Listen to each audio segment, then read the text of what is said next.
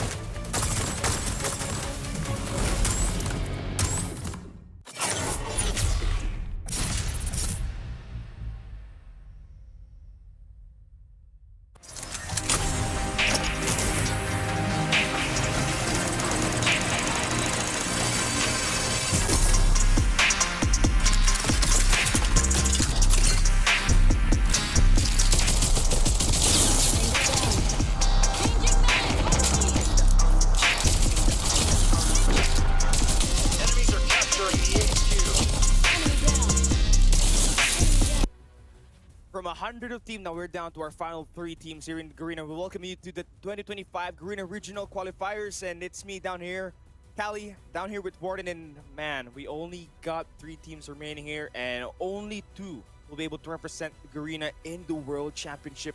It's all going to be determined today. Who's hungrier, who's got the more fight, and I'm excited to see how this one's going to be panning out.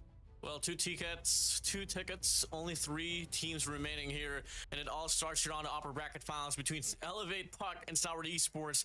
Get the first initial tickets here towards not just the grand finals, but the world stage competition as well. Will be happening on November 7th and 9 at Katowice, Poland, and it's going to be, well, the next World Championship here in 2025. Cal, I can't wait to see how this one's going to play out. We got Elevate, Puck, Sourward Esports on the upper bracket. We got Team Star Magic at the lower bracket, waiting on whoever loses the upper bracket finals to, you know, have the challenge right there. So there's going to be a lot of stakes up high in this competition here, Callie.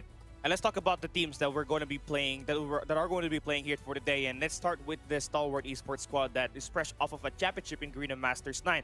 During their upper bracket semifinals, Warden, they almost lost to Team Star Magic. What is going to be the changes that they would need to be able to come back and get themselves into the grand final slot? Yeah, I don't exactly know if it's going to be like, what, Sourward Esports here slow down or TSM improving. There's a lot of like questions I have in mind, and I feel like this competition here for Garena is pretty much all equal here. It could be an anyone's ball game. Yes, you have the defending champions of the world. Yes, you have Garena Masters 9's defending champion. You got the uprising dark horse TSM. But on paper, I just feel like the roster that they've had, accumulating all of the experience with all individuals, Callie, I feel like all of these players are pretty much all equal. So it's going to be the battle morality, preparation, and the rest will live on. I agree with that, man. But Jai as well as FDX will definitely be the core players that will look to try to become the better player on this search in this tour, because that's how we're going to be able to defeat a team like Elevate, which is going to be the elephant in the room here, who is the current reigning Garena regional champions as well as the world champion from last year. You know, what would be the adjustment, or even who are we going to have to watch out for them to be able to make it to the world stage once again? I mean, we're looking at two teams that's composed with superstars here, man, and anyone can just definitely pop off. I mean, for the longest time in history for Call of Duty Mobile, a lot of these teams would have standout players. Back in Blacklist International, you had Yato, you had Yobab, and then the rest was just role players. And then you move over towards Smart Omega Esports, you had Whoopi back in the days, you had, what, Hydra, and the rest will live on. And right at this, in this current moment, a lot of these coaches has been developing these players to actually be able to pop off in their own respective amount of times as well, and their own, you know, sense of casualties to be put up. But now, ladies and gentlemen, once again, what are they going to be fighting for? Is the event that is flash in on your screen right now is the Call of Duty Mobile World Championship 2025 at November 79. We'll be at Katowice, Poland. Cali, we got to see the format here, and we're back to 2022 days, baby. Oh yeah, and the thing is, the best part is that double elimination final, so whoever is going to be coming out of the upper bracket will be rewarded with 2 chances to defend their crown. No more +1 map advantage for just 1 series. It's 2 times that they gotta be beaten just to make sure that it's all completed as one of the best comebacks, right? But definitely, looking into how things are been playing out, this is definitely a W format, right? One of the best formats that we've ever had. And unfortunately, for the past 2 years, we've been doing the single elimination playoff, which does not allow teams who had a bad day to redeem themselves back at the lower bracket. Because if we go back and trace back the last time we did this format, again, Tribe Gaming, they lost to Wolves on the upper bracket during the first day of the playoffs. And then they went on to defeat 5 strong teams at the lower bracket to eventually become the champions of 2022. So looking into that kind of momentum, looking into that kind of place, you're kind of seeing that as well for Team Star Magic here, who we saw drop down from the upper bracket semifinals when they lost up against Stalwart Esports, and now they did proceed to take down Ace Gamers Esports as well as Scary down there the lower bracket with a clean 3-0 sweeps. And they'll be the ones waiting for whoever drops down from the Stalwart Esports and Elevate match, which will be our first game of the day. And it's going to be crazy because this is actually a Garena Masters 9 rematch from the upper bracket, and then we also got Team Star Magic waiting down there at the lower bracket. It's same old bracket, same old format, and same old flow here. The question is though, and it will persist, and we see something different for this stage 4. Yes, granted, stage 3 happened, stage 2 came along, they were able to win a game or 2, get back the championship, but this is where it all matters. This is where everyone is trying to fight for it. The dream lives on here on stage 4 to make it to stage 5 later on. Now we get to see the players of LA Puck. We got Olea, PJ, Susano, Yopi, Kalo, and Kendi. There's anybody that can really step things up here for this squad. That has been PJ and Yopi, but recently during the playoffs, right, it has been Susano that has been playing for those eliminations and getting those MVPs, and you need this kind of player just really stand out and become the player that will really help this team just create more impact. And again, Elevate Puck, they are the reigning, defending champions of Garena, and they'll be going up against Stalwart Esports, who won a series against them just last season in Garena Masters 9. So they're probably going to be the underdog heading into this matchup right now because they lost twice up against this roster right here, backed by one of the most notable coach in the world in Palitao. You got Stalwart Esports, Jai, Reef, Skurd, Cloven FDX, and while again, we keep saying that Jai is that main player that really stepped things up for the squad, when it comes down to those late game moments, those clutch moments, FDX has been the game changer for this roster. Let's draw things back here just a little bit, back to the history or memory lane where last time they were able to meet each other was back on the Green Masters 9 Grand Finals, and every game went down to the wire though, despite the fact on paper Stalwart Esports was able to win it off 4-1 off the go. 248 to 250 there on Summit Hardpoint, 7-5 there on Quran Metropolis, 3-2 there on Raid, and 250 to 247 there in regards to the map number 4. So hey, Stalwart Esports was able to win that one through, but let's see if it's going to be the same old story all around. So we get to see the map pool here, Cali. Look at this. Combine Hardpoint off the get-go. Okay, it's definitely one of the anti-Elevate maps that you gotta play, right? I mean, unfortunately for Elevate, they just gotta ban one anti-Elevate map, and they feel confident that they can ban Slums away from this matchup and just try to barge this team head-on on a Combine Hardpoint, where SDE, on the flip side, will be banning Elevate's most played map and their signature map, Apocalypse. And it all starts with the ban and how you try to look into this gameplay right here. And it seems like both teams will just ban their weakness. And that's just going to be laid out on this best of 5. You got Combine Hardpoint, Tunisia S&D, you got Crossfire Control, and man, should we go down the distance, we got some absolute maps that can really be a highlight moment. Ascend the Hardpoint for map 4 and Coastal S&D, but all eyes on that map number 1 where it's all going to be really scrappy since the start of that P1 and all up to P4. You're gonna need to be able to make sure though that when you're playing P2 and P3 is that you got the favorable spawn. You need to be able to hold the backline for your team to get unlimited reinforcements. Yeah, I mean, a lot of these teams have been trying to develop a lot of these plays as well in regards to playing this map of Combine. Sometimes you might have to preserve your Predator missiles or operator skills just to try to get the spawn side for this side.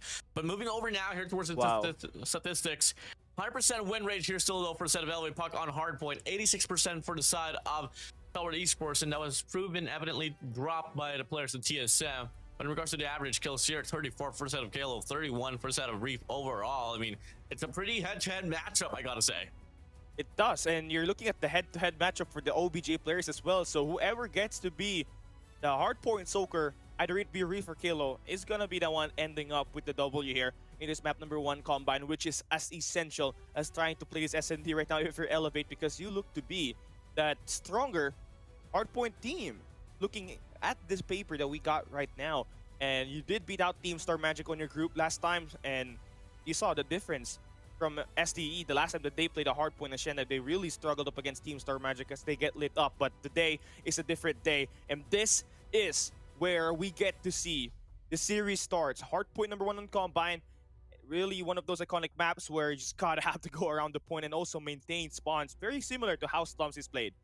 Here we go, ladies and gentlemen. We are now transitioning to Combine Hardpoint. The first series for today. It is the upper bracket finals, where the series dictates who gets the first ticket to the world stage of 2025 of Call of Duty Mobile. Elevate Puck here up against Tower Esports. And let's see how this one's going to go as we get to see this team again try to take on Elevate on an anti-Elevate map.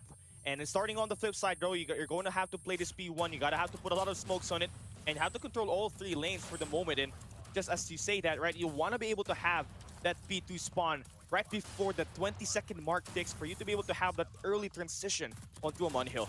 So far, better spawn formation here from Seven Tower to Esports, and they're going to be pushing back players of Elevate Puck. But then again, though, it's going to be pretty hard here to flip the spawns, because as we all know, I mean, spawn points are pretty much defined here towards the left or towards the right side of the map, and there's no any mid spawns here so far. So we're going to be expecting a bit of a 50-50 battle, but there's going to be some slight intention here for the set of Elevate Puck to actually try to push out and push the players of Sour Esports on the opposing side of the map. But so far, though, SDE doing whatever it takes for them to stay on this right side of the map. I mean, a little bit of a change of pace that we're seeing for Elevate. Usually you would like to try to play all ARs on this map right here, but you got a Type 63 for Susano, which I believe is also going to be a high value weapon when it comes to playing this close range when you're into that P2 and P3, because it's a one-shot and a two-shot capability type of weapon. So let's see how this one is going to go out as we enter the early rotation onto this one. We got P2 coming up next, and Scourge is the one in charge to try to hold onto the water side, and Kendi's gonna be there just trying to hold things out, and he finds the breakthrough. And SDE, yes, you got the early spawn. You're trying to get yourselves around the point, but there's kind of operators that are available here for Elevate that will be beneficial for them to take a hold of this map. Oh, Tempest is going to be flying through here. 2 shots flies through. But the third only connect, but it's not going to be able to find the chain. Only gets second though, but Chai, once again with a War Machine, able to get a double for his own, but doesn't really get affected off the Tempest as well. I don't exactly know how does that happen, but one thing for sure, for the set of Jai, he's on a 6-3 here with a War Machine. Yeah, he's got 16, 17, already an EMP system already built up, and talk about the guy ready for the spotlight. That is SDE Jai. Now he can bring in that EMP system, moving into P3 to just delay the operators that will be utilized here by Elevate. Yeah, pushing in now here. Looking like they're going to be able to get the early rotation as well as they push back the players of Elevate Puck. Scourge just trying to soak up the last bit of scrap time off that P2, and it's going to be coming out pretty successful as well. And hands down, we get to see on the map as well the players of Elevate Puck here spawning out. It's going to be Sour Esports once again having a brighter look here on his P3. FDX with the Tempest is holding the back line, so that should be enough safety net for you to be able to make the play. But he extends out and tries to play for the cutoff, and SDE again, perfect hold so far. You get the early rotation. Now you got the last 15 seconds of this hill, but the kind of spawns that you don't really want to go is for you to be flipped out. Then again, that's going to be a bit of a problem here as Elevate now manage get themselves inside of the point with the War Machine actually in the backup, and that's going to be a lot of damage as SDE actually do fall out. That's 4 players going down, and they'll be right back at the spawns. A triple investment here from the side of Elevate Puck off the operator skills, but does it grant them the full definition inside of the hill? Wanting for sure. Kalo does know with an equalizer. Good for one elimination, but FTX puts himself in the mixture. Finds two for his own. The trade arrives with a flow. The rotations just looking to be so much better here for Stalwart Esports at the end of this P3. Yeah, 70 to 41. I mean, you're looking into a bank here. If you're SDE, you've done a great job holding your P2 and P3. You can't be able just really struggle at this point as he's got full control of this moment. You got an EMP system and a War Machine intact. Moving on to P4 and Elevate. No matter what purpose system you do, once that is activated, you're gonna fall down from that War Machine. So you gotta be able to time that one properly. As Elevate has the early rotation onto this P4, they got a couple of guys just trying to play around point, and they do get shot down. And the player inside the hill actually collapses, so Elevate are looking to try to break this once again. And SDE just continues to put a lot of this pressure in this game as they clear off the point and put Elevate back at spawns. Yeah, right around a 3-point lead here for the side of Stalwart Esports. Elevate Puck once again here, push back towards the spawn side on P2 vicinity. They're going to be trying to push up now. 5 players here, no sense of contention whatsoever from the side of Elevate Puck. And just like that, 6 more points to go, and it should be the players of Stalwart Esports here entering the 100-point mark.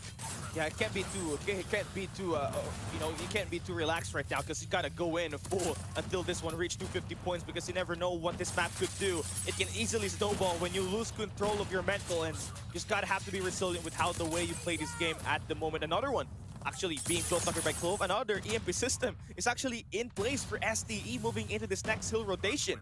And Elevate has got to do a lot better on just trying to get the early rotation, honestly, from P2 to P3, because that has been missing, and that has allowed SDE to absolutely score more points than them. Yeah, I gotta say though, the operator usage here from the side of Stalwart Esports has been pretty phenomenal. And that has been one big factor why they're able to put up this very dramatic gap up against the players of Elevate Puck. Now, here, last 30 seconds to be fought for here on a speed 1, and so far Stalwart Esports still looking to have the control. Now the Tempest is going to be out. Susano, PJ, Fiends off it, and it's going to be FDX pushing through, creating the space for the rest of the squad of Stalwart Esports off inside of the hill. They just way too ahead is FDX here. Just so much value coming out of that operator, and has always been one of the key players for SDE to just be in that clutch moment. And very reliable as a player there is FDX with only 19 eliminations. That still has helped this team build up a pretty huge lead moving on to the next hill. With only 5 seconds remaining here, would want to get the early rotation, and looking at that right now, seems like it's still SDE that has managed to obtain those early rotates and able to really punish off Elevate for making sure that they come in late here. Yeah, I mean, Elevate Puck, they need a good sense of wave of their operator skills. But Susano drops his net machine, obscures his own net machine as well. Now, Kendi pushing through, the equalizer gets dropped. Same goes for the War Machine. And no more operators here for the side of Elevate Puck, and they can't accumulate the break at all here, Callie. Yeah, they got Jai's War Machine here, just putting a lot more of that pressure through the front and the water side. So there's really no chance for Elevate to really step inside of the point. With all these operators that's been built up and finding a lot of value in it is Jai. And look at that lead, man. It just ballooned over to 70 points. And Elevate are nowhere near having sort of a momentum to just get inside. They're just pushing one by one. Yes, they may have had the kills, the kills, the one-for-one trades around the hill. But again, the rotation, because of having that early rotate and having the spawns here, just gives them a limited reinforcements to move in around this speed 2. And the same thing is going to happen on this speed 3. So they better make sure that they are the ones that find themselves early here this time. Yeah, one central problem here is that the AR is just not clicking here for the side of Elevate Puck. I mean, you should have Susano here rocking the AR as well, but Kendi himself is not really feeling off. I mean, if you get the quick comparison between Kendi and Jai, 18 kills for Kendi, 41 for the side of Jai. And there's definitely something wrong here, especially when it comes to laning things out here inside of this map. But fortunately, though, at the start of this Speed 3, so far, Elevate Puck, they do have the brighter look. Looking pretty good now here is Elevate, at least for the first 20 seconds. But here comes the operators coming through for SDE. Clove with the equalizer, good for only 2 elimination. And still, they got the spawn, so FTX needs to be able to cut this on off the laboratory. But Yopi's going to be there with the shot down. And Elevate, again, will be able to stabilize around the hill. Pushing through now here, spawns are going to get split apart just for a moment or so. Stalwart Esports, though, in the process, going to be able to get the break inside of the hill. 18 seconds left to be fought for. And so far, Stalwart Esports devoting their hearts out to stay alive inside of the hill. Big old spray for Jai. Off a force 3, making it 5, but Reef beats him to it. And it's the players of Stalwart Esports once again, taking away the scrap time out from the hands of Elevate Puck. Yeah, SDEJ, 45 elimination, really impressive in the individual performance. He's got himself so much eliminations out of this team in Elevate, and you would think that he'd really be able to slow down after not playing a Summit map, but he's always been a steady 40 kills per game player for Stalwart Esports. He's really like that in terms of playing this hardpoint game mode. And now the comeback is needing here for Elevate. If they do want to make sure that they want to bounce back, they gotta hold on to this P4. But Jai here with the absolute stop all the way to the water side. He's got the War Machine to back him up, and the pressure again will be broken inside of the point, and he's not going to be handling out more L's no more, as he does get himself shut down, but he's done the damage. He's flipped the spawn, and look at where SD is. They're up by 83 points. It's gonna be hard here for the side of Elevate Puck, the Red Rebellion, to come back on top inside of this game. Has to play next to Hills near perfectly inside of this run, and it all starts here with a scrap time. Big 1v1 for Kalo, finds the FDX away. The cavalry arrives, the nade flies through, but it's gonna be the players of Elevate Puck now here reinforcing this last and final 4 seconds inside of the hill, but Stalwart Esports still gonna have the last and final lap off that P4. We go back to P1 here, Cali. Third time is the charm. And Jai's already got 50 elimination, and not only that, Clove is also popping in a 50 almost. With his equalizer coming into play once again, the imp system is going to be popped, and another Predator missile that they're ready for utilization later on today. And man, here it comes. They got the information now, and another one will go down. Elevate definitely looking so dehydrated right now with the way SD has been playing this map. Way ahead in terms of the strategy here in this Combine Hardpoint, and SDEJ just putting in a masterful performance with 52 elimination, might even pass a 60 bomb to just put Elevate under 200 points and not make this game even close. We progress towards this match with Elevate Puck having a 100% win rate on hardpoint here in this stage 4 tournament, but it doesn't seem to fit into their favor anymore as we get to see the players of Stalwart Esports on the march to get the victor's crown. As they get the early rotation now here on P3, Elevate Puck, they get the read. Halo here whips out the equalizer to try to zone out the players of Stalwart Esports. Now the spots are going to be solidified, but fortunately for them, 2 players, 3 players spawning out. This could be an opener here for the side of Elevate Puck. Yeah, really important that they take down FDX if they do want to spark the comeback here. But Jai's gonna have that operator, that War Machine again, is ready for eliminations, and he's still alive out there, so a lot of pressure around the point with this War Machine. Unfortunately, that is gonna get shut down by the trophy system, so no break there. But here comes another explosive operator from Reef, who only gets to take down 2, but is enough to actually break the point, and Elevate are going to be spawning right back away from this hill, and Kalo with the massive hold there, that 2-piece really helping this squad a lot and just trying to stabilize around the point. But look at how SD is going inside of that point. A zombie horde style, pretty much the same thing as Elevate has been doing all this year. Finally able to capitalize on it. Here is SDE, but the game definitely not yet over as SDE continues to contest this hill. Drops the lead to the 70 here, but Stalwart Esports looking forward to extend this one through. The Preddy flies in. Jai on the feed. Good for 2 elimination. He's not able to get the trade here, but player 1 close stays alive. Pump to the face. Good for 2, but PJ from the back able to get it done. And the scrap time will go to the side of Elevate Puck, but in the process, they lose the rotation towards P3 here, Cali. Yeah, Jai with already 63. Can we see a 70 bomb beat drop here in his first map for the finale of this Garena Regional Qualifiers here in 2025 upper bracket finals? Jai does get the fall down. SDE only needs 8 more points to win this game. SDE now just desperate to try to get inside of the point, but look at Elevate just trying to smash their way inside. They're gonna take the gunfights. They're gonna take down 5 players to begin with, and now this is the finally what we want to see for Elevate. They do want to make that push inside, but again, there are operators available here for SDE that they can pop to eventually take this hard point away from the boys of Elevate, and that one, there's the first outcome, right? It's Clove with the equalizer. That should be the kill, enough for them to finally put this game to rest. Elevate now away from the hill, and a Clove shut down. A 57 kill performance from Clove, a 67 kill performance from Jai. Wow. What a sudden explosion coming into this game right here. Stalwart Esports held Elevate under 200 points in this Combine map.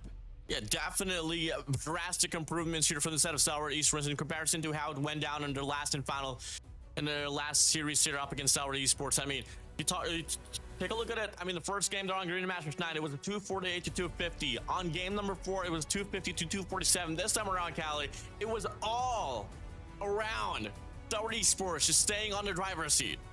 It's crazy because you got two guys, right? Which I was playing long range, Clove was playing for space on the close range department, and overall 234 kills combined by STE in this map. And you try to take the comparison away from Elevate, right? That would be 200 points only for Elevate, and that's just a lot of gunfights that you really gotta factor in that STE has won in this game, and more specifically the P2 and P3 early rotate. That has allowed STE to get unlimited reinforcements around the point and not allow Elevate, who's always coming in to the least favorable spawn to attack. And the trade's really been won by Jai with that War Machine on those P2 and P3 hills. It's just unfair that STE has found so much value with their operator here. Yeah, I mean, Sour Esports, every time they whip out those operator skills, especially when it comes to Jai and Clove rocking the Equalizer and the War Machine, my days, always so consistent and just finding the most out of those values. And most of the times where you got to see that lead play out, 70-point lead, definitely came along towards the factor of those operator skills just clicking in. There's a lot of operators dropped here for a set of Elevate Puck, and typically you don't really get to see that, Callie. I mean, we knew Elevate Puck back in the days where they were always this scrappy, but when it comes to operator investments, bro, they were on it. Just really great counters overall here from the set of Sour Esports. Yeah, plus 34 in the kills department for STE, and the difference was just the star power that STE Jai and Clove was able to provide. And really impressive that, again, a player like Jai, who has an AR in this map, was able to win 67 eliminations. And having to go from that, which makes it even more impressive, is that KD department that he was able to provide around this map. He had a 1.81 KD after this hardpoint combine. And again, it's LeBron James with the takedown. Anything that Elevate could do, he could do better. The War Machine play on that P2, P3 has to be said. Once again, that has won this team the rotation every time. You know, talk about Jai, the Elevate Slayer, the kryptonite of Elevate, and well, it didn't die out here, Cal. It's definitely living on towards this initial series here. I mean, hey, it's a best of 5. They still need to go through 2 more here, Callie, so it's still not yet over, but we move over towards a game mode which we doesn't really ring a bell here for me for set of Elevate Puck, because they've been choking these search and destroys for quite some time already. And with how fired up Sour Esports has been on to game number 1, I'm not exactly too certain how to feel about this, bro. Yeah, I mean, the power went out, but it's all good here on my side. Not exactly sure why that happened. There we go. Yeah, this light right here, it connects to my heart. So when it's beating so fast, it just stops. Well, the game's too hot, man. The game's too hot for your electricity to hold it. But hey, we move over now here. We see the tally on Combine Hardpoint, 250 to 180. A 70-point lead for the side of Sour Esports inside of the game. We move over towards Tunisia. Search and destroy. And there we go, man. It's Susano up against Jai. That will be the main players that will be the difference maker on this matchup right here. So you gotta be prepared for the moment in finding these first bloods in this Tunisia map. We'll see about it. We transition Tunisia, one of the more played maps here. Definitely gonna be a lot of match rate involved. We've seen it all already. We saw how this one played out. Now, take a look at the head-to-head breakdown here. Sniper's gonna be all equal, 10 to 10. Win rate once again 100%, but not too certain about this. I mean, it's just, you know, you can talk about 100% win rate, but you got to see already on Hardpoint, Elevate Puck, and that was supposedly them living up to their statement, because they've been probably the best Hardpoint team in the whole scene for the longest time. But now they get dropped down, and now we move over towards that search and destroy here, where I feel like Sour Esports, I don't know why, but my guts are really telling me that they are more than prepared in regards to how to take down Elevate Puck. I mean, at least here, you take a look at the bright side, that Elevate has played Tunisia many times this past few years, and the only thing that really find a lot of comfort when it comes to playing a map. So there really is a reason why Elevate decided to play this map, because they really find a lot of success with it, especially with Susano holding down the B side. And he's gotta be ready, because Palitao, knowing the coach as he is, he will study a player and just play through that player and just maybe find the weakness and attack it. So SD's got to be ready for that. Here we go. Map number 2, a chance for SD to extend this lead to 2 maps and an opportunity for Elevate to tie up the series. Let's get it on. First round here is going to be opening up. Elevate Puck so far going to try to go for a 4-1 split here with FTX getting first blood. Kenny watching the cross there, not able to get the shot to connect, and heavily calling here. I mean, Sour Esports looking like they are pretty prepared on this A side, which seems to be the direction that Elevate Puck is going to be going towards too. Yeah, the nade is not going to get anybody, but at least he dealt the first blood on the first 30 seconds at most. And having the first blood, it just increased their odds of winning so much. Elevate's just really thinking this through. They want to play for a pick, but again, a high-low post play going to be put up here at the A connectors. And Clove is going to be there with Skurd. Here comes the challenge. Kenny's going to take the first pick. Skurd with the trade. Kalo will be there to hunt down Skurd. And that is going to make this thing equalize. So now you've done the play to make sure that the life counts are equal. Are you going to be able to put that bomb either at the A or the B side? It's going to be holding its angle down, and Halo looks to slip down actually on the bottom side. So it's going to be pretty much a free lane there on the B side, where Sour Esports, our main focal point, is going to be on the A side. So not going to be a problem here off the post plants. Bomb plant itself, so it's going to be a 3v3 post plant situation. 30 seconds left. It gets extended now here towards 44 as the time of the factor is going to be ticking for the side of Elevate Puck. Iopi and Kalo definitely going to need to try to put themselves in the best way possible to win this round. And Kalo is going to be that main sniper this time with the sniper duo out. He's going to be in charge of just watching through that CT spawn, but little do they know, it's going to be FDX right through the staircase who finds the kills, and there we go, 1 for each player for SDE to take the elimination and win the retake. Just pretty clean retake there overall for the side of Sour Esports. At the post plant, didn't matter. 1 from the top, 2 from the back, able to get it done. Jai, FDX, Reef, serving the first round here for the set of SDE. Now we move over now here towards second half. Second round at least. Perhaps, and it's going to be another play for the pick off. A 1-4 split here to be offered by the side of Sour Esports. I just got to take care of your live out here in the first few moments if you're Elevate. Because like SD's been really routing through that A main a lot. And again, another first blood. Susano is out. And we've talked about Palitao just maybe trying to just VOD that other snipers. And they've been able to shut down Susano twice. And if you do that, it makes it easier for you to put a lot of pressure. Pressure against Elevate in this S&D. Could be a lack of adaptability here, or more versatility for the side of Elevate Puck. SDE so far looks to be 1 step ahead. Now we go for the strike here. Caution's gonna be flying on by. It's gonna be player 5 and Clove Jai here all alone. And Clove now here, holding things down. Smoke's gonna be deployed. Bomb's gonna be planted once again. Now it's gonna be a 4v4 retake. 2 from the back, 2 from the front. Okendi with another shot down there. FTX falls down.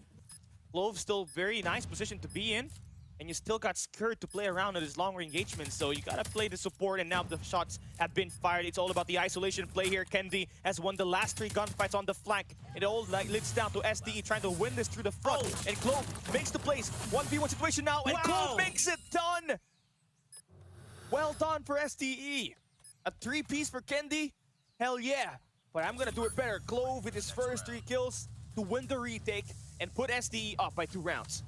Yeah, that's wild there. Clove was dealing with a crossfire there on the bottom side of the side and inside of the tunnel, and he wasn't able to deal with it now. Dancing around, razzle and dazzle, baby. That's gonna be Clove off the HS. Now this time, looks to go for another pace. Attention pace now. Gonna be OP, and PJ walks into the native Clove. Reef finds 2. Susano now all alone in 1v4. Oh man, no trophy system to push that lane. And you're gonna get punished by that nade. And another one pops in the cinema. The popcorn from Skurd takes down Susano, and SDE now up by 3 rounds. Total collapse. It seems like on paper, on the last 3 rounds, Elevate Puck, they've been trying to do their best, but it is just Sour Esports 1 step ahead. As always, another flavor picks here on towards the ace side. Gonna be offering a 3-2 split. Reef finds 1 off the cross. Hindi There with his shot, sniper not able to get the shot to connect. Donna gets tagged up on the top side, doesn't really change his position, wants to challenge the same old position and doesn't seem to find any entryways at all here on his A side. Now, there's not a lot of engagements happening in this first 30. Elevate really done a great job in just trying to get their lives away from the first blood here from SDE. So, gonna have to make sure. It's gonna have to really work through and find this fix patiently, and allow your team to just attack and just get naded through like what happened in the last round. So, PJ, you're gonna need to find something here. I'd say, I mean, Kendi as well as Susano has done their fair share of finding these eliminations in this long range, but you gotta find something if you're PJ and Yopi. Combines for nothing right now at the moment. It's gonna be watching the bottom side here. Not knowing why. I mean, you got player tree skirt, you're watching the mid map, and now they gotta go for the chow here, and Utility's gonna get dropped as well. Jai just playing for his life. Not gonna be overcommitting. The drop splash is gonna be out as well. Should be able to find him through for himself. Oh my god, Jai! Perfect place. Dropped from the sky. Not gonna get the shot, but it's gonna be two players out in the dust for the side of Elevate Puck, but Kendi doubles it down. Here, FDX from the top side. Can get the shot to connect. Reef no. Able to get one. FDX hails left from the sky once again. Now 2v1. Goes for another challenge. And Stalwart Esports makes it happen. 4 in a row for Stalwart Esports. I mean, where's the trophy systems if you're trying to make those plays right there? I mean, you got the smokes, you got the stuns, but nobody really able to put a lot of pressure in the front because either you're getting naded out or just being stunned. When you're trying to make that push. And SDE Jai with the play again with another wall bang. 5 first bloods so far in this first 5 rounds. Finally, it's gonna get equally traded. But again, the problem is your SMGs, you cannot really activate them right now. Another concussion will be deployed here by SDE. And again, your snipers have done most of the dirty work here for Elevate. You have got nothing from your SMG so far, and you need something now. Or this map right here might just be all over. Need to get the shots here. It's 4v3. Odds favoring the players of Elevate Puck. Could this be the first round for them? 23 seconds left on the clock here for instead of STE to make the play. Double child there on the left side, one player on the top. Now Yopi here swings by. Yopi, Susano finds one from the south. Reef goes down. Finally the first round for the set of Elevate Puck, but took them 5 rounds here, Cali. I mean, you take that one, you take that one any day. At least now you finally get a breather that, hey, it's not going to be a full dominance in this first half. Let's just work our way up, maybe even get the second round win here. To make this game manageable as we move on to the second half of this search and destroy. And again, PJ and Yopi only with 2 kills combined. You take a look at the other side, right? Cloven Reef on the front and combines for 11 elimination. That's a +9 kill advantage for SDE. Pushing through. Mid-map control here for the set of Elevate Puck. Side control. Gonna be happening. No shots connected. It's just gonna be same all 4-1 split once again here from set of SDE. Dishonored checking out here on the winery. Low here on a mid-map. Default play. Going for the chow. Finds Yopi. And PJ away. Sub-duo is gone. Halo, Susano, Kendi all alone now here in a 3v5. Putting it out to a 3v4. FDX drops down. Able to get one. And another. Kendi all alone. 1v3. What can you do? Oh man, Elevate's fully checked out right now. And you see the study that SDE provided in this match right here. To successfully take down PJ and Yopi on the mid-map when they're on the attack. Fully checks out. That is VOD work that SDE has provided in this match. They came in prepared and have all the bullets to line up. Elevate. Put on a dominant show. Morality dropped. Now we switch to sides. Stalwart Esports now here going to be playing on the offensive. Going to be flying in here. Not able to get the connection. The 3-2 split here for the set of Elevate Puck. I'm just going to be lying towards the direction they're on a mid-map. Should be a calling for the 8 mid execution. Looking at the formation that player 1, Cloven, FJ is going to be holding on to as well. But they could quickly divert the swell towards the B side any moment of time. But looking like it is going to be the A commitment that Stalwart Esports is going to be trying to hope for. I mean, they're just trying to wait for a position from Elevate to overextend. And nothing really has happened so far. Waiting for the perfect opportunity to strike here. They've got all the lineups. You can see it. Everybody's in position, waiting for those nades to cut out. That should be quick information once they throw all of those utilities into this A site, but they don't want to do that. They want to play this one sneaky. And Clove is going to be the front man. Jai's going to provide the long range support. And when Clove drops down there, it might get feisty. Here comes the nades. The push through now is in. Clove finds the first one. Kendi will get taken down. And again, the entry from Clove is all that matters. As SDE completely discombobulates the A side. Susano, player remaining here for Elevate, will soon be shut down quick when that entry happened at the A site. As time progressed, Tower Esports, a lot of questions was asked. Have they reached their ceiling? And the answer is no. It is so much better. Definitely a better version for themselves here inside of this run. Now as they go for the strike here, a 5-man push on the B side. Elevate Puck looking like they are aware of it.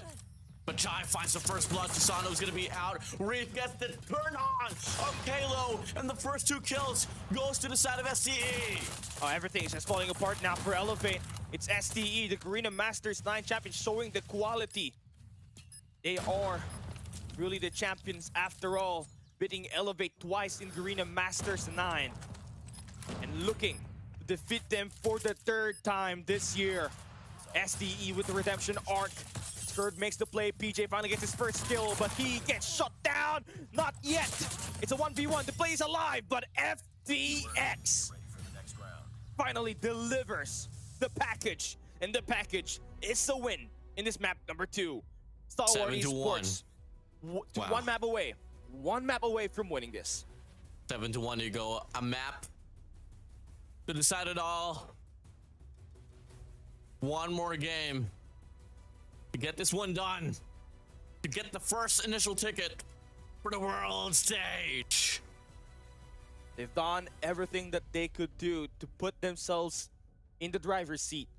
Ever since Palitao was on this team, everything fully changed. The ceiling, the quality, and the preparation is really strong here for SDE, and it all had to be everyone that really made all of these plays, right? You had Reef and Clove on those entries. You got FDX and Jai with the sniper, and a fully balanced team play that you really got when it comes to the defense and on the attack. And Elevate just really had it rough. The snipers were hitting their shots, but again, the SMGs wasn't really fully making their mark. Either they're getting naded out like on that last round, and here they're being concussed. And those are easy shots that Jai will take any day. As a marksman like him, he never misses those opportunities to put SDE with the numbers advantage. The lack of preparation truly evident inside of this round here for the side of Elevate Puck, and a lot of situations that it felt like Star Wars Esports was always just 1 step ahead up against Elevate Puck, and much more so over whatever Elevate Puck tried to do when they seemed to be able to one-up the players of Star Wars Esports.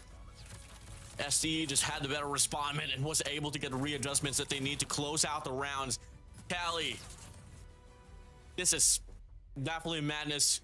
Definitely a game where I never thought I'd ever witness, with Sour Esports dropping Elevate Puck 7-1.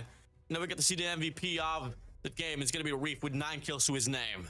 Another new addition that SDE added in the second half of this year, by the way. First MVP was Jai with 67. Reef now with the S&D MVP, and talk about these 2 new additions that has put this team's potential to a different place. And man, what the way for SDE to introduce themselves all the way here in this matchup right here. Elevate now down 0-2. The Garena Regional Champions, the 2024 World Champs, are in a massive problem right now. And if they do ever want to win, they gotta move on and play this next 3 maps perfect. But SDE right now, definitely a different league of their own. I mean, all I gotta say is, you know, this is not just a wake-up call here for the set of Elevate. It's gonna be a wake-up call for the rest of the region as well. I mean, if you are bringing the world champions, the current world defending champions, to a scoreline like this, then it's definitely gonna be a wake-up call for the rest of the crew, bro. I mean, this is pretty dangerous on what Star Wars Esports has been able to do. And now, question is, can they finish off what they started here on Crossfire Control? Okay, Crossfire Control is one of the maps that ideally would put yourself in the best spot possible, right? I mean, SDE definitely, they got a strong sniper. Same thing for Elevate. Now, this is something that they played many times back in Garena Masters 8 and 9, Warden. And Elevate really had the advantage when it comes to playing this map. But so far in these last 2 games that we've seen, SDE looks so ready at taking this game over. We definitely are. Crossfire control. I don't exactly know what's going to be the calling here, but one thing for sure, Callie, it's definitely a bit of a curveball of a pick. Typically, we get to see a toss-up between raid and takeoff, but both and respects each other's raid and takeoff. So they're gonna be meeting here on the mid side, and it's gonna be crossfire control here. Who has the better snipes? Who has the better lane out? I don't exactly know, bro. But one thing for sure, we move over now to a game. Quick comparison here between Yopi and Skurd. 18 average kills, 19 for the set of Skurd. Win rate drops to 83% here for the set of Elevate Puck, and how much more as well when SDE was able to win 2 of the game modes that Elevate Puck had on % win rate out of, and now it drops down to 82% here. Skurd and SDE overall has 100% win rate. Callie, I feel like this might just be over. This might just be a probably the quickest upper bracket finals we've seen on stage for history. Oh man, we'll see how this one's pan out. Elevate are in a position where they are about to get eliminated and will have to drop down to the lower bracket to face Team Star Magic, which is a team they don't really want to face as they look to be a strong contender for the World Championship. Now we are seeing Stalwart Esports a map away from being the Garena representative in the World Championship for 2025. Can they finally end it? Here in map number 3, Crossfire Control. Can SDE do this sweep and do dirty to the 2024 World Champions and the current reigning regional champions for Garena? Starts things off here with the first blood for set of Giant, making the second for him. Squirt FTX painting the feed all yellow. And so far, granting the map control. FTX burning up the heat. Good for one elimination, gets tangled up, but it's going to be opening up the lane here onto the A control point to get the progression going on. Skirt just pushing through the spawns, which is insane. Elevate just dropping lives on the defense where it's supposed to be a defensive-sided map. You've lost down 5 lives already. You gotta find this reset. You can't take and you can't allow SDE from running down through your spawn just like this. And here we go. It's a full-on shutdown. Elevate has lost momentum. Morality's dropped. No sense of control whatsoever. The players of Elevate Puck here push back. What is happening? +6. Bird on a spring once again. And now they quickly hop in towards the B control point. PJ just slid around from the backside, but it doesn't matter. 11 to 20, Callie. It is now where the esports round rightfully owned. Yeah, just pushing through the spawns. That's how SD has been able to take this win right here, but they definitely are able to find their regather, but it might just be too late as SDE has managed to get full control of the map. Again, pushing either through the B depot or right through the bottom X. Only 5 lives remaining, and we only had a couple of minutes into this map right now when SDE has already got a massive lead. Halo with none. 6 for Sano, trying to carry the weight of the squad, but it doesn't matter at most.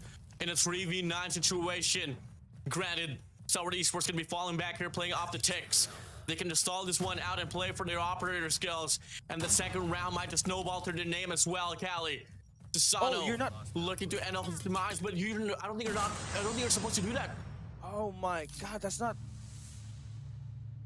I think that might just be it. You can't self-nade yourself according to the world's rulebook. But I'm not sure. Let's just continue casting this. SDE will continue to try to drive this one forward now that they're on the defensive side. It is going to be a little bit more of aggression again right through the Butchers as well as the top B1. Definitely now. The round persists once again here with another quick strike for the set of Stalwart Esports. They got a death machine here pushing up on the LE side. PJ will try to go for the contention there. Kendi's gonna be down on the other side.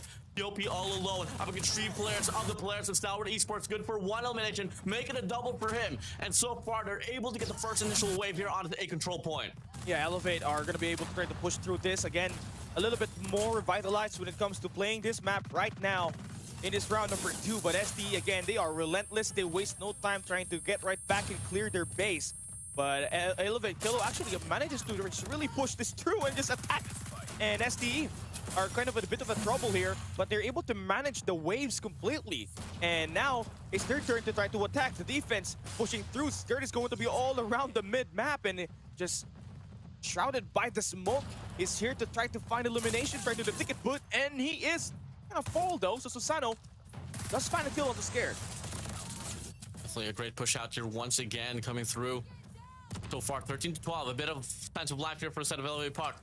Definitely all the grounds are all equalized and they're going to be able to get the time extension now, but the problem is though, can you make the crosser on the B depot to get some map controls close so far? Doing exactly just like that. Reef is going to be out with an equalizer, and that is going to be the life counter drop from the players of Elevate Puck. Oh, looking not good again at all for Elevate when it comes to playing this attack side. They have been shot down by SD multiple times in the first two maps, and it's just the same exact thing here. You need this War Machine to find value, but Jai's operator just too good again. Finding 4 kills right there is going to be Jai and Reef combined. The new duo that this team took just a couple of months ago has allowed SDE once again to go up 2 rounds in this match right now. Last 2 alive. Hindi, Halo all alone on the crown to go for match point here. Kalo looking to drop the nade, takes himself out once again. Tower Esports now here on match point. Oh, this is not looking good right here. And it's just Elevate looking stunned at what happened on the first 2 maps. And if you're TSM, you're really looking to be very happy. You're licking your lips right now because of how Elevate is playing. And this is how they got shut down 2 years ago. They went in undefeated on the upper bracket, and Elevate lost the upper bracket finals and the losers finals. And Elevate looking to face the same exact thing if they do not change the field of the game right now. You're currently 1 round away from losing here at the upper bracket. Definitely 26-25 now here, pushing through. Halo here with an equalizer popping away. Reef FTX good for 1 for himself. 23-25 they go. And it is going to be the players here from the set of Sour Esports once again getting a break 3 on a control point. Secondary progress shouldn't be a problem. Reef now going to go for the push out. And it's going to be SDE once again here just battling for the time extension as well. But so far, slight bits of recovery from the side of Elevate Puck. Okay, SDE, again, they may not have had the forcefully pushing through the spawns at the moment. So I think Elevate has managed to really take care of those 3 lanes. So, but again, never too early. You know, it's never too sure for you to be able to get this win right now. SDE can really just put the pressure with his operators and everything will spiral out of control. But again, gotta win your key gunfights. Gonna have to focus on the present. And again, this is best of 5. This is a best of 5. So you, even if you do win it, they're gonna have to play 2 more maps just to take away SDE. So there's really a lot of things that you got to worry about mentally here in this match, but just focus on trying to take this first round win, and this control is what you're gonna need to do because Stalwart Esports are still in this round right here. Now they are up by 2 lives. SDE Clove extends out on the B depot. FTX with the Annihilator. This might be the absolute showdown that Elevate is about to take. Only 4 lives remaining. Make that 3. SDE, the Garena Masters 9 champions, will continue to beat down Elevate as they first take the mark of compiling themselves to the World Championship. SDE with the shutdown 3-0, and we welcome our first Garena representative, Stalwart Esports. Stalwart Esports, see you at Katowice, Poland, baby.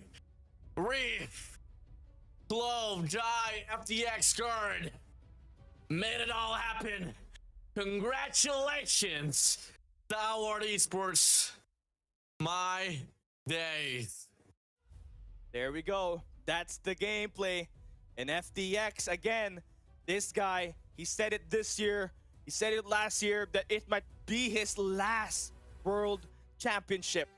And SDE just finding the right team to play along with him, right? Taking Jai, getting Reef, and you got a full SDE roster that just took down the World Champions. And you could say that FTX and this crew really worked hard getting in this moment.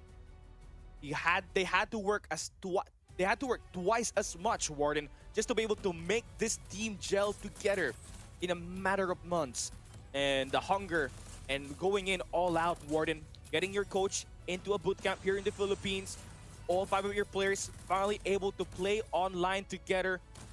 And it's the same thing as they're playing up against Elevate, and they just outshunned them in this match right here. Stalwart Esports definitely has got what it takes to become a world contender, and all because of the IGL that has made this thing possible.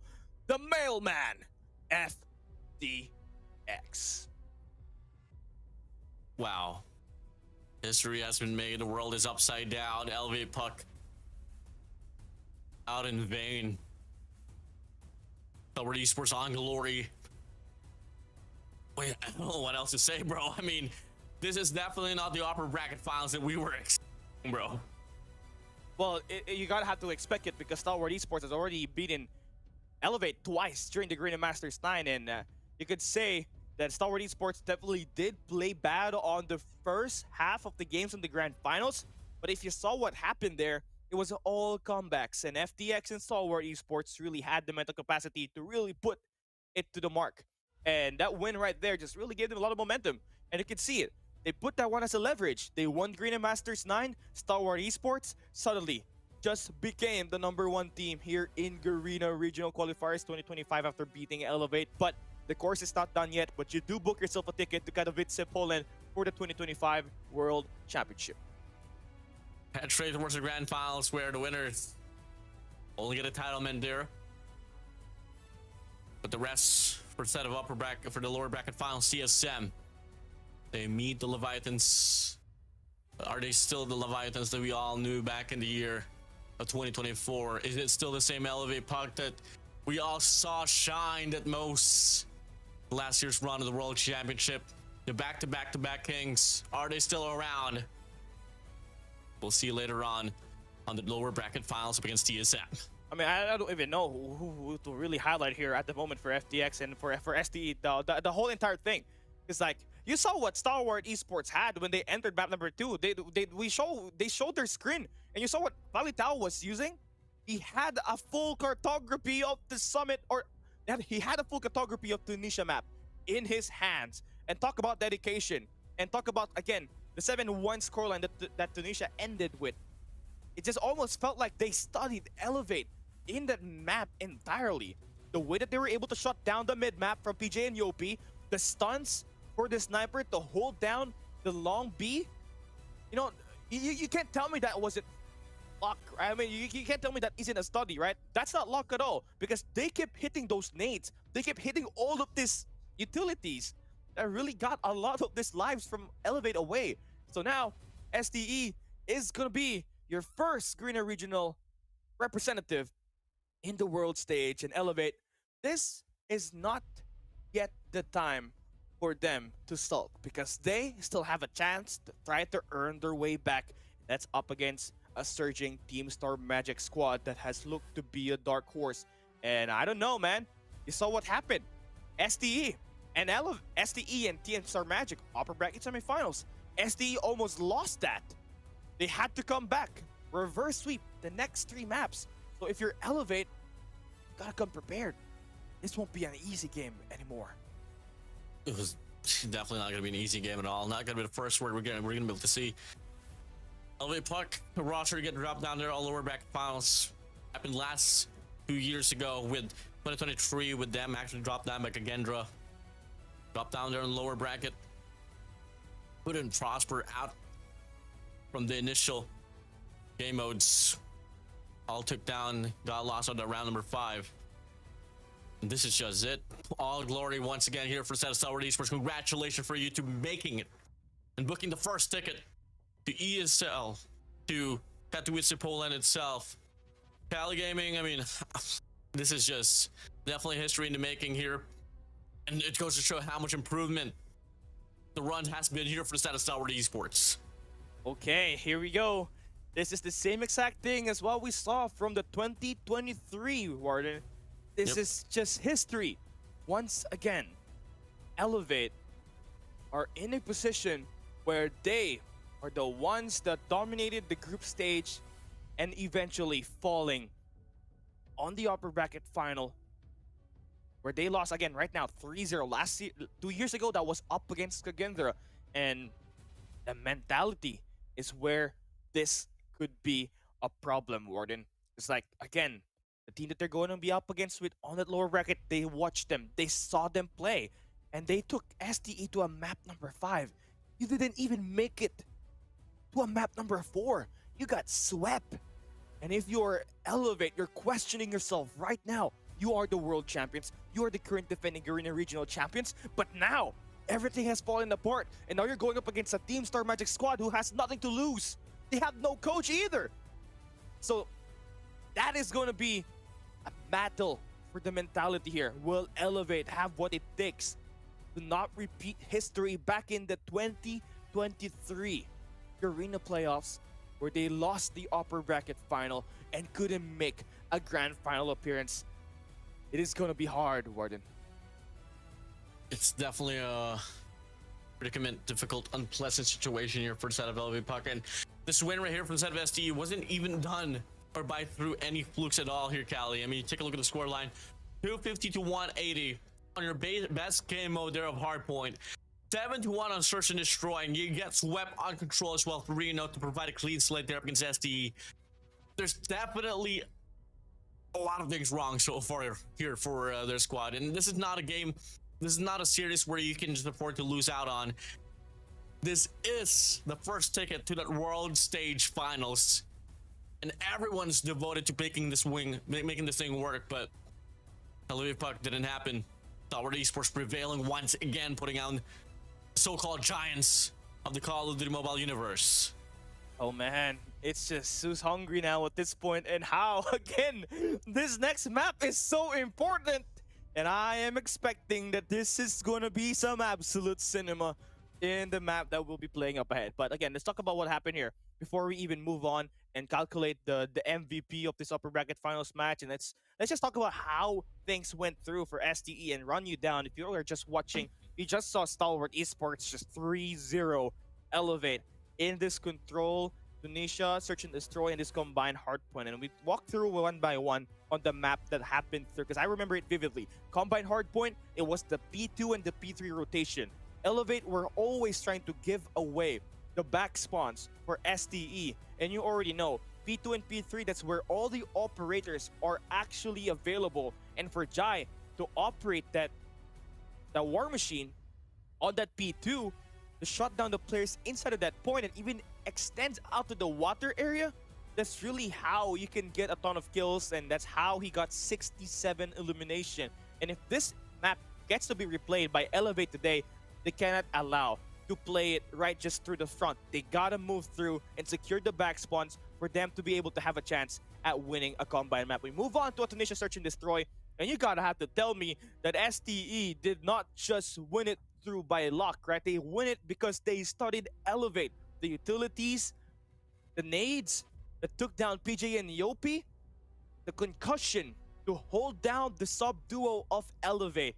That is how you can win a Tunisia Search and Destroy up against Elevate, and it's just amazing. The attention to detail, the hits, the performance. STE came in ready, and let's not even talk about the crossbar control. It was just STE running through it.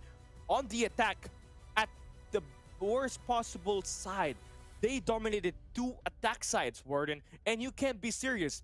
Playing attack side means you gotta have to be extremely fast to beat the enemy right through the bottom X as well as the B depot, and STE was just too fast. And to talk about that, they're just too fast. Elevate is fast too, but they're faster. I'll live up to the pacing. We all started off with roster adjustments here for the side of SDE, bringing in Jai, probably one of the best, fastest ARs out there, pretty nimble, and Adam Reef as well next to Clove. This Indonesian duo. It's definitely a fantasy team to hear that SDE was able to put up, and it's definitely working effectively up against Elevate Puck here, Callie. I mean, shotguns, long-range CQBs, doesn't matter for them. They all have this one on the board. And it's just, again, we're waiting for our best player of the game here. in this matchup. Just hold on a little bit. I know you guys already want to watch the TSM and Elevate, but that would come in later. You just gotta have to look for what is going to be anticipated into that match. And again, for those who are just watching right now, you're watching the 2025 Garena Regional Qualifiers. This is the final day. We've already seen one team advance to the grand finals and also securing their slot in the World Championship, and that would be STE right here, fresh off of beating Elevate on a 3-0 slate. Not even gonna see Hashina Hardpoint. Not even gonna see Coastal Search and Destroy. It's just, yeah. I mean, we'll just take the tally and wait it out, and who's gonna be the MVP for this game before we actually transition out of way and maybe move over towards lower bracket finals. But for the time being, guys, if you guys are just tuning in, you guys witnessed or just missed out the upper bracket finals there, where Sour Esports was able to take down Elevate Puck in a 3-0 fashion to book the first initial ticket towards World Championship happening this November 7 to 9, Katowice, Poland. Here we go. It is definitely closing in. We got one team already there. We got one more team to give a ticket to and one team to eliminate. And Elevate now facing the dark horse of this tournament. I gotta have to circle it back because again, it has to be said. The boys that they're going to be playing in to this year's lower bracket ain't no easy feat. You're talking about a team that is able to put STE to a map number 5, Warden. That is gonna be messing up your mental game right now because again, even beat STE today was a 3-0, Warden. TSM just seemed to be on that run, and I feel like Elevate Puck and TSM on paper, the roster is just pretty much all equal, on par with each other. The thought, just imagining the thought, the ideation of Elevate Puck not being able to making it to the World Championship seems so crazy for me, but it is within the reach of TSM as well. For the time being, though, say hello to me and Kali. Yeah, that's actually KH as well as Tayama. So if you guys do want to go into the Garena Taiwan stream, feel free to come by because they definitely had a historical Taiwanese moment in the World Championship 2025 Stage 4 for Garena because Evil Dragons was able to qualify here, which they have not done ever since 2020. So that is going to be pretty good. We're moving in now. We're finally back here in our desk, and it took us a while to get through this match, but Warden, you already saw what happened, and this one is definitely one for the books. A great mental shutdown brought to you by STE. Now Elevate, they're going to be reliving the 2023 moment, Warden. You look so stressed. Are you okay? If you feel like Elevate Puck is mentally strained, I'm mentally strained as well, bro, because I just know the fate of these boys. One thing, so has Elevate Puck ever broken down the lower bracket run? Only once. We have not only once. Last that season. That was GM8, right? GM9. STE, no, GM8 as well. GM8, STE, GM9. they put them down there. They were able to break through the lower bracket run, but they were able to win that. That was only one time there. Twice, actually. But if we kind of recall as well, and what was the common trend for the set of Elevate Puck is that once they get put down there on the lower bracket finals, the morality is dropped, and you kind of get to see their on faces. I mean, before game number 3 happened, they had to take some breathing room outside of their boot camp. Yeah. They look pretty stressed out. They are definitely stressed out. It is definitely in your hands. And one thing about, in the Philippine word, kumpiyansa, just the confidence. It's very lacking. I know how Olea deals with it. It's always going to come down to confidence. Always going to come down to the reset, just the mental fortitude. Got to be prepared because you are at this level of competition where everyone's going to be pretty much all equal in regards to winning the gunfights, operator skills, the rotations, the power positions, you name it. They all know the spawn sides. But where a team separates themselves from the rest of the composition is definitely the mental fortitude here, Kali, and it just doesn't seem to be the brightest of days for the side of Elevate Puck. But Fortunately enough, though, they still got another chance here up ahead, and this time around, they're gonna go against the dark horses of the tournament, stage 4, TSM, up against Elevate Puck here at the lower bracket finals. But before that, though, we'll have a short break. We'll be right back, guys.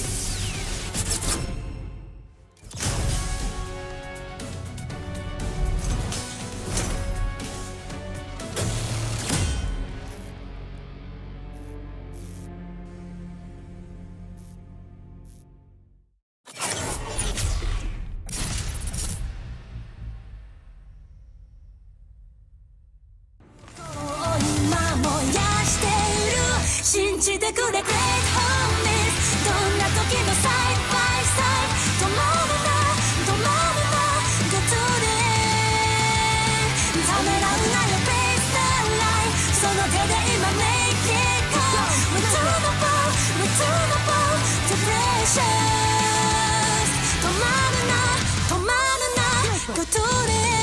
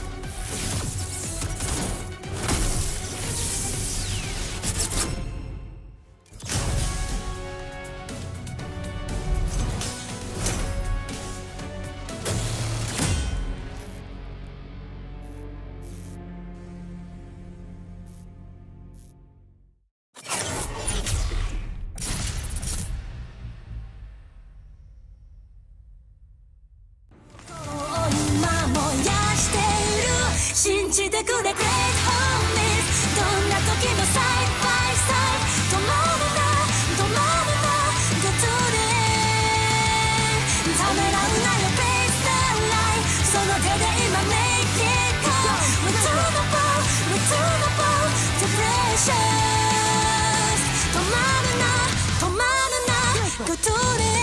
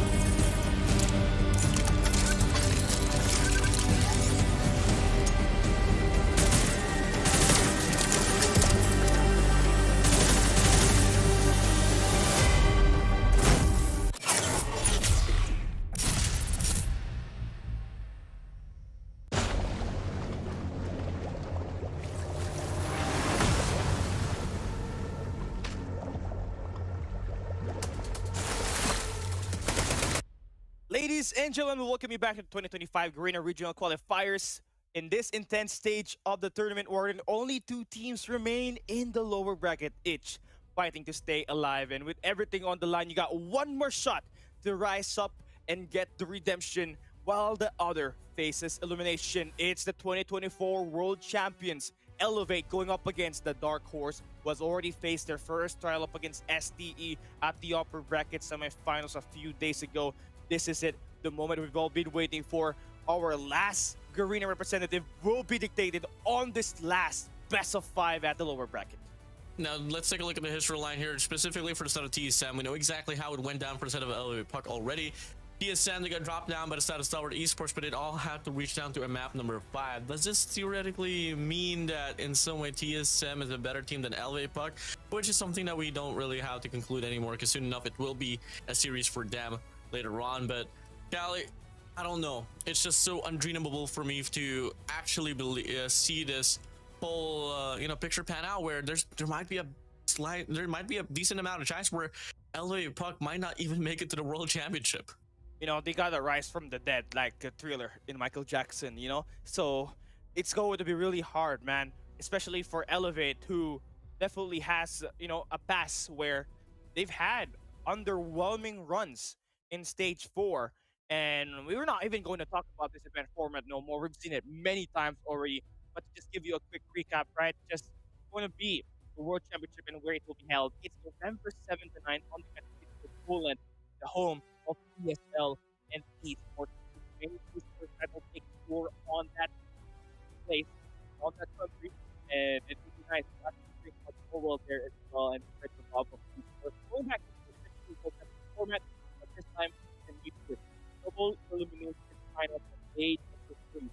There will be a more chance that this team will absolutely get rewarded for being on the upper bracket. But moving forward, talk about the dragon, right? The Dark Horse, the dragon, the Black Dragon. It's going to be Team Star Magic, Freezing Cross, either Yato or Sim. And again, right at happened to be, 18 has returned. And DSM almost just beat the hell out of STE a couple of days ago. Let's get it. You get to see the faces here for the side of TSM. They're pretty pumped up. They know exactly what are the stakes here, and they know exactly as well what is beyond their reach. And for sure, it is not unimaginable for them to actually take the spot as well and make it their first appearance on stage 5. But for set of LV Puck, they took the loss here on the upper bracket finals with a 3-0 slate, clean slate brought to you by the players of SCE. You have what it takes to break down the curse once again, as you are now here on the lower bracket finals. All of the months, all awaited to this. It is all coming for this. You get to see the preparation for the players. Alea pumped up. The players are all locked in. It's going to be one hell of a series for Elevate as they get to relieve what eliminated them back in 2023. They're in the same situation as they were here before.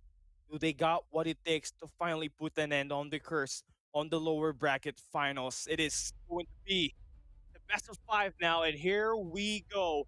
These are going to be our map picks for this lower bracket finals. Work on the bands first. TSM at Combine, Ruhana, and Raid. For Elevate, that is some and takeoff. Now, I am not so sure why do you want to plan out Combine for TSM after what we saw. That matchup against lost that. So I think that would okay. Let me hold it down, Warden. As I felt like the map drafts are in favor for Elevate. TSM just took and banned out Combine. Elevate banned out Slumps. So those are the anti-Elevate maps. Well, you can say that TSM loves their hardpoint and Shenda. Nothing beats the original. And if we ever even go down to map 4, that's a Summit hardpoint and a Tunisia S&D, which we could say TSM loves to play around that map as well. But then again, these maps right here, all of these 3 maps, all of these 5 maps actually, are Elevate's best map. Definitely on paper seems to be that case, but you know, voting does exist as well, and it's just all going to come to the readjustments. I mean, after all, you know, when you argued with a map pool as well here into this competition, Cali only got 5 for each mode, 5 for control, 5 for S&D, and actually 3 for control. So there's barely enough choices for you to actually, you know, turtle around and circle around on whatever decisions want to put up. But it's just all going to come down to the preparation once again. As we get to see the head-to-head here, Yopi 24 average, close to 9% of Josh, 80% win rate per side of TSM, 86% per side of Elevate Puck. Okay, that's it. Elevate Yopi definitely gonna be that main player on this hard point, but for TSM, man, it's not just Josh that we're really gonna have to watch out for here. There's actually 3 guys that was able to light up our esports on this Ascenda hard point a couple of days ago, right? It was Yato, it was AG with 58, and you also had Din going in for the beatdown. Here we go. As we start our lower bracket finals run, we only got 2 narrative here. Will the 2024 World Champions make their return to the 2025 World Stage to be able to defend their title? Or will a team like Team Star Magic finally dethrone the Kings of Garena and the World Stage and book their ticket along with Stalwart Esports? The Dark Horse has already faced their first trial up against Stalwart Esports, and they brought Stalwart Esports all down to a map number 5. Meanwhile, Elevate, they lost only 3 maps, and you can talk about the weight of this match right now. 1 has to go to Poland, 1 faces elimination. 1 has to stay home here back in the Philippines and support your homeboys for making it far into this competition. As we start things off here, transitioning to a Shena hardpoint. This has been a bit of a curveball pick here for the side of either teams. Shenda definitely has been rightfully owned by the side of Elevate Puck for the longest time, but TSM, they've been improving quite a lot. As we start things off now here at the lower bracket finals. It starts here with a Shenda hardpoint, Cali. TSM up against the Red Rebellion Elevate. All right, here we go. E1 is definitely going to be a big case here. Who's going to be the players to watch out for Elevate? That would be Yopi as well as PJ. Those are going to be your players that will look to try to make this game very scrappy and make it less manageable for TSM on this close range gunfights. But on the flip side, for TSM, you know, Yato and AJ has really been amazing when it comes to trying to contest inside of the hill. But who knows what's going to happen here. It's just P1, and so far, we got a marginal lead coming in for Elevate. Marginally, as we see, but it might just be momentary here as we get to see now a bit of a contention once again for the side of TSM, but Elevate Puck just doing it a bit much more quicker in regards to getting the trades. Back and forth battle as we speak, slightly a 7-point lead here for the side of Elevate Puck, looking to extend this one further more, but this is all going to come down to a pretty scrappy run here, expectedly on this P1 here, Cali. But as we start things off here and close things out now, on towards this very run. It's only a 21.19 gap that we are seeing here, man. So it's still a back and forth battle, bro. It's still a great sign that we have ourselves a game right here. Moving on to P2. It's always the late rotation coming in for Elevate. They want to get that Rocks control, and this is where they try to smoke out that doorway and just make the push right through water, and there we go. Hardpoint is about to open up. Elevate will be there to make the kind of break that will require them to try to make sure this one gets clean out. Kalo, again, will be the marquee player to play around the hill. He's going to be that main OBJ. His life actually gonna fall in the hands of Josh, who finds 2 eliminations inside of that point. So, TSM able to stabilize around the hill.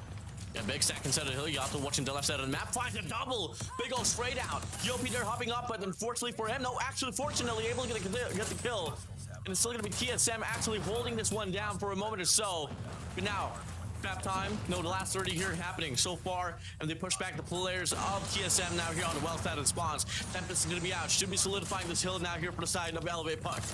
Okay, PJ slowing down on that operator, just really finding no value out of it so far. And for TSM, you know, Yato's been really popping off with 11 kills, but the team hasn't really picked up yet. And you need AG and Tin to really pop off.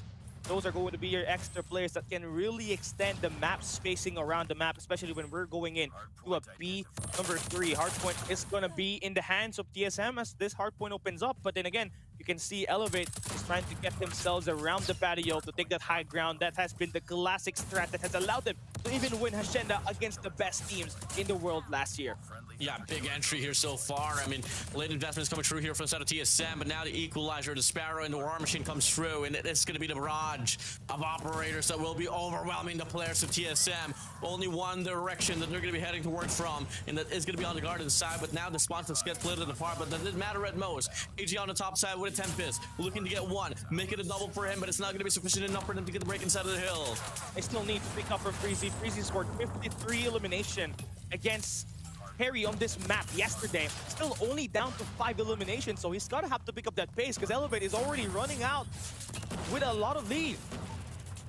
Yeah, a lot of pressure here for Saddle TSM. Elevate Puck just continuously pushing them back away from this very hill, but now the scrap time commenced. Candy here, last glimmer of hope for Saddle Elevate Puck off the scrap time, and it's going to be enough for them to get the break right back. Only 3 more points to go here for Elevate to enter the 100-point mark. And moving forward, PJ is going to have to make the plays here. He's got 15 kills, make that 16. He's going to try to extend out and put this team on his back when it comes to kind of playing for space, but the hardpoint has got to be contested, and his teammates are there to make the push to actually break the hill.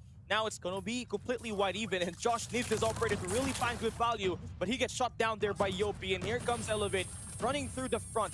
Yato has already picked up his space. His teammates are starting to get there as well. The big trees piece for Yato. Gonna be able to find a port as well there towards the top side. Looks to get the cut as well onward garage, but Yopi able to get the cut as well here from open hall. Big old push here from the side of Elevate Puck, but TSM, the cavalry arrives as well. It's a back and forth here on speed 4, but Freezy looking to turn up now. Good for 3 to his name before he goes down. Should it be sufficient enough for them to get the hill right back? Not exactly the case. Elevate Puck playing this one scrappy. Yeah, things are getting better for TSM. Their pacing has gotten much faster. And Freezy went from 5 kills on that third hardpoint to just 14 in this P4. And we're moving on to new. This game relatively not still in the hands of any team at all, and it relies so much on this P1 control so far. Elevate needs to stop the run that TSM is doing here in terms of the gunfight. Slowly and surely, TSM is toppling it over. Equalizer gets cancelled out there, but unfortunate. But the rest of the crew here from the side of TSM so far looking to turn it up now. It's up the spawns, all going to be the right side. Spawns here for the side of Elevate Puck. Office control should be kitchen as well. War Machine on the kitchen side, but Freezy cuts him off. Tempest is out for AG. Good for 1 elimination, but PJ is there for the trade. Back and forth as we go, but the space created by PJ should be enough for them to get the break inside the hill once again. Oh, that's just important. That's just huge. Again, for a PJ to just be able to extend out and give his team the space to play and operate around the hill. He's got 26 skills, and PJ has just been that man so far trying to build to an EMP system. He's got his teammate that early rotation already on the P2. On this last 20 seconds, you want to be able to try to have that seamless transition moving forward. So now it's all about contesting these last 10 seconds and try to put your team in the best possible spot to go in for the elimination on the next hill. God damn, massive tree speeder for Josh to able to script up the last and final scrap time. PJ, Freddy flies in. able to push back one player there, and that's going to be player 3. Actually, AG spawning out here for the crew of TSM. Well, the players of Elevate Puck now here going to be sucking inside of the hill. 5 players to be found, all in crossfire. But Josh and Tin, that machine to Sparrow connects. But Halo whips out the equalizer, hails down from the sky. Good for 1 elimination, make it a double for him. The trade is there. Elevate Puck, they flood the hill once again. Yeah, they stabilized and just shut down the most important player there, which was Josh, who had the death machine. That could have collapsed the point there for Elevate. And Kalo making the big plays around the hill as the OBJ player, but the fight is not yet over. You can see the overwhelming pace that TSM is trying to play around this map. Only 2 to 3 seconds and they're already right inside of the hill contesting. Big sack here, 141, 142 to 87. TSM once again. Last team contention here from the front side. A Tempest gets dropped. Josh able to get a kill. Big double, big triple for Josh. And the rest of the crew of TSM going to be able to get the scrap time as well. But from the back, Halo good for 1 elimination. Whiteside push here from the side of PJ, pushing through. And that will be the scrap time under the hands of the Red Rebellion. A 149 to 97 is a great cushion to move around this map. You've already broke down the well spawn. This is how you try to break it if you are Elevate. But great shots fired so far there by Yato, who stops the push from well spawn. But again, PJ with the cutoff right through the office building. That is going to be a big push coming through for TSM. And again, you gotta get right back in this game. This is where things are just kind of very important for you right now. This P3, should this be a full 60 for Elevate, this is gonna spiral things out of control and your team is gonna lose a big chunk of momentum. Yeah, it starts here with Sasano finding a tree spree, making a 4 spree off the net machine. Wild and Ham good for 5th to his name before he goes down. And TSM only has 2 lanes to occupy. 1 from the top, 4 from the bottom side. And he will swing on by here with Kalo, getting another 2 spree to his name before he goes down. Elevate Puck definitely getting a full 60 here on speed 3. Here we go, Kalo and the crew have fully found their footing in this game and have just looking to just run away with it. AG again, who scored 58 kills up against ST, only has 21 kills here right now, and the guys are definitely running low. They need to refuel back to get this game, and it starts here on P4. I'll search now here for set of Elevate Puck. Once again, can they change this one down to a P3 to a P4 rotation? And so far on the map, though, TSM floods through every single bit of lane, but one player bites the dust. Susano finds Freezy away. AG, the cavalry arrives. Spawns are split it apart here for either end. And so far, though, TSM, they're going to be finding themselves inside of the hard point. AG missing the shot off the Tempest. So unfortunate. But should it be enough for Elevate Puck to get the break inside of the hill? Not exactly the case. Josh with that machine, pushing through, laning out the players of Elevate. Here we go, Josh. Nice shots fired there. And these last 30 seconds are definitely what you need. You still got one more operator in Yato, who's going to try to extend out and push more, importantly, around the hill. And you get all of these skills. You're trying to build your team that success to get right back in this game. And look at that. Last 30 seconds remaining and Elevate's lead just dwindled down. Yeah, drop down to 40 points here now. As we go for the striker back to P1. 184. Time clicking here once again for Elevate Puck off the scrap time. Good for the last 10 seconds here on his P4. We go back to P1 once again. Here we go, PJ. With that operator, the Tempest really has found a lot of value. He's got 42 in this lobby, looking to try to will his team into this game and just really end any sort of chance for TSM to just get some contests around the hill. And that is what you want from your star player who had it rough on that search and destroy Tunisia up against STE earlier today. He had like so terrible kind of mentality to bring around the team, and it just really hurted their odds up against STE. But here he is with a full mental reset and almost dropping a 50 bomb here. PJ just dropping a lot of opportunity for TSM to not pick up no pace no more. Wait for the scraps now. A bit of a break now here for the side of TSM, looking to drop that lead to just 50. But still, though, going to be a back and forth here. Sides defined here for either teams. Last 15 seconds remaining now here on his P1, and so far devotedly still fought for the side of Elevate Puck as this P1 ends off. The bulk of the time goes to the side of the Red Rebellion. AG again, killing the last 5 seconds. You need every bit of this scrap time, and also you need your guys around the point on P2 to survive for a little bit of a moment there. Din has to hold down that white room. He's already done 2 damage already. He brings out the Sparrow, and he's gonna clear it out for the moment. And you got the War Machine for Frizzy to kind of hold down the rocks as well. So that is going to hold down TSM. That's gonna hold down Elevate for like the first few moments of this hill. And you do get the shuttle from AG's operator as well. So talk about big value in the first 30 seconds of this P2. Should you get it, you're right back in this game. Oh, it might be a collapse here now. They're going to be sacking here on the driveway side. 4-1 split here to be offered. Yopi going to be all alone there on the white side. Going to swing on by. Good for one elimination. Triple man push on the driveway side. Big ol' spray down by the side of TSM. Can they sustain the hill? Yes, they can. But it's going to be a foot race now here to go back and track inside of the hard point. Which elevate puck, they win it. And they get the break inside of the hill. Yeah, pitch play opportunity for TSM to contest this last 18 seconds. You need every bit of your gunfights to push through inside of the point. Elevate are just clear winning this game. Only 25 points to get this game locked in, but TSM still in a striking distance. They move on. We got P3 coming up ahead, and I think this is just one of those values on the operator where you could have brought it in a little bit later on today if you're Yato, because you brought in 4 operators on your P2. So now it's all about making the plays here with your raw vanilla guns. Elevate are now here in poise to take map number 1. 225 to 196 on the score line. Susano with the death machine. The first clear of gunfight is important for them to find footing in this game. Susano with the shutdown, pushing back TSM, claiming space for Elevate to try to take this game away from the side of TSM. It's map number 1 again. Only 10 more points, a few more points to win this game, Warden. Last 10 seconds here to be fought for the side of LA Puck. 7 seconds remaining. TSM looking to get the break. Clear tree. AG tries to sustain his life inside of the hard point, but unfortunately walks into Yopi with a Sparrow. Last 3 points. Elevate Puck pushing back the player from TSM, and they claim map number 1. A 54 kill performance from PJ. And that's a huge sigh of relief to finally get your first map win of the day. And Elevate definitely feeling the pressure again. It ain't over just yet. TSM has got what it takes to win Search and Destroy us, and that has been the main weakness for Elevate so far. Search and Destroy definitely going to be a big factor. They lost at 1-7-1 earlier up against STE. Definitely not really the best game mode, but hey. Still the spotlight though, rightfully owned by the side of LA Puck once again. Their Hashende map is truly their domain here. I mean, yes, definitely was a pretty close game. It was a 51-point lead though, on paper. But for the entirety of the run there, it was always TSM on the driver's seat. It was definitely. But again here, Warden, I mean, Elevate definitely had the best chance at claiming that P3, because there was that over-investment that your boys kind of did here for Team Star Magic, right? You saw it on that P2, Warden. 4 operators. You had a War Machine, you had a Tempest, you had a Sparrow, you had a Death Machine as well, invested.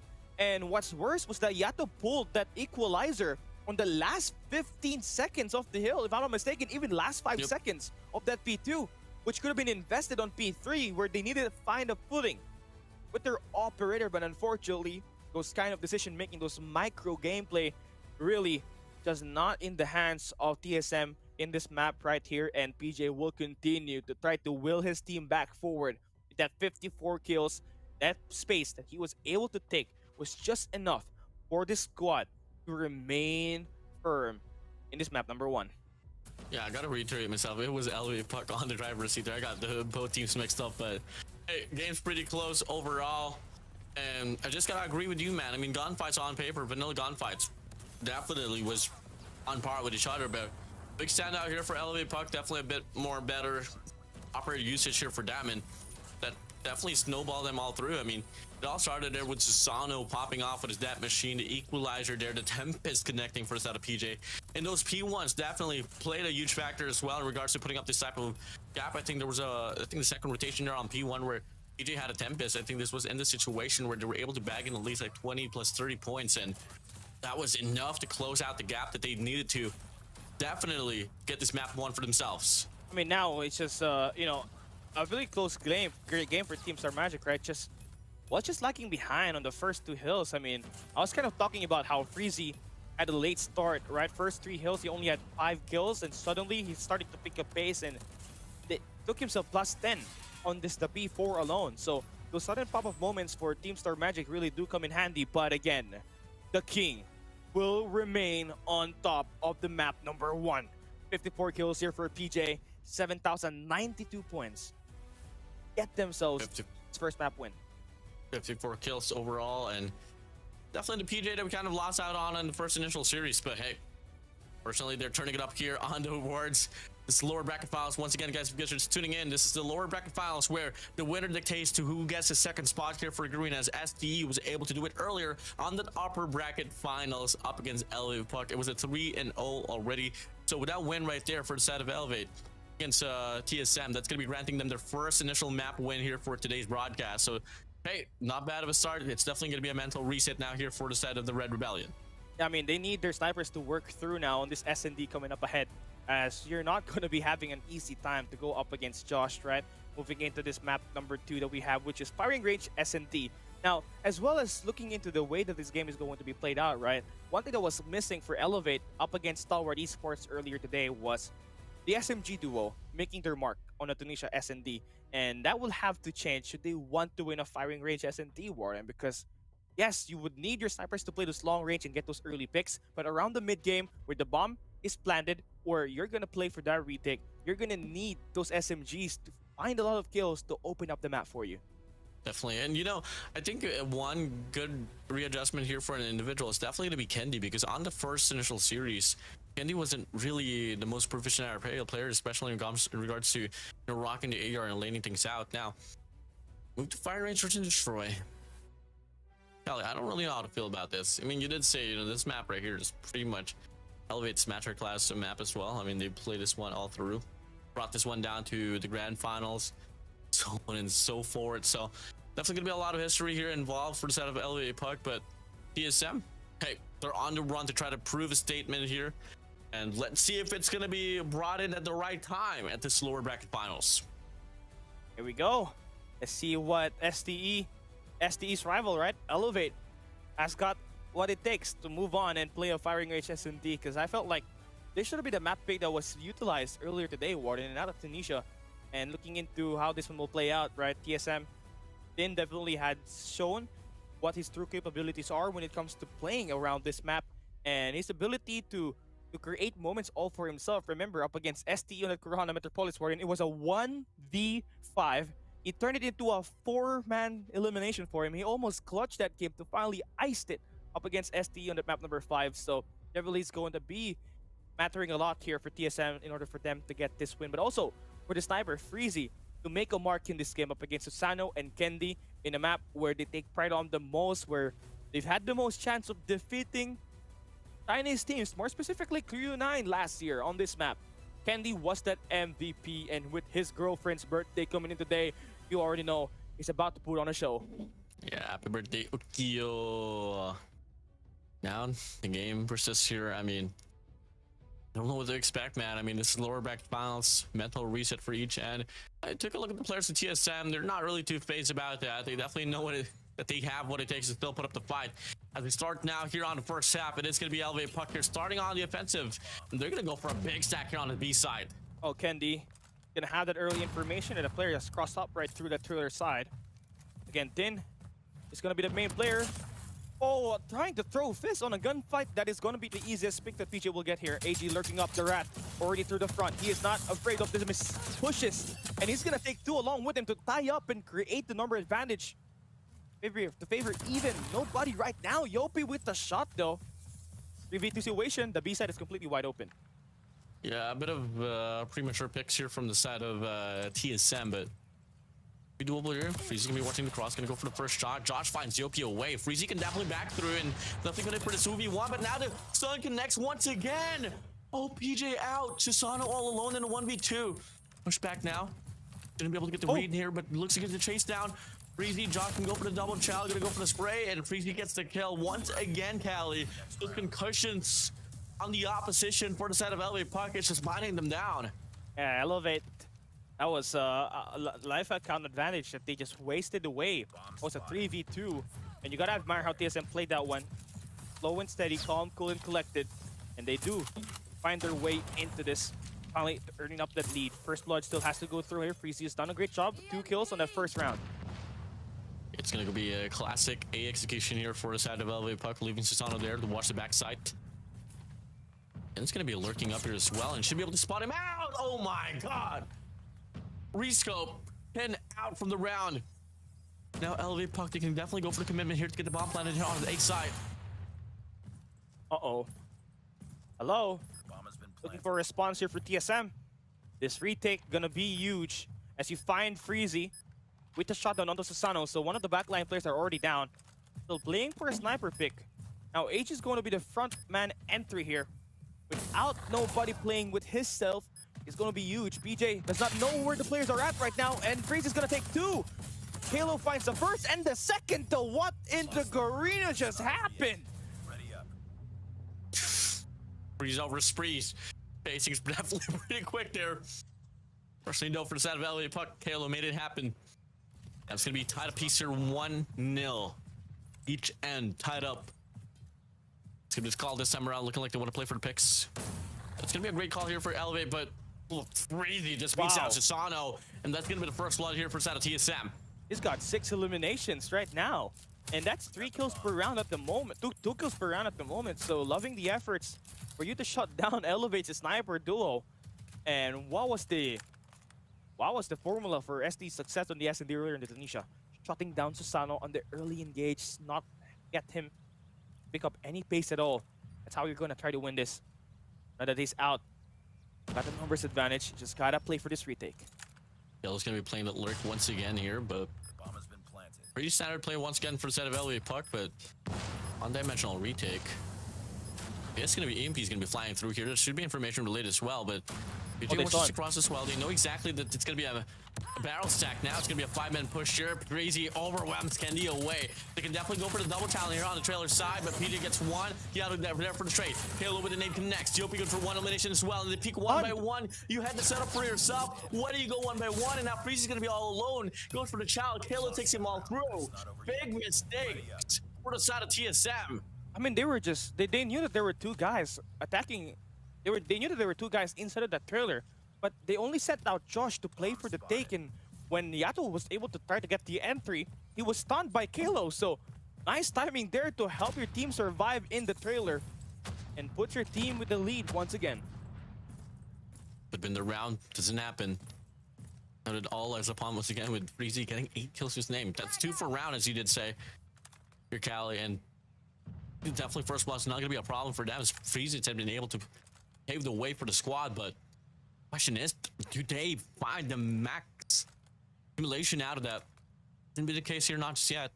Now battle for pickoffs once again. For 3, and Kalo has done his deed in winning the clutches, They have the bomb. leaving Elevate on round number 1 and 3. Right now, you can't lose. You can't afford to work on those 1v1s, because that's where TSM really find their footing in this game. That's the first blood exchange. Josh and Susano try to make things work for their opening picks for each team, but you're gonna be having Elevate actually plant that bomb over towards the A site now, and TSM needs something more than a barrels attack. They need to play it multi-angle this time. Definitely do. Check out towards the back. Could be double push. The question is though, does it check out? Oh, Freezy finds Kilo away. Susano and find a double. Now it's gonna be a triple man stack here towards the back, but they gotta move in quick now. Gonna go for the push out on the trailer side. Gonna go for the spray. Good for 1 elimination. Yopi looks to hold this round here. Gonna go for another spray down. Finds 10 all across, but 10 able to get the trade, and that's gonna be TSM bouncing back with their own round. Way more decisive on the retake attempt. That's a 3-man stack on the trailer, and no signs of 1v1 push there. That's gonna give TSM that tie-up in the round. So great job at just finding those first picks again for Josh and Freezy, and more decisiveness coming through at the late range of the rounds is how you're gonna defeat Elevate, especially when they get the bomb planted. You are TSM. You would want to get the search and destroy. And what a boiler so far here for the side of Yato. We're gonna go for another challenge here. You don't have to go for the 5, but never mind. Oh my days, Yato. Yeah, just What's a it down demon. to a 2v4? It's just a demon in terms of this close range engagements, and again, the range of that thing that he has is just unfair.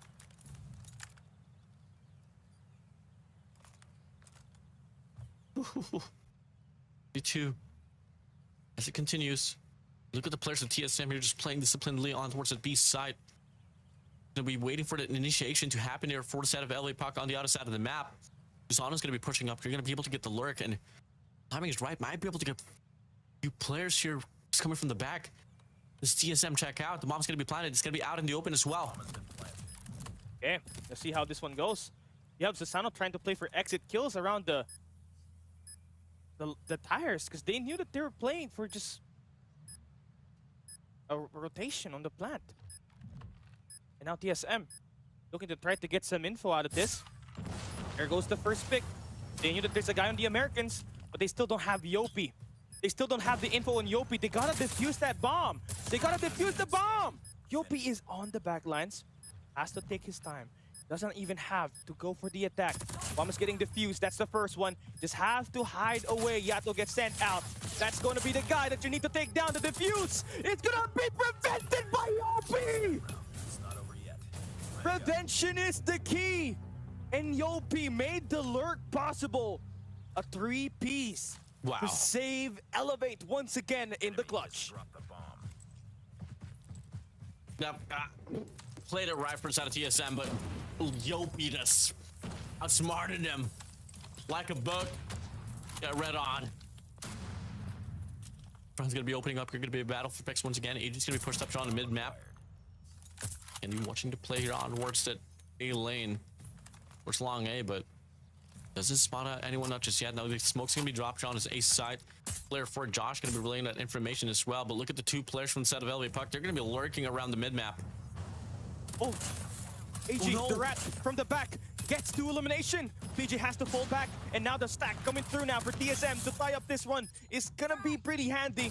PJ finds one, extends out. The defusal is already there in a much more selective group of TSM just landed in the round number 6. What's happening? There bro? we go. That is gonna be it. AG, the rat from the back, strikes again. Defend the objectives. So your S&D specialist here coming into the play. Now, switch to side's going to be happening. Now going to be Elevate Puck here starting off the benefit side. And a very rare occurrence for them to go for a 2-3 split towards the mid, towards the B side, leaving the A side out in the open. But they just want to play for the retake and take the gamble that might be a rush B. Here we go. Got Freezy with 11 eliminations so far. And the best thing about TSM right now is that they're winning the gunfights on the long ranges, Warden. You know, you got Josh and Freezy combining for 13. Elevate only got 6. So, you're really doing so much already. But Kalo again making the push. He's gonna fall. AG again on the backline attempt to hold this down so far. Has found the success, but the smoke out coming through. Yopi's gonna get stunned. Yato is now pushing in. But he finds nobody right now. Hidden through the smoke is Yopi, one Kenobi. The agent needs to hold this through. Oh, the the rat stick. from the back needs to hold it down through the front. Oh. And the AG 2-piece. Ready for the next round. It's gonna be successful. Wow. OAG. Just spot out the toes on the defusal. And we'll make it happen now. They're going to be back on the lead. We got the bomb. Round number 8 is now going to be opening up. Gonna be big stacker on this wood stack. You're gonna be playing for the picks. LV Puck gonna be taking the gamble this time around. It's gonna be a 3-1-1 split. Very default situation format here now here for a set of LV Puck. The B lane is gonna be definitely gonna be out in the open, but EMP's gonna be flying on by the nades as well. No information checks out though, but definitely those utilities might just be a signal to either of these teams. I mean, if you want to really get this one decisively now, TSM, this is your chance. You already got the lead. And AG's been making the plays along with Freezy. Nade almost cut down PJ. But you got information that there are a couple of guys inside the A side. They decide to go for the stacker on the B side. Might just be the best of choice, but Kalo's going to be holding this. Ready down with an Odin. Oh, the sniper checks out, but oh, Josh is able to slide by, and now they go for the push now here on the B side. They find the first frag. Susano, though, good for one elimination. Takes away Freezy. And player 4, Josh, is going to be watching as well this mid-cross. Now it's going to be the bomb planted now here on his B side here, Cali. Waiting for the guys. Is if you're TSM, you just don't got to make the push here. Just wait for them to come through. You got the angles right here. You got the power positions to move around the map and get the elimination. There's no utilities available right now for Elevate, so they're going to be dry picking everything here. And PJ going to be holding down the Cubby side. Yopi's going to make the push through the front. Susano finds the attack on Tin. Slowly and surely, the back is breaking. AG, goalpost down. Josh is going to be holding it down, but only for a brief moment. Elevate will take the win and tie this one yes again. Beautiful break there off the retake from the side of Elevate Puck, and now look at this game as close as ever, and there's just something about search and destroy here for a set of TSM. They can't really get away with a lead at all. It always has to come down to a back and forth. They're definitely going to work on just adaptability overall, but that of Elevate Puck, gonna be up under our tippy toes since Susano Where? able to get Where? Freezy away. Where was that, that? angle? Right through Americans, all the way to the second floor. Where that angle was taken. And then announcing himself, Kalo licking his lips, and there it goes. Elevate lift care line. With Kalo taking down Tin there, that's a 3v5 situation. Kendi extending out as well in the defense, and you can really see that Elevate loves to push around that woodhouse a lot. You saw them with Yopi at the first 15 seconds, and they send out another wave just to maybe cut off the guy rotating on that jungle. Elevate Puck here gonna be startling the players of TSM now. AG has 10 for his name, but it might just not lead to any accumulation now here off this round. Pushing through. He'll split it apart. You're Yato and AG, you really gotta play your numbers now. You gotta play for the trade. Whichever you go, there's always gonna be a casualty along the way. Player 5, Kendi, gonna be watching some cross. Might just be able to meet AG away. Yato has a sniper on board. Spots out AG as well, gonna go for the shot. Yep, it's a 1v1 out here on his mid map. AG all alone, gonna get concussed as well. Gonna be a chase down. Yep, PJ able to get this one done. Now the lead is on here for the side of the Red Rebellion. AG, again, just solely wielding this team in terms of those mid-round plays. And unfortunately, you know, Tin, Yato, and Josh, you would kind of expect them to pull their weight up a little bit more than this performance right now, because you've got what it takes to win an S&D. You already got your first bloods from Freezy. You got AG playing the rat strat. It's just that the timing are just well made right now for Tin and Yato.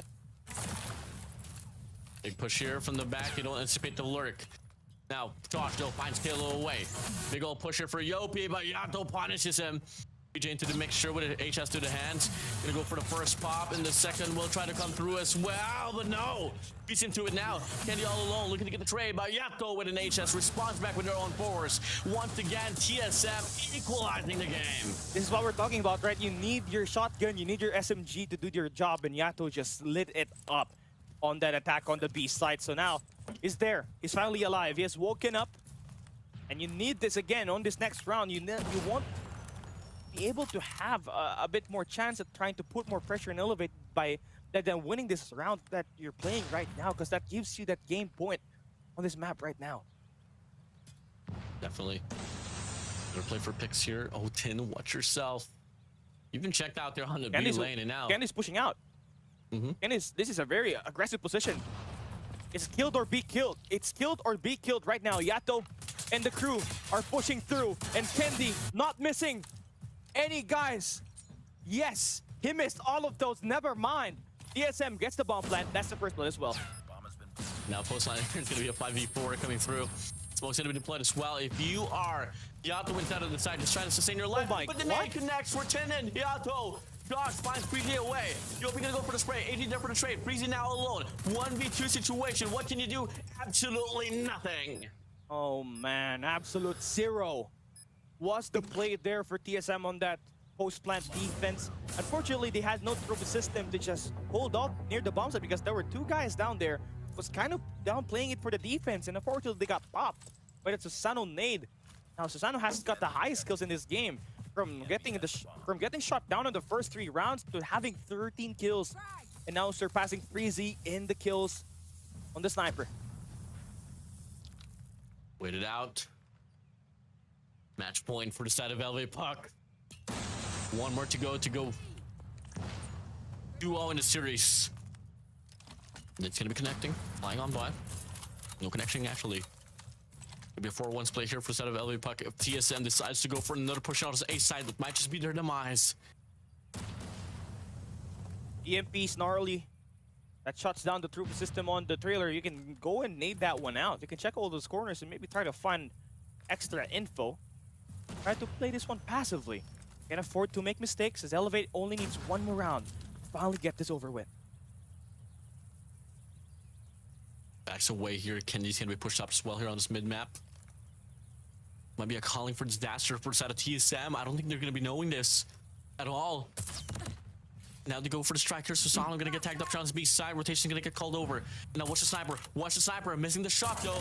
Gonna go for the reach out. But Josh there for the trade. Good for 1. Susano takes on. Freezy gets the challenge. Halo here gonna go for the spray. Good for 2 eliminations. But Josh is there for the trade once again. 2 for 1 to go. AG gets tagged up. 2 versus 2 now. Yopi as well as DJ. This is the duo. They're going to get tested here. Elevate wins this. They're going to take the whole round. Josh misses the shot, and there goes PJ with the shotgun. It's a 1v2 now, all down to AG, the rat from the back. Gonna have himself the 11 kill performance so far. Bomb is gonna get planted on the A side. So Elevate, PJ, and Yopi. Bomb has been It planted. matters where this bomb is planted and where you're gonna try to position yourself if you're AG. You're dealing with two guys with only shotguns. Maybe Yopi has that SMG, but you should be able to get the beam down here. 1v2 to decide who's going to win this round. AG now getting the kills lined up. AG's gonna fall. 4 post-plant possession for him. And Elevate are gonna take map number 2. Yeah, I saw the intention there for set of AG, but doesn't really fit to his favor at the end. 2-0 already. One more for Elevate Puck to claim to secure the second spot for the World Championship. TSM falling so far, and if they want to take this odds out from the favors of the players of the Red Rebellion, they're gonna win 3 games in a row. That is going to be needed. A reverse sweep is now needed for the boys of Team Star Magic to get the final slot to the world stage. In Elevate, you can tell that they wanted it more. The OP and PJ combination was the icing on the cake on that last round. The team up to shut down Josh, who whiffed the shot on the long A to the long B. Could have been the playmaker to force an overtime, but unfortunately was not able to connect it, and the punish was there for Elevate. And definitely going to be one for the books as well for Elevate as they go up 2-0 in a lower bracket finals here in stage 4. They haven't done that ever since, but the game is not yet over. We're moving into a map number 3 where, again, Team Star Magic has got the potential to put a lot of pressure on them on crossfire control. Oh, I'm not too exactly concerned in outfield about crossfire control in general, but seeing Elevate bleed in that map, that's the only factor I'm kind of like holding on to, but the rest, not really looking good here anymore for set of TSM. I mean, on paper, I truly felt like if they ever want to try to win a series off Elevate, it has to come down to the search and destroy and probably pick off one respawn. And now with them losing this game number 2, narrowly losing it, not really looking great for them, but we'll see. Anything can truly happen here after all. This lower bracket finals where all hearts are devoted to making the impact and getting one of the 2 slots to make it there in the World Championship to fly out to Poland, Katowice. I mean, there were a lot of moments on this SND where it all had to go down to a 1v1 situation. You had one for Yopi, you had one for Freezy, you even had one for Kalo multiple times. And Elevate just really survived the late game. It could have been a 50-50 here for TSM, but Elevate wanted it more, and the win will be going for Elevate in this firing range search and destroyer MVP.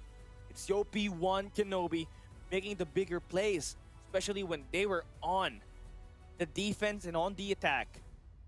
Really, what you want for your IGL? Yep, definitely. And you know, earlier Yopi was definitely trying to carry on the full weight of the squad, but so far it has been a bit lopsided for the side of Elevate Puck. But fortunately, they're only a game away now here from to make it towards the world stage. Cali, I feel like the dream way still live on here for the side of the Red Rebellion.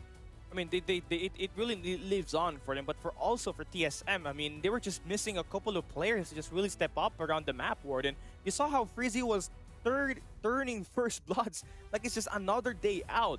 He scored 12 kills on the first 7 rounds, if I'm not mistaken, and eventually AJ was able to pick up on the base, but Yato, Tin, as well as Josh could not really hit their shot, and that really prompted Elevate to run away with this. And it's sad. It's sad and it sucks because TSM is more than capable of taking an S&D away from Elevate and even up against Stalwart Esports, Warden. It's just that that timing, the pressure, just really got to them at the end. Definitely. When you take a look at the game overall, I mean, everything is just pretty much close here. I mean, 250 to 199 only was separated by 1 hard point. Fire and search and destroy separated by 2 rounds. And now we move over here towards crossfire control. I feel like if ever it does lie towards the players of TSM, it's definitely going to go to the side, go around the vicinity of round number 5. I mean, that's just the way I can feel it so far. And just looking at how light up these players are, bro. Looking into it now, we're moving on to map number 3. And Yeah, I mean, Yato definitely, again, a guy that needs to step up the most, especially with that heavy player. Especially as a heavy player, you need to be able to extend out, just like what Skurd, what Chloe and Reed was doing in the crossfire up against Elevate, where they were just running up on the spawns and not preventing Elevate from really gathering themselves and stabilizing all 3 lanes. Oof. Seen this before. We taking a gamble. They're taking a gamble of the map they'd already played earlier, and there was definitely going to be a lot of errors that really happened there. And readjust their whole sense of statement off this round of crossfire control. Callie, let's get it on map number 3. Could this be the final run for the side of TSM, or could it be the start of another story to be told? Let's come and find out here, man.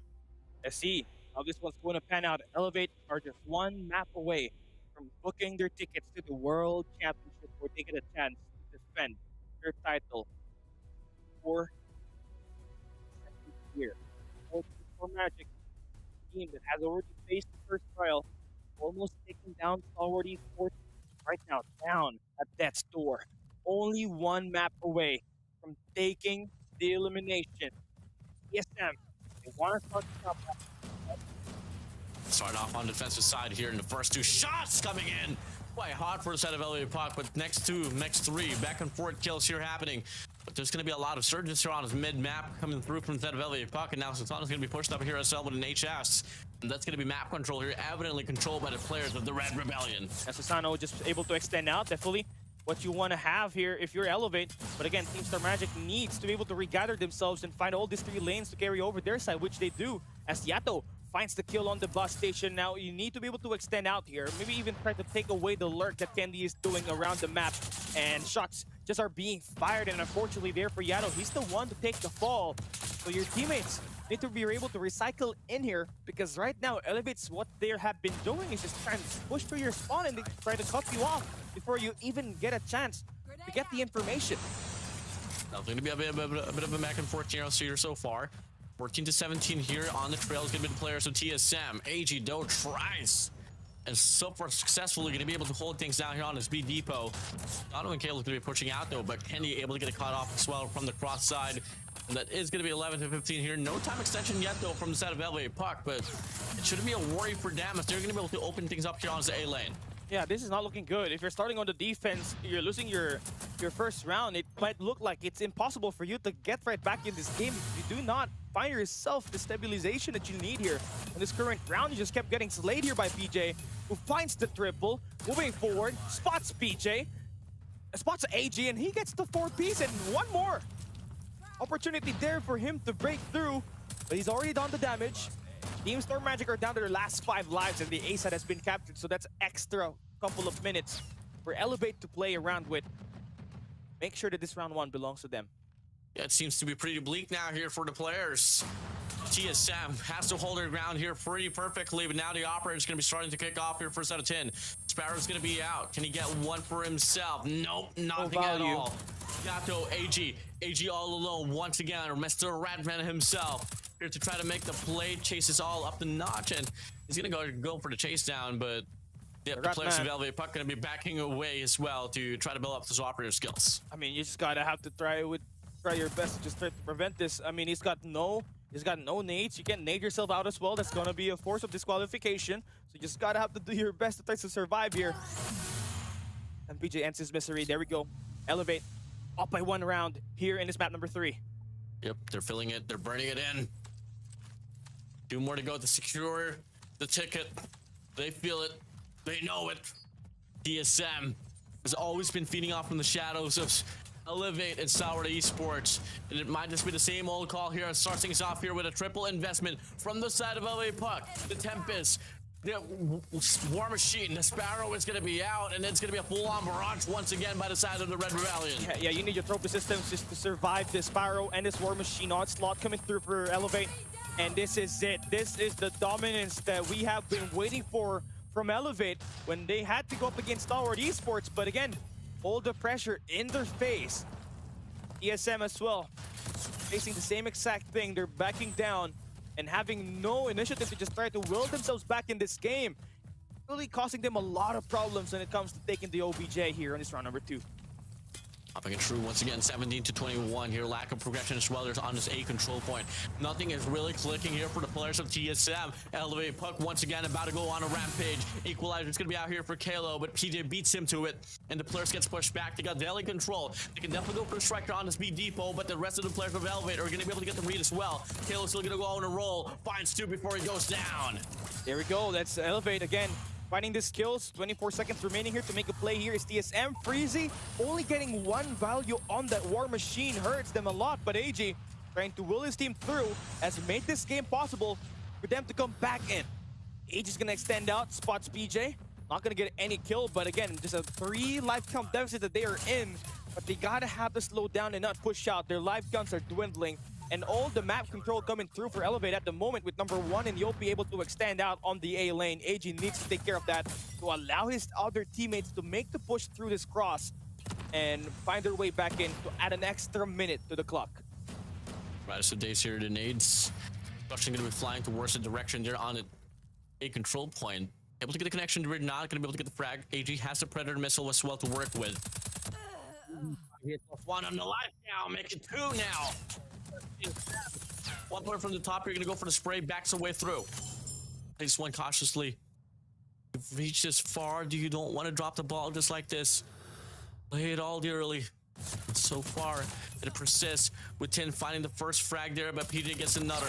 And then it's a 1v5 with Kalo shutting it down. 1 last round for the side of the Red Rebellion. Elevate Puck to claim to get the next ticket for the world on stage. TSM looking grim right now. They need to work up and win the next 3 just to bounce back from this map and win the next 2. Elevate are just 1 round away from pushing through and booking the rematch up against Stalwart Esports. Starting on the attack, here's Elevate. Looking at the first 5 kill metric is what you want to have. And again, Elevate, Yopi is getting the control here so far and getting the kills. Exactly what the team needed to be able to just take control of that A lane. Those after kills to go. We take a look at the map, we take a look at the menu, we take a look at everything, and so far this time around TSM are going to be able to actually start things off here on a high note. They're able to get the central building locked in, but they don't have no deli control, and that's going to be giving way for the players of Elevate Puck to recover from this round. Okay, Times of Life again, son of the times as well for TSM to really put their act together. You're already down by 2 rounds and you just can't afford, to lose this series without even putting up a fight. So you gotta go and just play with your hearts out. This is it, your last chance on trying to survive and, you know, make the hopes of playing to the world stage a little bit longer. But again, you just kind of lost out on the map control.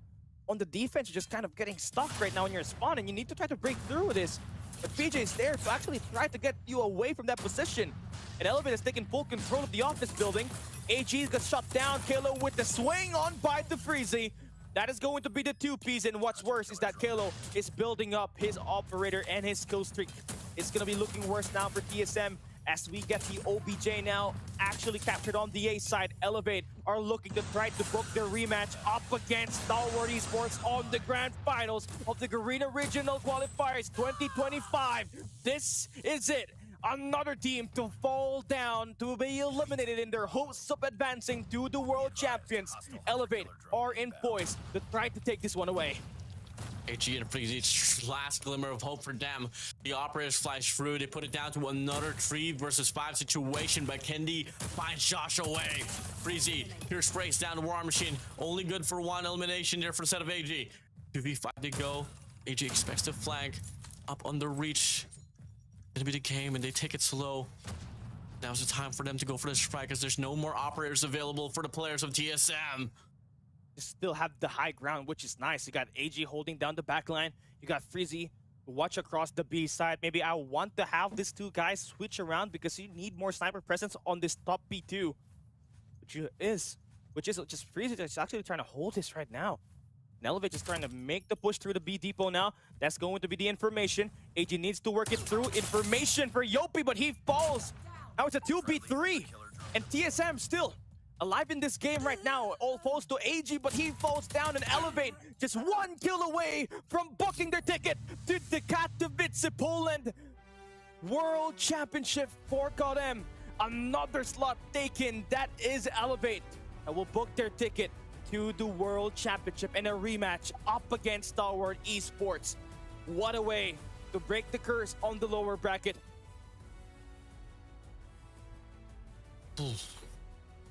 It's definitely scary.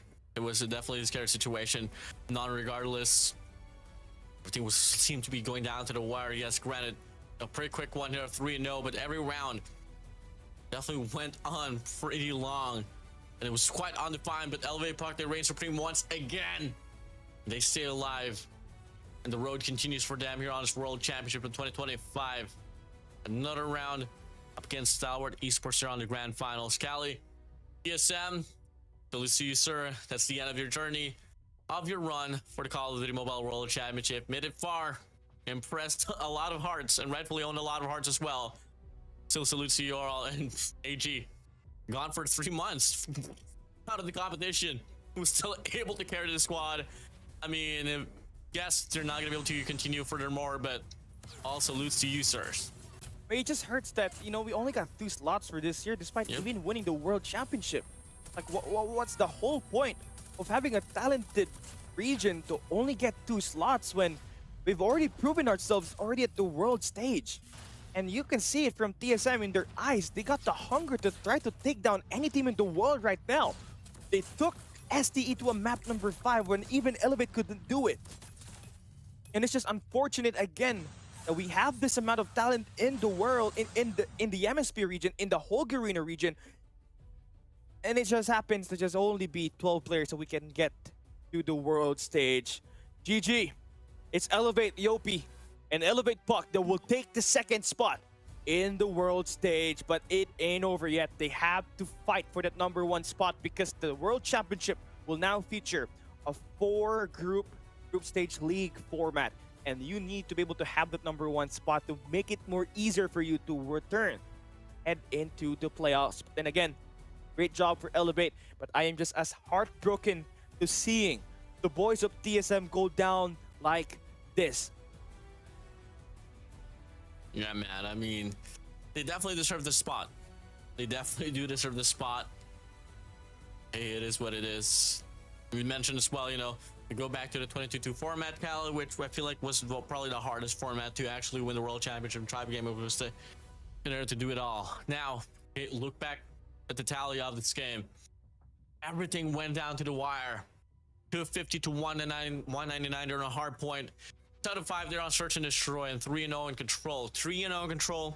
Yes, on paper it was a dominating run for the set of LA Puck, but if you take it round by round, part by part, Cali, everything was going to the wire as well.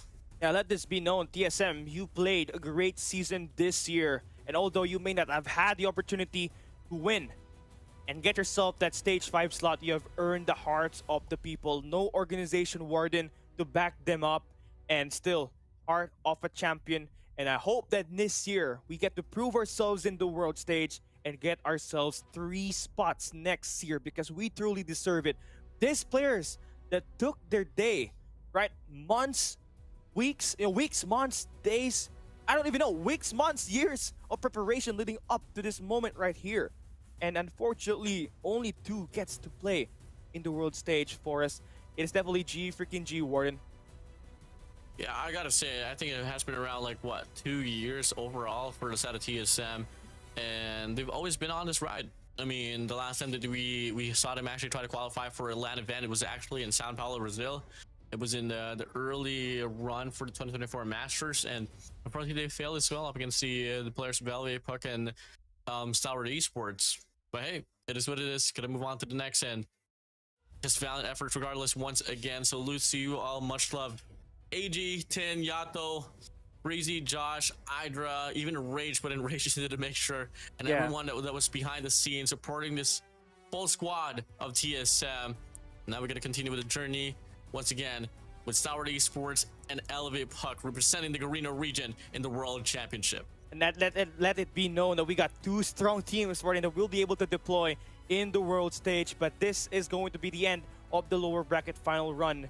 It's a great GG's for TSM, and we hope to see you next year. Coming up next is the grand finals to determine who will be the Garena regional champions for 2025. STE and Elevate will be right back. You're watching the Garena Regional Qualifiers 2025.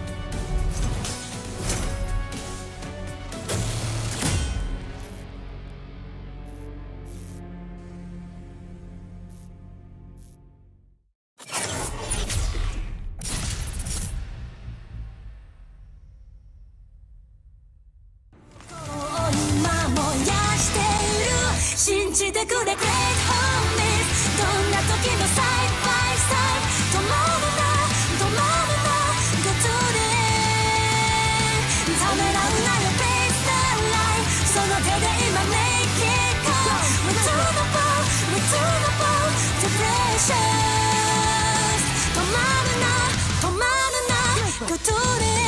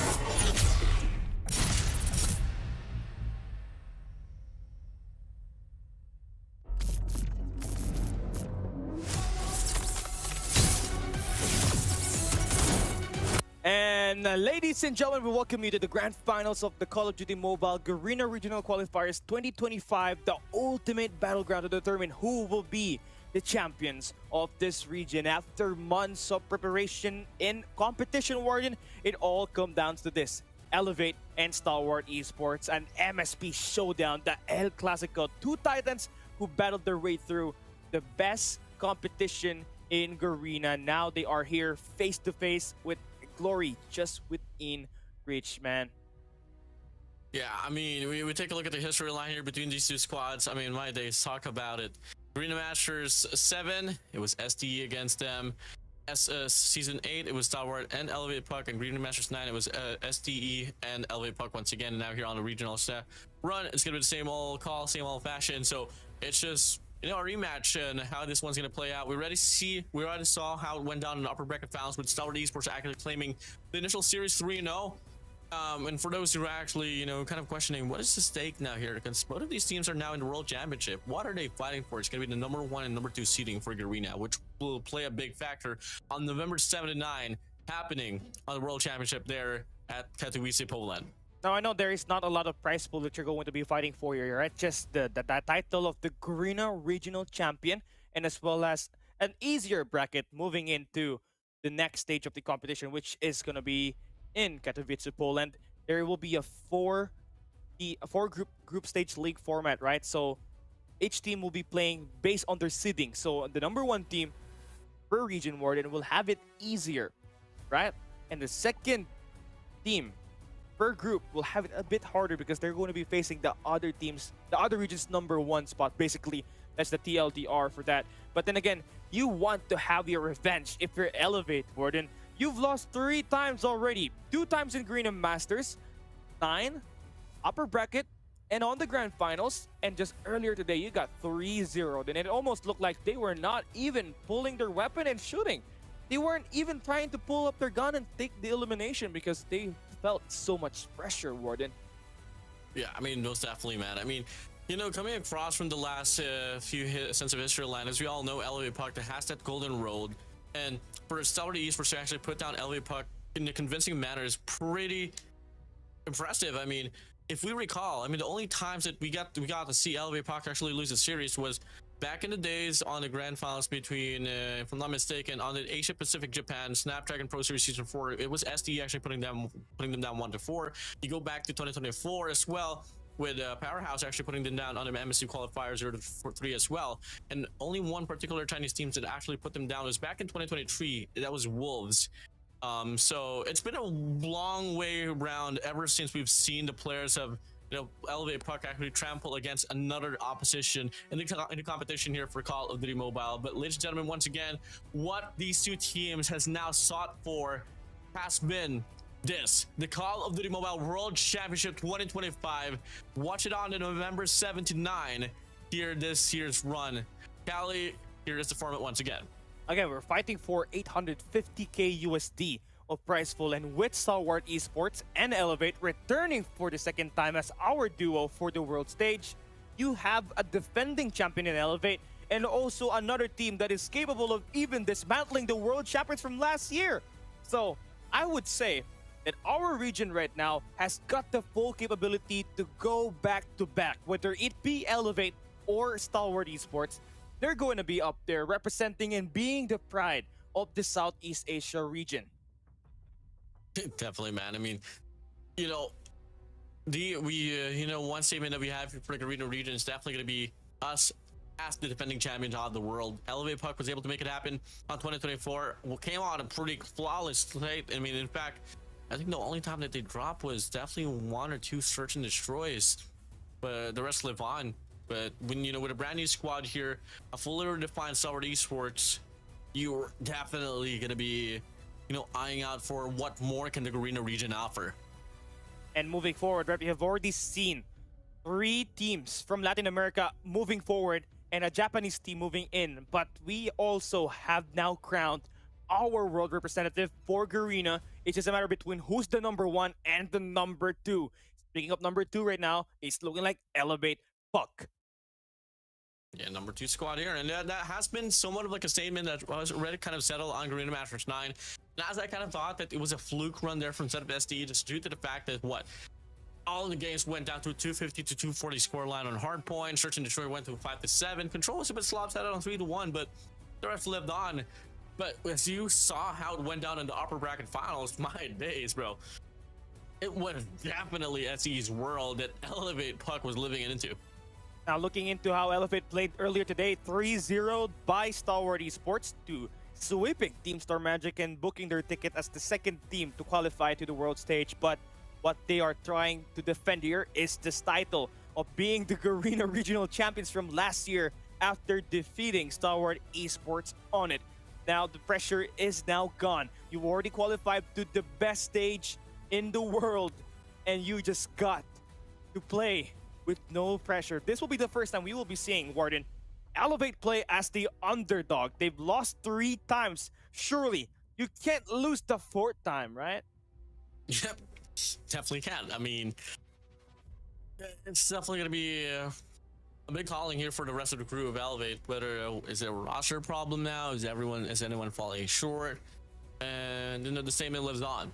There's going to be a lot of things that we kind of have to unfold in the process, but for the time being, though, gotta wait it out later on.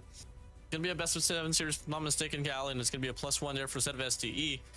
So let's see how much can Elevate Puck withstand forces here of Stalwart Esports. I mean, no more pressure. Leave that all behind, and you got a chance to again find their way back against your regional rivals. Elevate. I mean, you saw how it looked like on that first match of the day. The pressure was there. You felt it. I felt it. Everybody felt it. They weren't shooting their guns. They were getting outslayed by Jai, who obviously played a whole lot of different level from PJ and Yopi. He scored 67 kills, Warden, followed by Clove with 57 on a hardpoint combine. And again, you're talking about the quality that Stalwart Esports was able to provide here on the second half of 2025 under the reign of Palitao. This team has won a Masters title for Garena for the first time in 3 years. And it's all because of one substitution on the personnel. You added in Palitao, then you added 2 stars from 2 different teams in Shy and Reef. Yeah, and I gotta say though, I mean, yes, definitely Jai right now is a superstar, but you kind of have to kind of draw things back as well, where bro, Jai was grinding the grassroots for the longest times in the community team with Senados. Finally, they made the decision to pick up Jai and Paletao, and the rest of his team was just able to make the most out of it. But ladies and gentlemen, once again, you know, what this team has been able to accumulate as well is the badge inside of the game. Both of their branding logos will be featured inside of the game behind their names when you are loading inside of the screen. So you can definitely see that they are the legit real deal when you actually queue up inside of your ranked games, so on and so forth. And it's just a statement, you know, it's a memorabilia that you can hold on to, that you were truly, at least on this year, the best out of the best of all the region. Oh, you love to see it. And when you try to face against a player that has their logo behind the game screen, you already know you're going to be in a deep trouble, right? And that's also one thing to make sure to promote the esports ecosystem as well, because like people will be searching, why does this player have an Elevate logo? Why does this guy have an STE logo? And you know, that would be also a big factor on a big factor to drive, you know, casual players in the ranked game, in a casual game, to actually watch the esports segment as well. To be fair, that's really a great idea provided here by Garena and also in the global stage. You know, one thing happened, you know, I think a couple of months ago, I queued up to a game and I saw a guy named Elevate Yopi, and I was like, this might be a real deal. So I was on streamer mode. I was like, oh, you know what? Let me hop into streamer mode and then record the game, right? Thinking I could get a clip for it too, but Yopi ended up dropping a 70 bomb and nuked down hardpoint. So yep, it's as intimidating as that. They're gonna be able to get as well, but. Moving forward, Cali, you have the players of SDE once again who's setting up the cameras. And look at Mr. Zampies, aka Balitao himself, enjoying the Philippines. Welcome, bro. Have you tried balut? Oh, he tried balut. He ate Jollibee. This guy's already a Filipino, if you ask me. And yeah, I mean, it's just being prepared now. You're already in the world stage, and just talk about how Palitao again has made every team that he's with qualify to the world stage. He is perfect. And look at him fixing his hair. Oh, okay. You're trying to okay. He's trying to raise up all the guys and the gals in in the broadcast. Okay, I love What's that. up, pare? What's What's up, up? pare? What's up? What's up, Gaggy? Yung simper, and then he proceeds Yung to get the simper. water. Proceeds to get the water. Yeah, staying hydrated is really important when it comes to playing long games like this. You're bound to a game 7, a best of 7, by the way. So you need to be able to have your players in the right hydration to perform at the optimal level. Yep. And the rest of the players from South Valley Puck, they're gonna be, holding this one down, taking it chill from or so, and come again, these players are just waiting and taking their time before we actually head straight towards the matches. Come again, this is the grand finals, and both teams have went through a lot already. So, moment or two before we actually head straight for the action.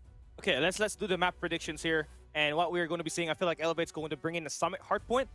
I feel like Elevate, they're going to be dragged into a Combine or a Slums. If you're a Star Wars Esports, you love to drag them to an anti-Elevate map. And again, the attention to details. He's got the map here. He's got a map in his hand. Oh, it's Apocalypse! Apocalypse. We got leaked. Map number 1 confirmed. It is Apocalypse. But before all that, we would love to know, who do you guys think will be the number 1 team in Garena? In the comment section down below. Is it Stalwart Esports or is it Elevate Puck? Well, my heart says they're both number 1s. So cheesy. But, we've done it already.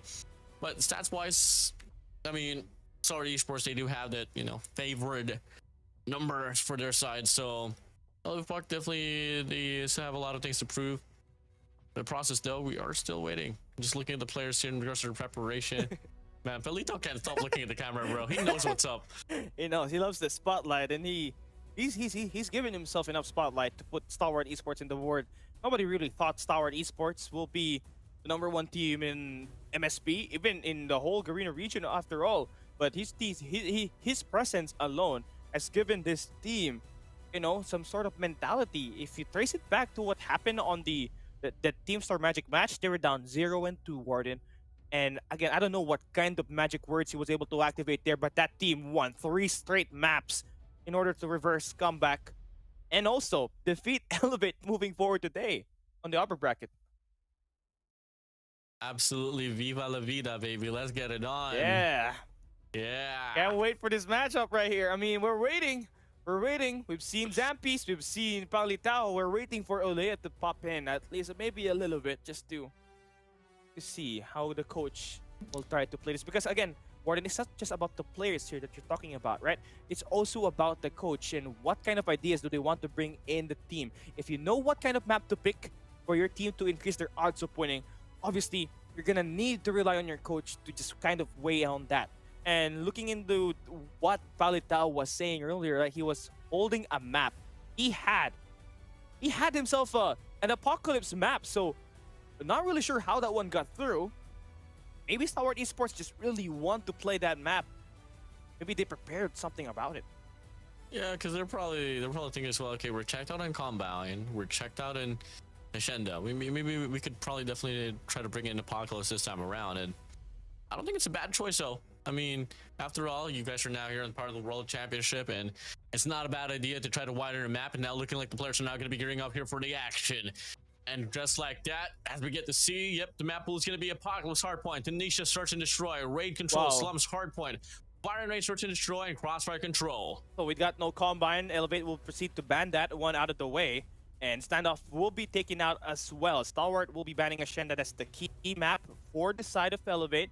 And Akuro has tried to get that one away. Maybe not a map that they really shine on the most. And also, how Elevate PJ perform on that map is just truly something else. So we get to see this next map up ahead, right? SDE will be starting this best of 7 with a +1 map advantage. So it will be 1-0 to start the day off. And SDE only needs to win 3 maps to become the Garena Regional Champions. But if you're Elevate, you want to go in for the sweep here, right? You want to go in with 4 map wins. You gotta win 4, not 3, to be able to become the champion of this tournament. And looking into the map right now, we got Apocalypse Hardpoint, Tunisia S&D, Ray Control, and a Slums Hardpoint.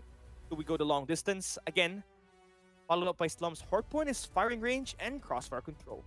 Yeah, it's gonna be a pretty long map, long range of maps here. It's been a while since I've actually casted a best of 7. I know you did as well on Green Masters 9, but whew. Let's see what's gonna be the whereabouts here for these squads. Apocalypse Hardpoint. Let's start off with this here, Callie. I mean, talk to me about Apocalypse Hardpoint between these two squads. I mean, right now, man, I'm just really laid back right now because I know for sure. I'm already content on what I am seeing from these two squads. Obviously, they want to fight for that #1 spot, but I know for sure we are in good hands in the world stage this year, and it can only go so. It can only get better over time, right? Because again, you're not going to be fighting no old gamers. You ain't fighting no WL in that world championship. You're just fighting, just fighting. I would say teams that has got literally got a lot of tournaments going on around the region.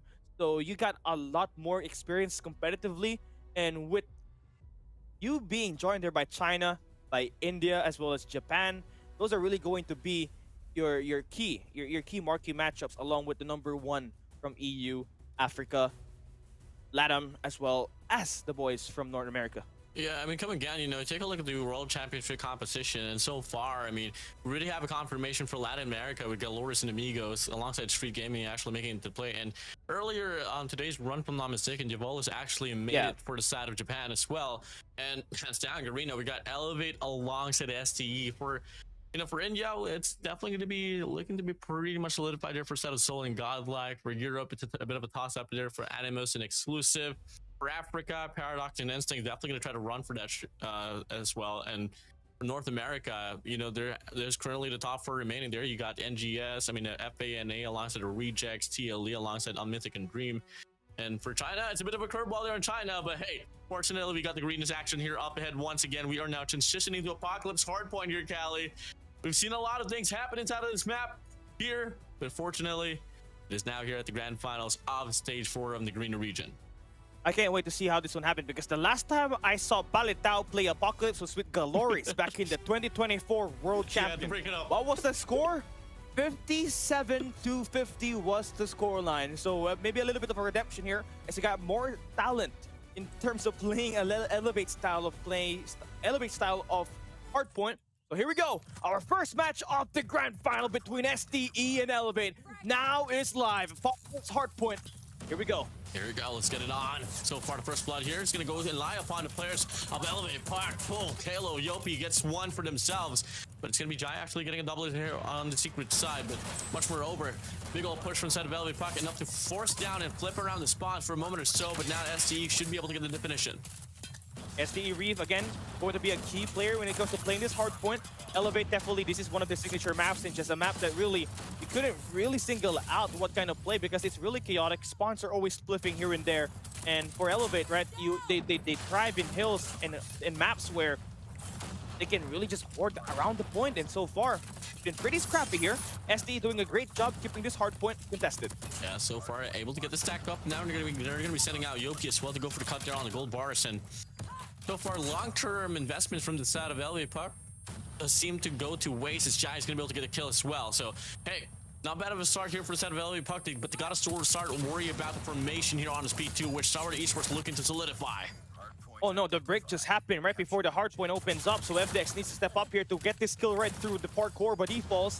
And Kalo now on the route. Reef needs to hold it down with his teammates to shut down the push on the temple side, so there will be no spawn coming through that. And look at SDE #1. That is going to be, I believe, Clove trying to cut off the mid, but when he starts to play that, now the spawns have started to flip. #4 in yellow, that is going to be Susano, will be spawning on the temple side, but when he dies, his team gets the reset back right through that before. But again, you're expecting a bit more performance coming here for SD, and they already do so by having their early rotation, and with this War Machine coming through for Jai, this is going to make things a little bit harder for Elevate to push around the hill. War Machine probably the strongest operator here on this Apocalypse map, and so far rightfully wielded by the side of Jai.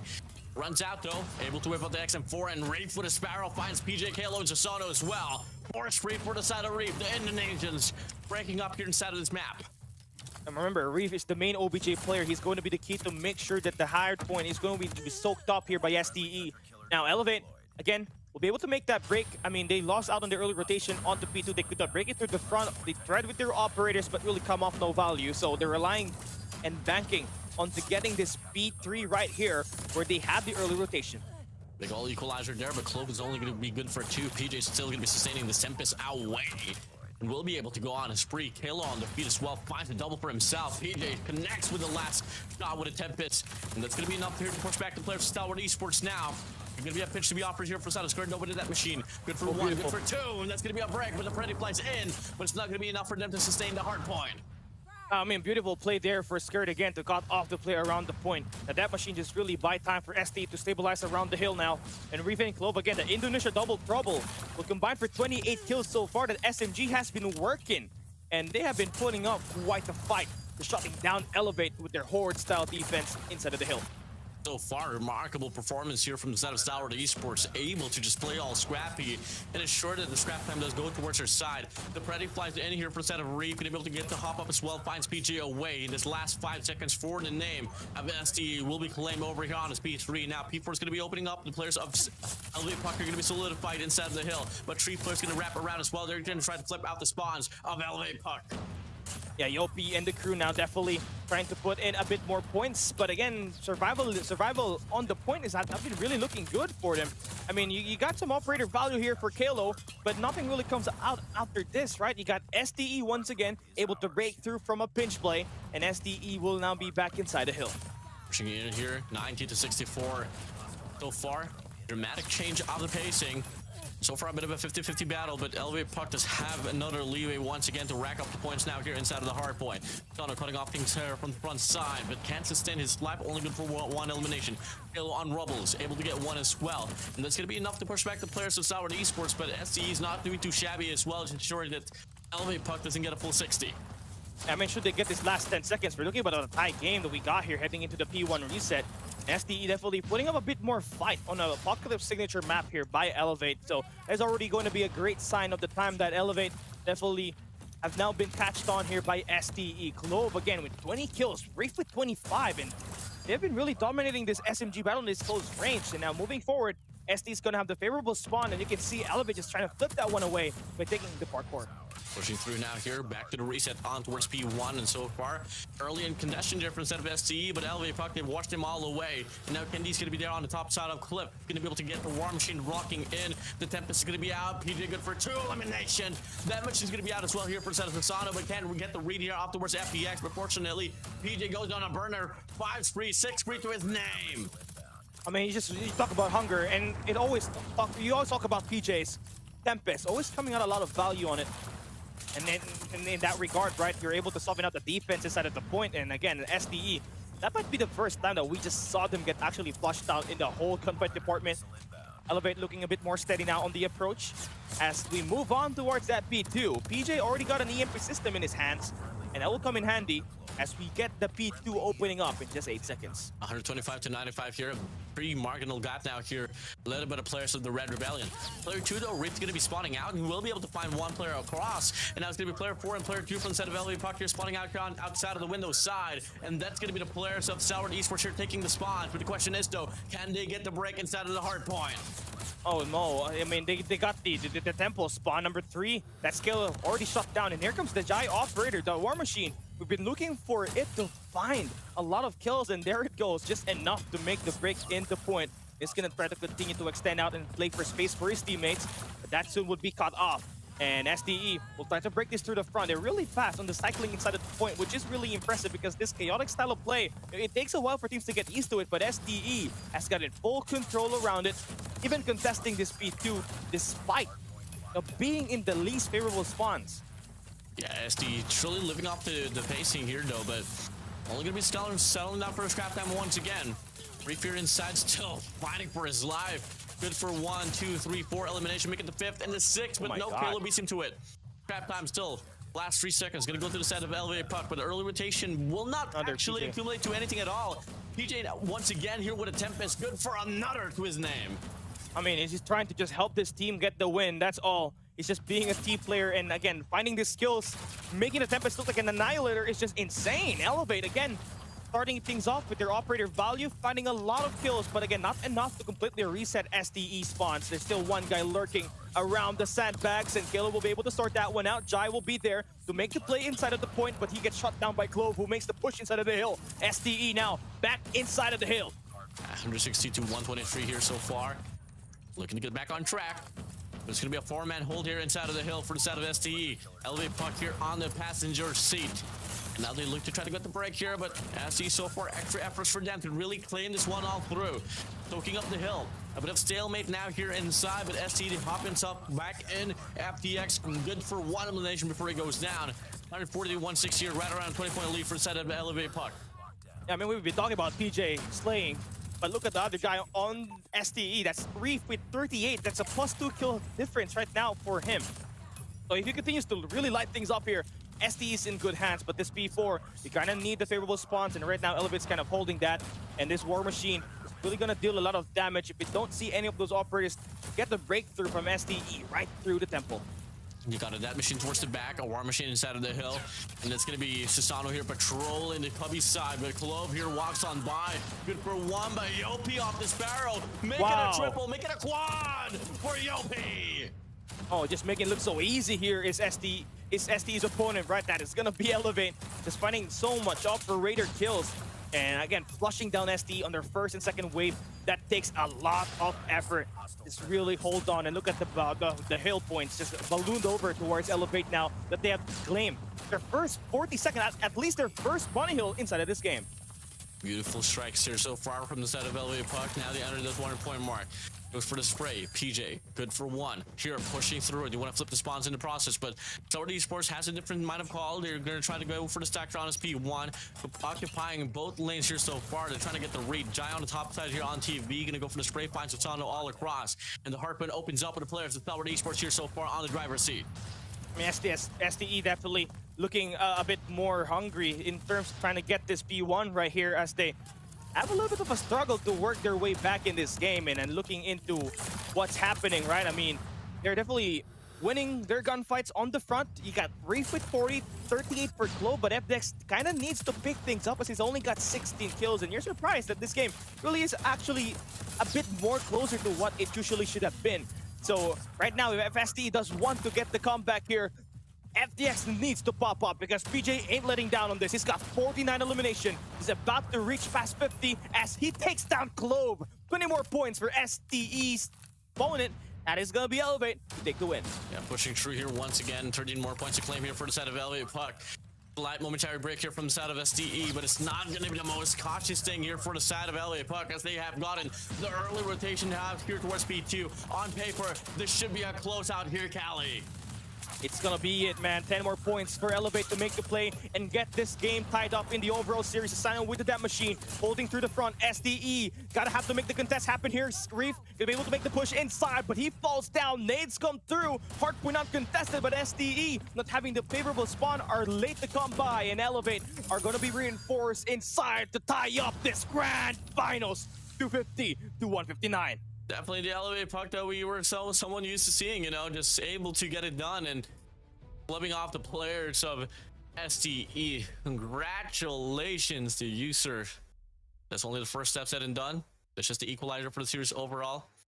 Bit of a reset here for the side of I don't know what's with the gesture for FDX, man. It I think that was the I think it was the trophy system, because like there's micro games where you need to look down to throw your trophy system, and so you got less MS, like milliseconds of advantage to try to get inside of the point, because if you try to throw it up, it will take a lot of time for you to re-switch your center of aiming in terms of playing this game. Maybe that's what he was talking about there. You don't throw your trophy system by aiming up. You gotta aim it down so you can really cycle in faster. But enough was said. I feel like SDE, with the way that this was played, again, the SMG did their load of offense. Reef and Clove was really hitting their shots. Is that FDX, again, kind of falling behind on the engagements in this game, allowing PJ to really score a ton of kills in this map.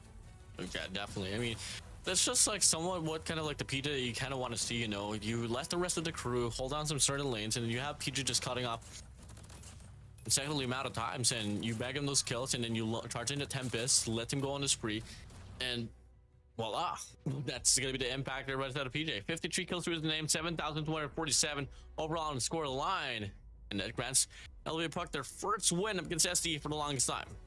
I mean, there we go. I mean, that's definitely the PJ that we definitely know for Elevate.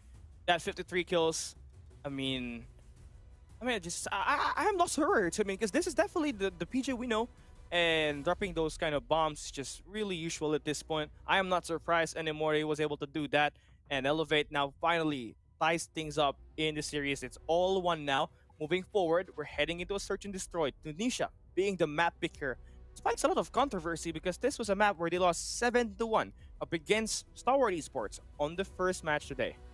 You know, I think one thing that just got Elevate Puck there on the upper bracket finals was really the nerves, you know, knowing for a fact that you already lost out on STE on Garena Masters 9, and now they're going to have this rematch, which safe to say that I don't think they haven't been playing against each other, especially on scrimmages at all. I mean, you guys are rivals, and you only get these types of opportunities on the big stage where you guys can check out one another. So, hey, there's a big reason why that it's probably out in the open there, but at the same time, I feel like if we kind of draw things back in the history line, you know, standoff was banned, and we all know Valorant Esports on standoff on the grand finals for Garena Masters 8, if I'm not mistaken, was a bit of a pain in the, you know, butt cheeks to deal with. So I see. I mean, looking into this one, I take back what I said. It wasn't a map pick by Elevate for map number 2. It was a map pick by Stalwart Esports. So that clears out the confusion that I had why Tunisia was late here for map number 2. I just saw the side. It was Elevate, so I quickly assumed that was the map that they picked. But it's the completely opposite side, right? So Tunisia being the map. And what can we talk about on this map? It's the shutdown by STE against the SMG duo by Elevate, which was the game changer, Warden, because you saw PJ scored 0 kills in the first half of the game. yeah, you know, something about PJ though on Search and Destroy hasn't been the most promising as well, and if ever he can pump it up here on his SND Tunisia, we might be able to see, you know, a probable change of pace on how it went. I'm not really calling it quits for the side of Stalwart Esports, because definitely they did win this one all through earlier, but you know, one thing that definitely was lacking there for the side of LA Puck was surely the SMG presence. Unlike, you know, for the side of SD, you had Reef and Cloves laying it out. Yopi and PJ was just falling into those traps. I mean, you've seen the nades, you've seen the concussions, definitely the concussions that has been putting down the players of LA Puck. So I'm not too certain if they have been able to come up with some readjustments and how this one went down, how this one's going to go down, but for sure, you know, they let Smap out in the open, and I know how persistent Olea is in regards to patching up the team. So hey, it's gonna be a brand new reset for me, bro. Well, we're heading into Tunisia, the land owned by Bobby Plays, and again, this map isn't no map play if you're Elevate, because you just saw yourself get demolished by the sniper. Jai being one of the key players of those first bloods, then Reef being the MVP to score 11 eliminations against your squad. That's going to play around your head, but the thing is, it's completely different now. Elevate has no more thing to prove. They already advanced here in the World Championship, and now they got nothing to lose. They are out here. They're just out here to try to take down Stalwart Esports. Yeah, it's just a battle for seeding now here for the GSL groups that will be happening on the World Championship, but it definitely play a big factor. After all, if you have the chance to grant yourself a ticket to go against the number 2 team, then yeah, you might want to take it. And all starts here now. Here, reset once again. No more leads anymore. Everyone's gonna be tied up, and we're gonna be heading straight to Tunisia once again. Cali, gonna be the first half here, and it's gonna be Stalwart Esports here starting things off on the offensive side. I mean, PJ is gonna be the one early on this attack. The nade do come out for Clove. Not looking good for him. That cook is pretty nade up. That nade is pretty cooked up. No kills there. Elevate will decide to even try to pivot. And now they're gonna get stunned. Tristano trying to survive one, but Reef there for the trade. Number-wise, SDE got in full control of it right now.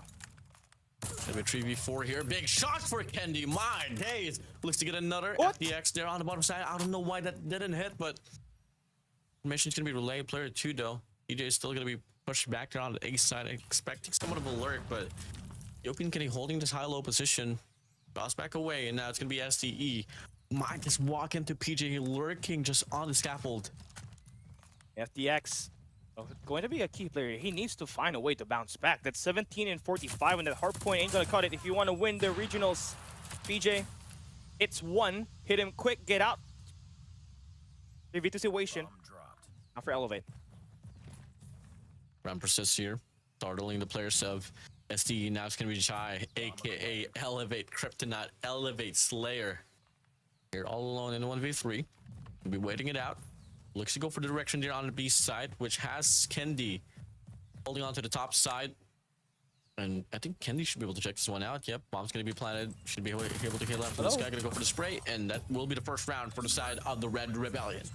Well, that's already a great way to start this game, right? You're starting on the defense. At least you get to change things out a little bit on your plays. I mean, Kendi hitting his shots early, definitely what you want in here. And with Susano picking up 1 kill as well, that's combining for 4 eliminations with your snipers. So your sniper is alive. Now what you want is your SMG duo to come alive as well. That's the only way for you to be able to make way for Elevate to win this S&D up against Stalwart Esports. Bait it out once again, pushing through here now here on the B side. Gonna be a double stack here from the side of Elevate Puck. But it's gonna be Kalo. Alongside Susano watching the red side. Is he gonna be ready for this though? Gonna go for the pop. No. Oh, Kalo gets 1. Susano gets 2. And now it's gonna be Klo all alone out here in the 1v3. What a play by Susano and Klo. Oh my god, what is happening? For Susano to play his life with the pistol to find those 2 eliminations just speaks a lot on how much Elevate have no more pressure to have here. Clove is gonna be taken down there by PJ, and just like that, we're up 2-0. Stalwart Esports needs to find something or on the attack. Clearly, they've been trying, not been working. Enemy has Do we dropped. know they go? And that's just the thing, you know. I feel like confidence once again was just a true problem there on the upper bracket finals. And now once it got the flow going, you're definitely taking things here up a notch. Player 5 and 2 is going to be, look at the level of detail, but look at player 2, PJ actually lurking towards the back. Might just get a free easy double piece here up against Reef and Jai. I don't think he knows. Able to say goodbye right there. That's going to be a nasty spot for PJ. Once he gets some information for Susano, he can make quick that route, but also puts himself in a pinch situation. If number 4 and FDX kind of drop down there, he's gonna get himself taken down. But great thing is Kalo watching his back, so he's not going to be in a big problem right now. Pushing in once again. Now it's a 4v5 situation. Dwar, Susano finds Jai away. Numbers drop, PJ off the lurk, able to get Clove as well. Numbers collapse for the players of SDE. Not looking good on your first 3 rounds, ain't you, for SDE. Gotta find a way for Reef to make a play. Remember, he was the MVP on that last Tunisia match up against Elevate earlier today, and he's gonna open things up on the B side and make this more manageable.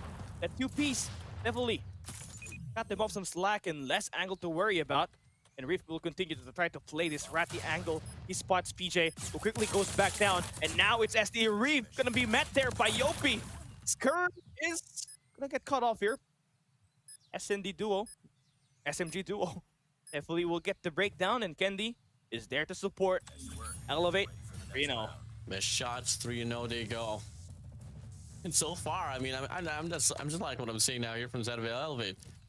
But you know, still credit yourself for Zed of SDE. They're still gonna be able to get some reach here and there, but not really able to get the last initial run. But now it seems to be a nade stack here on his B side. Gonna be a 4-man push actually, leaving player 5 Jai to all alone. Watch his mid map. Dono missing all of his shots. Finds a double hit marker. No, off the cross. Kalo backs away. PJ, the cavalry arrives. Gonna go for the chow, but Kalo for 1. Kalo for the trade. Back and forth to go. 1 for 1. 4v4 to go. Wait, Kalo, oh, he's gonna fall big shot for Reef to make that defense right through the mid rounds, and finally the numbers game are in favor for SDE. It's truly the need to put that bomb down. Pistol kill for Susano. And that's really good info for Kendi to try to play this one slow. Got the info. He's missing the next guy. That's going to be FDX, the mailman, providing first win for SDE this Tunisia map. A total momentum reset now here. What's gonna be the next call? So far, though, I mean, it's just all equal. Defend the objectives. The enemy has the bomb. Pushing it now here on one of the next rounds. Slight bit of intention for the set of SC to try to go for the strike here on his mid map alongside an A side. So it is looking to be an A to mid push, but Kenny starts things off with a nade. Big old spray down for PJ. Good for one for himself. Trails down Jai as well. And they learn off the concussion. They use survival training. And now all of a sudden, now it's a 1-4 situation with a singular Indonesian all alone. Putting it down to a 1v3, pops PJ out. Goes for the reset, but wherever he goes, the players of Elevate are there. Here we go, Reef. Nothing to do there. I mean, that happened just so fast. Elevate again with the aggression. And clearly wanting this one more. Right now, SDE. Yeah, not really finding a lot of sniper presence here this time. The exact opposite of what happened earlier today. FDX and Jai only 3 kills compared to Susano and Kenny, who's got 11. 4-1. A bit of a turnaround out here for Elevate Puck. And you then it's mid map here as they go for the collar. It's gonna be a 2-1-2 split once again. Playing for the picks from the top player for FDX is gonna be there, but not gonna be able to find an angle. Hello puts himself in the mixture as well. They're just playing off the beacon.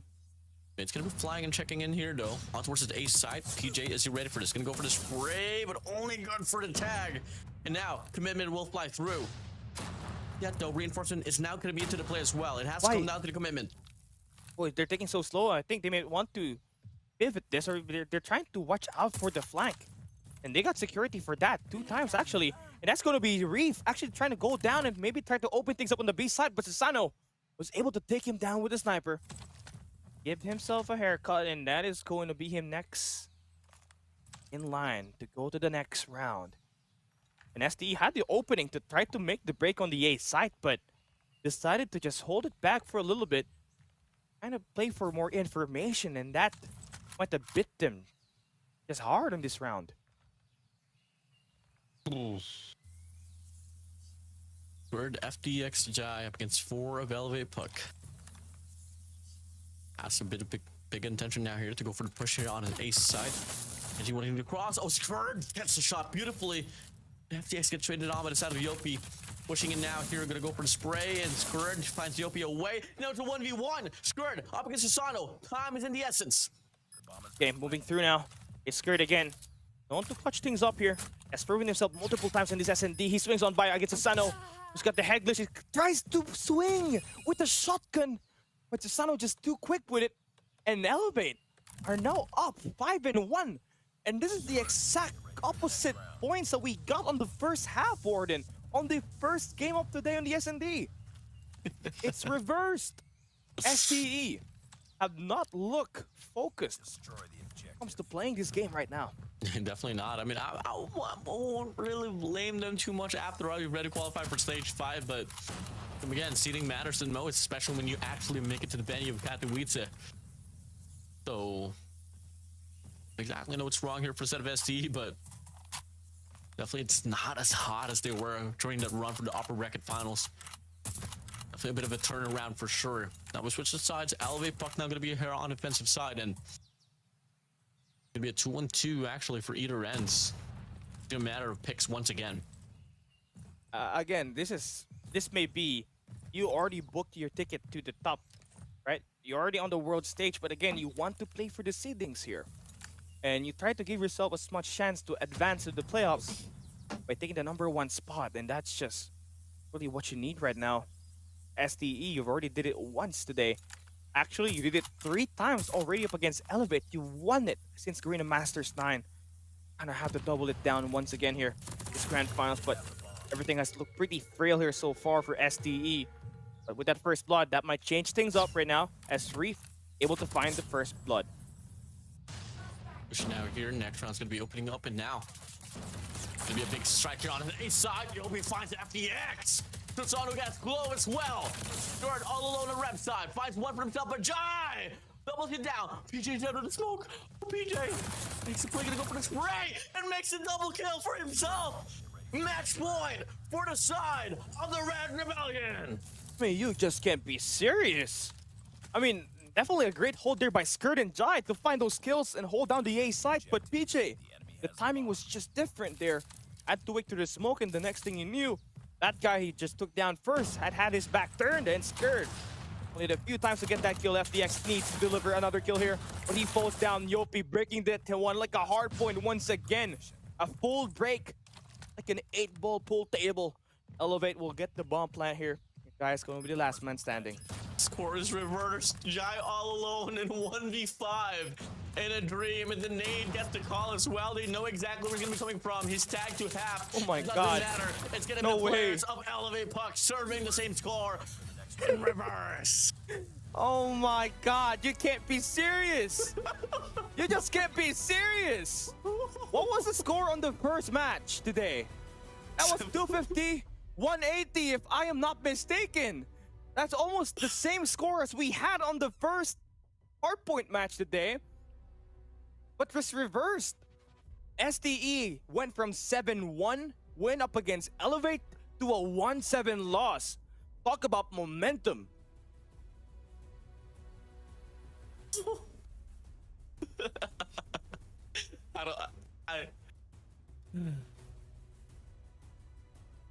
I'm just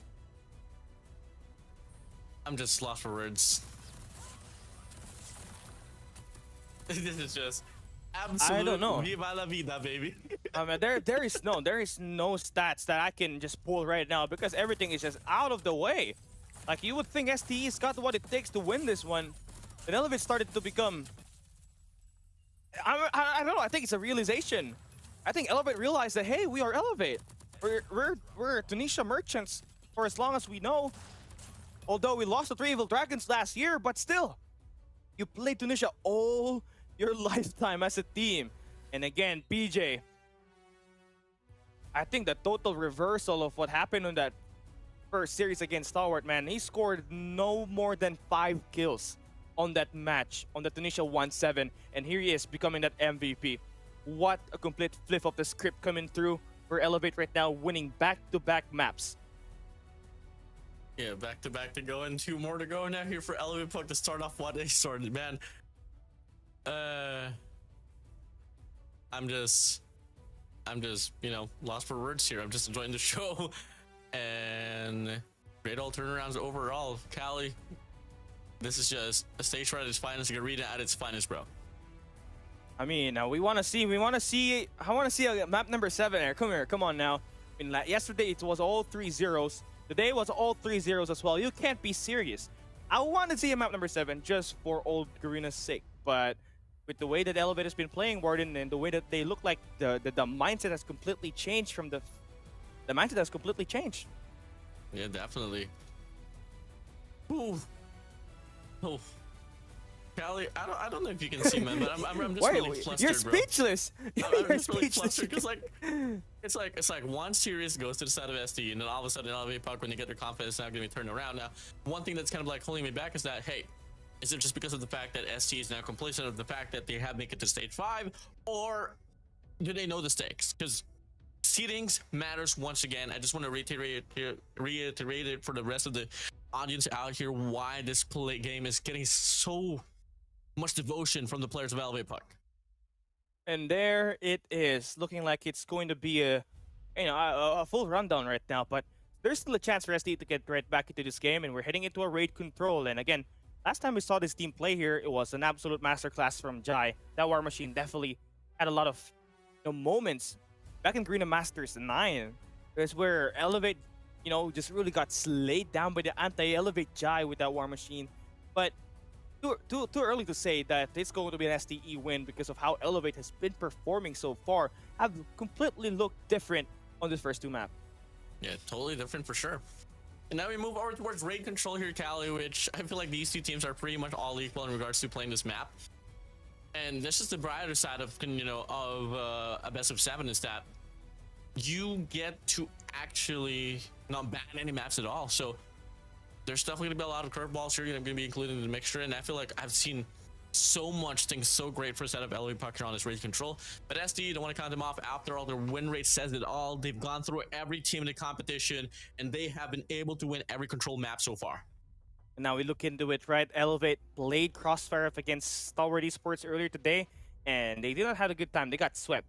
And it was absolutely a masterclass from Reef and Clove when they're trying to run down the spawns. And Elevate completely looked terribly lost in that game and had a moment where you really thought that Elevate's going to get back in round number 3, but only for it to be turned down by FDX with that Annihilator. So now it's just all about finding your footing back in this game. Yes, you have 1-1 map because of the +1 map advantage in this game right now, but looking into the momentum, it's clearly not in your side if you're SDE, so you need to try to earn your way back here. Make it more convincing for your squad. Try to fight back and get a legit map win as you enter map number 3 in Raid.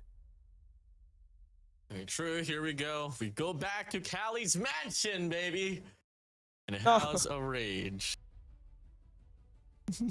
Here we go. Here we go. I mean, I don't know, man. I'm way due for my rent. I have not paid this mortgage for so long now. FBI is looking to hunt me down. But anyways, enough of that. Let's get this game started. Will Elevate continue to run down SDE? Or will we finally get the fight and the classic that we wanted here in this best of 7? Here we go. SDE will be starting on the attack side and will look to try to put their footing back into the B side. A classico game, a classic map, a classic rivalry between these two squads, and it starts things off here with the frags happening here on the B control point. 2 each. Make it actually the bulk of the kills going for the side of Elevate Pockets. They have been able to claim the op 4 players already. Now Kelly's gonna go for the COD, good for 1 elimination, Scourge there for the trade. And look at the push out here from the side of Elevate Puck. And Elevate PJ, again, having this control over the galleries is as important as you trying to take the map control in the middle of the map, but you kind of fall down into it. FDX finds those 2 kills, and again, if there's anybody that will look to try to help this team move way forward on the attack side, that will be the sniper from FDX. And they found the opening on the B side, trying to clear this one and play for space around the middle of the map, while also trying to get security on the 3rd lane for their spawns to not really get wind up moving forward. But they do lose out on the B side now, as we see Elevate go and find those 3 players around that point. And fully retaken is the site, and SDE has to improvise by attacking through mid. Beautiful control here so far from the set of STE as they're able to claim down the kitchen side, and that's exactly the factor that you kind of want to hold on to, especially when you try to go for the capture now here on the A control point. Pushing in so far. Now the progression starts to come through. It should sort of come through, but they are going to be deciding to hold back just a little bit. But Clove's going to put Slitter around as well. He doesn't see player 5 Kendi right behind his back, and Kendi goes for the shot, missing as well. But Clove, hello? Oh, he's got no clue. Hello? Oh, there we go. Matter. He hears it this time. Yeah, he gets the kill. Now you're going to try to go for the spawn trap just to make the life counts more miserable here for Elevate. Then he does get caught off. But you kind of do give away the chance for your squad to get that B side in your hands. 2 ticks in, just 1 more tick to go through. But you want to avoid from getting your last player, your only player on the B side taken down, because that would be you don't got no more time left to play inside of the hill. Pushing here, coming through here once again, able to get this one down. Oh my days, 8-7 now, no and run. no time left remaining. And the first round is gonna go to the side of Elevate Puck. Oh my, what just happened there? I mean, SDE, they were able to get the capture, but not just as really as consistent, because they were busy trying to make wave to try to flip the spawn of Elevate and get their opening on the B side, but just really down to the execution that was really kind of missing. And now, move on. This is the signature, War Machine from Jai. Still, no elimination from the War Machine. And look at how much space Elevate PJ and the crew was able to get. He's now pushing through laundries, and they got no clue at all that this guy's already through the front. Finds the first 4 now here. PJ off the rip from the flank, gets 1. Make it a double for him. Rip is there for the trade, but the damage has been done. And now, support from the side of EOP off the Sparrow. Finds another for himself as well. Diverting attention there on the mid-map. There's going to be 3 opportunities here on the front side. Clove off the rip from the flank. Only good for 1 elimination off with a Tempest. Here we go. SDE finally able to get some grounds up. He got the flank coming in through for Reef on this galleries, and that is essential for them to just try to cut down a couple of more live counts. FDX does not pick the corner, so no value on that operator. Really tough for that FDX Annihilator, as you do not get the chance to even go in for a spawn trap or even just cut off Elevate right through mid. And that's just terrible. Terrible execution for SDE back to back, as that 1 minute will now turn into 2 minutes. Elevate are again in poise to have the numbers advantage, and they could just warm through the mid-map just like this. Kitchen side once again here. Players with SD gonna be spawning out here on the court side. Don't really have any top-sided control. That is exactly what Clovis gonna try to wrap around as well to get some coverage. Now here locked in. Squared no good for one. Sprays on by McKinney with a machine pistol good for one, and it turns around as well with a sniper, able to get another to his name. FDX for the trade, and once again they do push back the players of Elevate Puck, but one player still gonna be lurking there. That is gonna be Kalo, looking to sustain his life all through, playing on the jungle side, and that's gonna be making a call as well for the rest of the crew to try to wrap around on Laundry. 10-7 to go. Game down to the wire. Okay, 10v7. Gonna have to slow things down if you're STE. You want to push up, but you can't afford to lose any lives no more. Reef gonna get stunned. The child there complete for Kalo. Squared reaching off here, just hiding like a rat, but finds Yopi on the other side. Quick reactions. 4 lives remaining for the side of SCE, but 6 for the side of LA Puck. Still very doable, but can he find Jai away, pushing it down to a 5v3. Another one bites the dust as Clo peeks out on PJ, FDX, and now Reef all alone to go for the clutch. A 2v4 situation into the hands of SCE, but unfortunately for them, Kalo shuts it down. Elevate Puck on map point.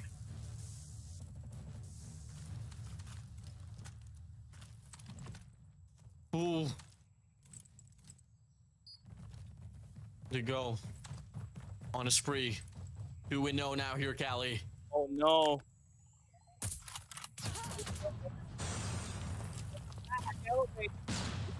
Again, this is back at that store. SDE went in for the 3-0 on the crossfire, and now they are in the brink of getting eliminated here. If you don't win this round, there's even no chance of them trying to pull their weight back up, because they have to be playing perfect for the next 3 maps. So you gotta fight back and get these eliminations. Finally, those operators are starting to show up, finding a bit more kills, more than what they have been doing for the past 2 rounds. Oh, beautiful. Not really the best of honor color there for the side of Clove, but hey, the round persists here, and so far they've gotten the second half captured as well. They're on at A control point. They quickly try to get some tussling going on. They're on a B control point as well, but fortunately for them, it's going to be reinforced by Yopi once again with a Sparrow, which leads the rest of the composition of SDE to try to scramble across at A control point, but they meet another wave of contention as well. 17-19, a brighter start for instead of SDE, but slowly but surely as well, Elevate Puck, they're recovering. Oh man, look at that, PJ and the crew. I mean, they still got a +1 advantage, +1 deficit, but you have been able to clear up the B site right now. And unfortunately, for SDE, you still don't got any capture at all. The clock is running out now. You only got 35 seconds. This might be a full repeat of what happened earlier today. I mean, earlier on this round number 1, where you don't got enough time to actually capture because it ran out. Susano with the shutdown. That's 2 guys that he managed to eliminate. And again, they're being funneled by number 2 in blue and PJ. So they're going to attack the A side here this time, where you got Yopi.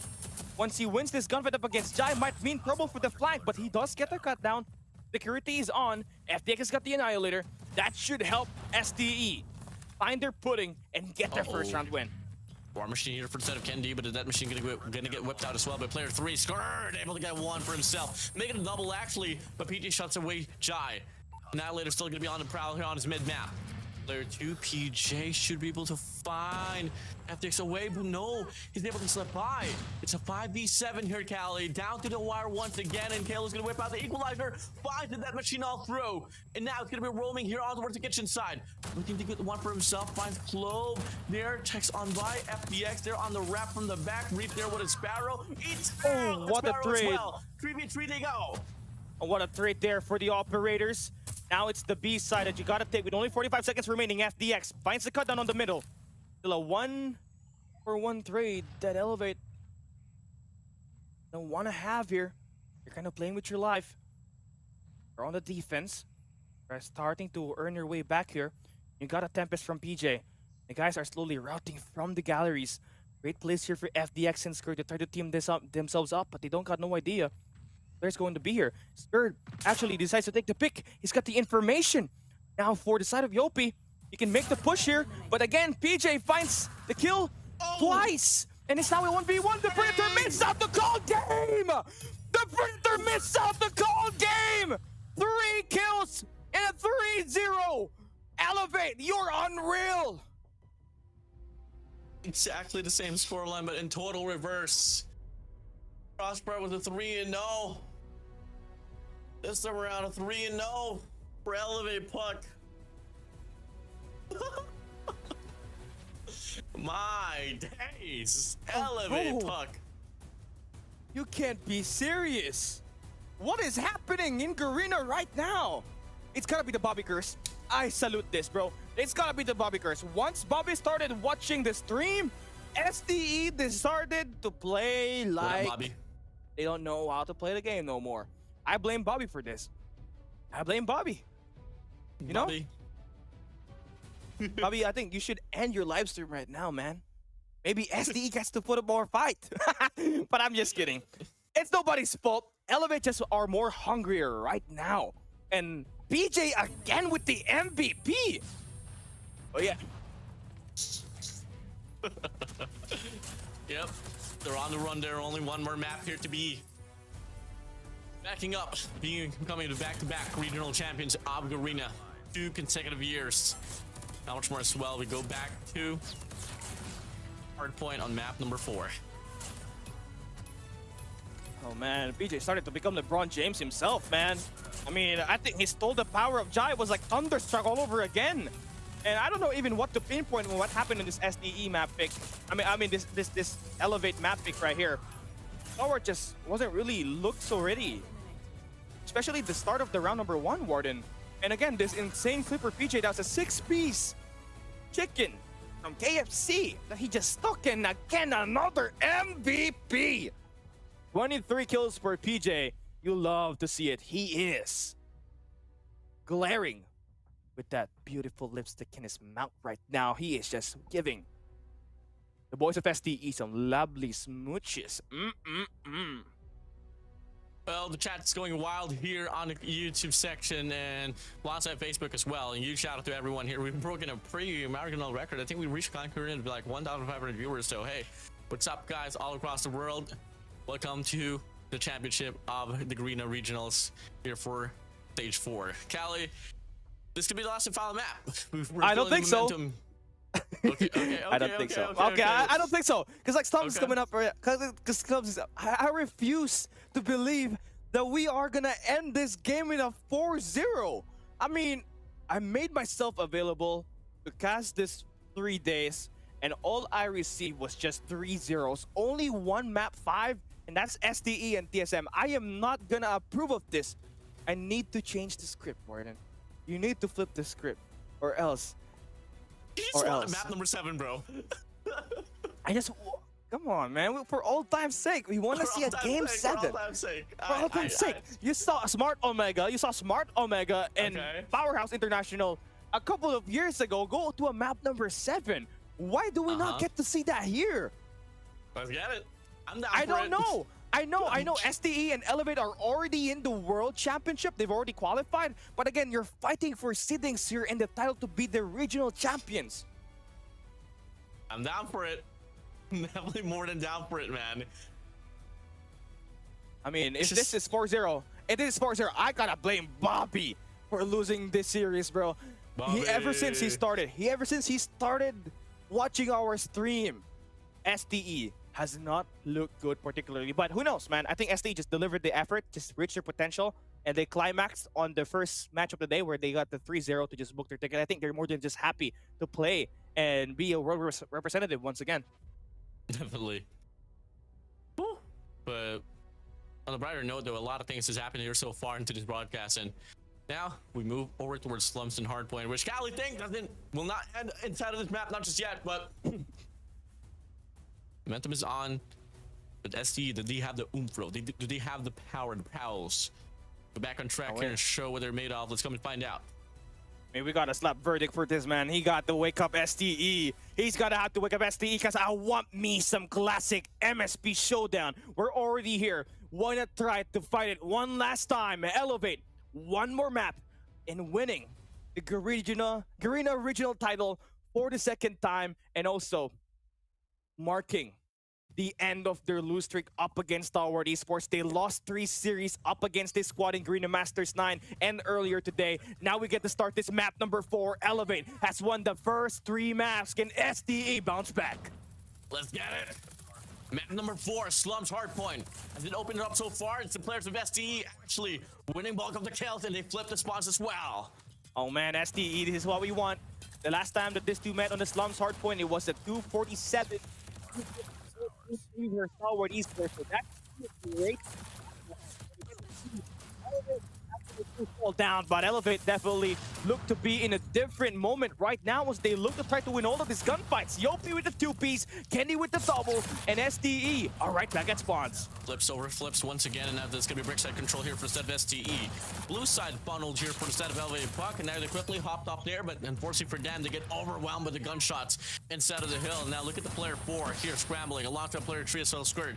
Here trying to get the early rotation here towards P2 while simultaneously P1 is still going on. Last 10 seconds here. Scrap time getting fought for. Player 1 close still wins the fight, and it's going to be STU winning P1 and actually getting the early rotation as well. Yeah, 12 kills so far for SDE's SMG duo, Clove and Reef. So you gotta have to make sure this remains consistent as you get the early rotation onto P2, the anti-Elevate map. This is one of your best maps. Just really take away a map away from Elevate, and it just works right now as you're claiming time and getting this gunfights in your way. Be a frontside push here that Elliot Puck has to worry about as Jai's going to be holding on to Double D here pretty well. I mean, triple stack here from the set of Elliot Puck, and they just run towards the players of SCE, and it kind of get to see already how erratic it can be here on this map for the set of Elliot Puck. Hence why they banned this one through all the upper bracket finals, because right now on this P2, no accumulation whatsoever. Yeah, Elevate looks lost right now. Those operators are just popping off. Look at Clove extending out, and the shredding machine is there. Good for 2, and Jai officially back in duty. 14 eliminations for him at the moment. And Elevate definitely looking to try to flip off spawns and try to get this one. But what you want is the early rotation on to next, where you got Yopi actually already in the hard point for P3. Just gotta have to survive those 2 guys slamming through. And then SDE definitely do get the shot down. But again, too far and too early to say. And this is going to be a full snowball, but SDE just changed that P2 to a P3. Clinical route that they have taken. Yeah, definitely going to be a 57-point lead, and now that's going to be extending once again, pushing through. That machine's going to be inside of the hill. Skirt leads the way, finds a double for his name. Player 3 walks on by. It's going to be Kalo here with an equalizer, and that will be serving a break finally for the side of Elliot Puck. Yeah, Kalo, just the operator Showtime right now. It just gotta have to get printed out just to be taken down. Elevate again with PJ with the Tempest in his hands, looking to try to play dirty and just cut off this players on rotation. And man, look at the accuracy from this demon. He goes in for a 4-piece all by himself. The Hunter Killer Drone there to provide the backup for him to have more chance of getting more kills. FDX again dropping down to PJ. Late break though from set of Stalwart Esports, incrementally going to be much more impactful here for the set of SDE, as now they're on the march to enter the 100-point mark. Susano though with that machine, good for 1, good for 2, making a triple for the side of Susano. Wow, beautiful shots, and the operators are just enough to try to score some points here for Elevate, but SDE still has got a great cushion to move on to P4. Now this is going to get back and forth scrappy as SDE now will have their operators maybe lined up here, more specifically that Sparrow from Reef and Jai's War Machine later on as this cycles in. Elevate will be maintaining the first few seconds of this P4, but now they've all come crushing down as Reef finds the triple with the Sparrow inside of the hill. Yeah, early rotation here, granting another wave of the first initial points here inside of the hill. So far, FDX and will get a caught off here on towards 1 player. It's honestly not going to be all alone here off the pinch, but 1 player actually, Yopi, spawns out. But the rest of the players of ST are going to be stacked up now here inside of the hill. Last 30 seconds fight for, and so far, Stalwart Esports, they don't want to give any of it for the players of Elevate Puck. Oh, Scared just playing with his life with the pistol. Will get traded out there by Kendi, but good enough for them to make that contest and not allow Elevate, who had their early rotation, to score as much points as they did on that P3. And now Jai's War Machine will be successfully popped up here. And again, not enough kills. Never mind, LeBron James is back, and he is out to hunt with that 23 kills that he's got. That's the highest on this lobby so far. Now we go back here to P1, which it's going to be right around a 66-point lead here for the side of Sour Esports. But as it opens up, no better formation so far here from the set of Elevated Puck. And now they're going to whip out the Tempest here. That's going to be led by the set of PJ. Pops one for himself. Reaps lit on by instead of the hill, but can't sustain. But in the process as well, the sponsors going to flip now. Sprint here from the back. Walks into PJ with a Tempest once again. And that's going to be Elevated Puck so far getting the first initial 3 points here on this P1. Oh my god! PJ can't be killed! Even the equalizer is not enough for him to be shot down. It takes another operator to fully get him out of the league. 27 kills for PJ. He's been able to tie up the kills along there with Jai. Those are going to be your marquee players. If you want SDE to win, Jai has to pop off. And if Elevate does so, want to get this W, it's all down to PJ and his ability to try to put his team on his back to get these eliminations on this P1. They're getting the scrap time, which is going to be very nice. But what they are doing is thinking bigger picture. Moving on to P2 is where they got the early rotation, with Susano having the death machine to shut down the blue and orange area on the map. That should get them a great cushion to play for the space around the map. Yeah, this should be a probable comeback now here for a set of Elevate. Sauna's still going to be controlling this lane away. Unfortunately, missing the last impulse shot there to take down Jai, but it's going to be a total reset once again here for the players of STE. Pushing back now here, fully defined inside of the hill. Double D control alongside the lane on the highway here. Simultaneously going to get pushed up by the players of Sour Esports. Should it be enough for them to get the break? The answer is yes. Wow, just accumulating all of those positioning, allowing Elevate to rotate and cycle into the point, and now STE was able to managing. They're getting the kills and the spawns to actually flip. So now the War Machine and the Spyro are back in business, and they're doing just enough to claim this last 20 seconds right here. Talk about the value on these eliminations right now for STE. Beautiful takes here so far. Coming into the mix, pushing through. Here, Sour Esports looking to go on a run to close things out. 172 to 93. And so far, players of Elevate Puck trying to fight for the scrap time, but it does get denied. Moving over to P3 once again, the early rotation. We got to see this last time around, Cali. They weren't really able to sustain the full duration, full duration of it. Yeah, Jai with 38 kills already managed as a walking killing machine along here with PJ, who's got the Tempest again in his hand. So finally missing his shots, and it's up against Jai, his rival on the other side, who's fighting for that highest frags in this lobby right now. Elevate has got a lot of comeback to do. They need these operators to get a couple of kills, just trying to stop the push coming through from the blue broken, and they're going to be able to sustain that right now as Elevate do find 3-4 kills to go down around them. That should be a spawns actually flipped up for SDE. They're going to be trying to hit all the way to the laundry side, which they do find the read onto PJ, who tries to play that cut off, but again, quick on their feet is SDE. They managed to find the break on the last 20, but only for a brief moment. The quick attack there for Kendi managed to get them inside of the hill. Big stack here, triple man stack here for the set of Elevate Puck.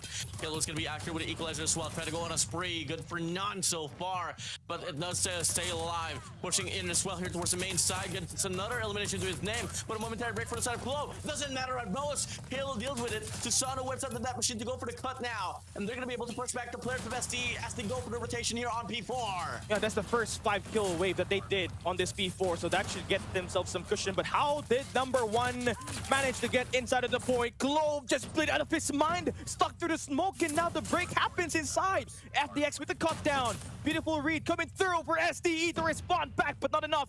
You're spawning your teammate all the way from your back, but you gotta win your gunfights in this next wave. Jai with the War Machine, finding 2 eliminations. One more to go through the blue van, but he falls down, but Skurd inside of the hill with the War Machine, with the Death Machine, trying to get all the catalysts he can. And that's more than enough. His teammates will break P4. Window side break here, longed upon by the side of Elevate Puck. Now to get pushed back here on Cemetery. GOP leads away with a Sparrow, but meets Reef on the other side of the wall. Reef good for 2 eliminations. Squirt inside as well. 204 to 147. SDE now here, only needing at least 40 more points here to close out the game. Yeah, Slum's just looking terrible right now for Elevate. This is the best time for SDE to put themselves in the game right now. P1, you got a chance to maybe just get a little bit more closer to winning this game. You shot down PJ's Tempest, so they don't got no operators to work around with on this first 15 seconds. It's your Robin Elegance. That should be enough for you to try to get this one home. They tried to get an early flip down here, and that might just come out pretty successful as FTX Giant Skirt finds one apiece here off this wave. Kendi trying to sustain this life away. Sprays by, finds Skirt, finds one on the top side, making a double for the side of Kendi. And so far, they're trying to play this one all scrappy, but the players of STE now going to be hitting it from the Rick side, and that should be sufficient enough as well for them to get the break inside of the hill. Oh, just really scrappy right now is Elevate. The Reef's going to be there to play the OBJ. He's got 76 seconds to his name. Flo is going to be there to back up and support this hill at the moment. All 360 is just going to be handled here by STE and the Equalizer to just stop the push through blue. And that might just be it. They're a step closer to winning this game right now. They try to go for the striker on the early rotation, but the players of ST tries to solidify it. Player 1, Flo, fighting for it. Player 3, Skirt, into the mix as well. Kendi from the back, able to go for the spray, but Skirt beats into it. 234 to 161, as hardpoint number 2 is going to be opening up. It's the players of Elevate, Puck here late on rotation. And ST can feel it. They can finally get the round win on this series right here. FDX with the shutdown, 2 elimination with the Tempest. 163 to 237, only 10 more points for SDE to get this win right here. Hardpoint going to belong in their hands, and Elevate being far away from the hill. That should call game. Shy with a masterful 50 bombs that are up here. Just put SDE in the game. Woo. Welcome to map 5. Here on this best of 7. Still needs to go 2 more to go as well right after this. They want to take this match away from Elevate Puck. Definitely a startling loss there from the side of Elevate. They look pretty lost in towards the entire duration of the very game, and it wasn't really RNG, just better preparation overall from set of ST on the Slums Hardpoint, and it all really went down to how they handled the P2 Cali. I mean, second time's the charm there for the set of Elevate Puck on the P2 rotation, but ST for some wondrous just situations, they were still able to get it all done, and it really bit down the players of Elevate Puck, all due to that P2. Yeah, that definitely was the problem there. Elevate not really able to secure. I mean, they did try to secure it on the second hill rotation. They had a couple of guys holding down the ghetto just to maintain the spawn, but the hill pressure was just so overwhelming through the front, and that's how the cycle just went in for STE. They were able to break through that P2 and just scored most of their hill right on that site. And even despite an Elevate PJ performance right here, doesn't really matter, as STE played completely well with Jai just going in for a 51 bomb. And we've been looking for this guy to put himself in the marking in this grand finals, and he finally does it. Looking 4 maps to find his group back. But STE, this is their mark. Might just start the comeback here in the grand finals. I mean, once you get to see Jai racking up the eliminations and building up the war machine, you best believe that he's going to be able to find the impact. I mean, probably the best war machine player that we've had here so far in this region of Garena. And every time he does it, it's just so impactful. Same goes for the set of FTX off the Tempest, able to get it done, and Clove off to the Equalizer. Overall, I mean, every player has just shown their own remarks in regards to how to wield those operator skills pretty successfully.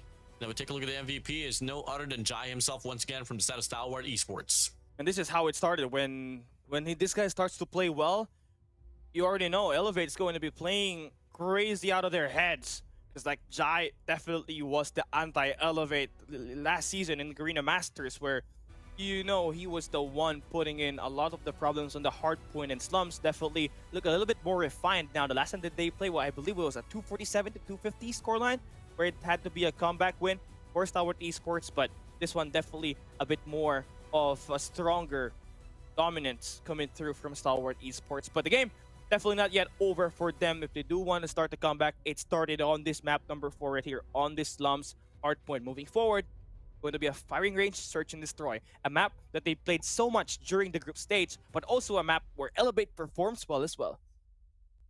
Well, I mean, we saw this one played out earlier in Dav and TSM, and clearly Elevate Puck just wasn't really in total full control, but it definitely showed some, you know, some remarks on how familiar they are in regards to the situations of the map.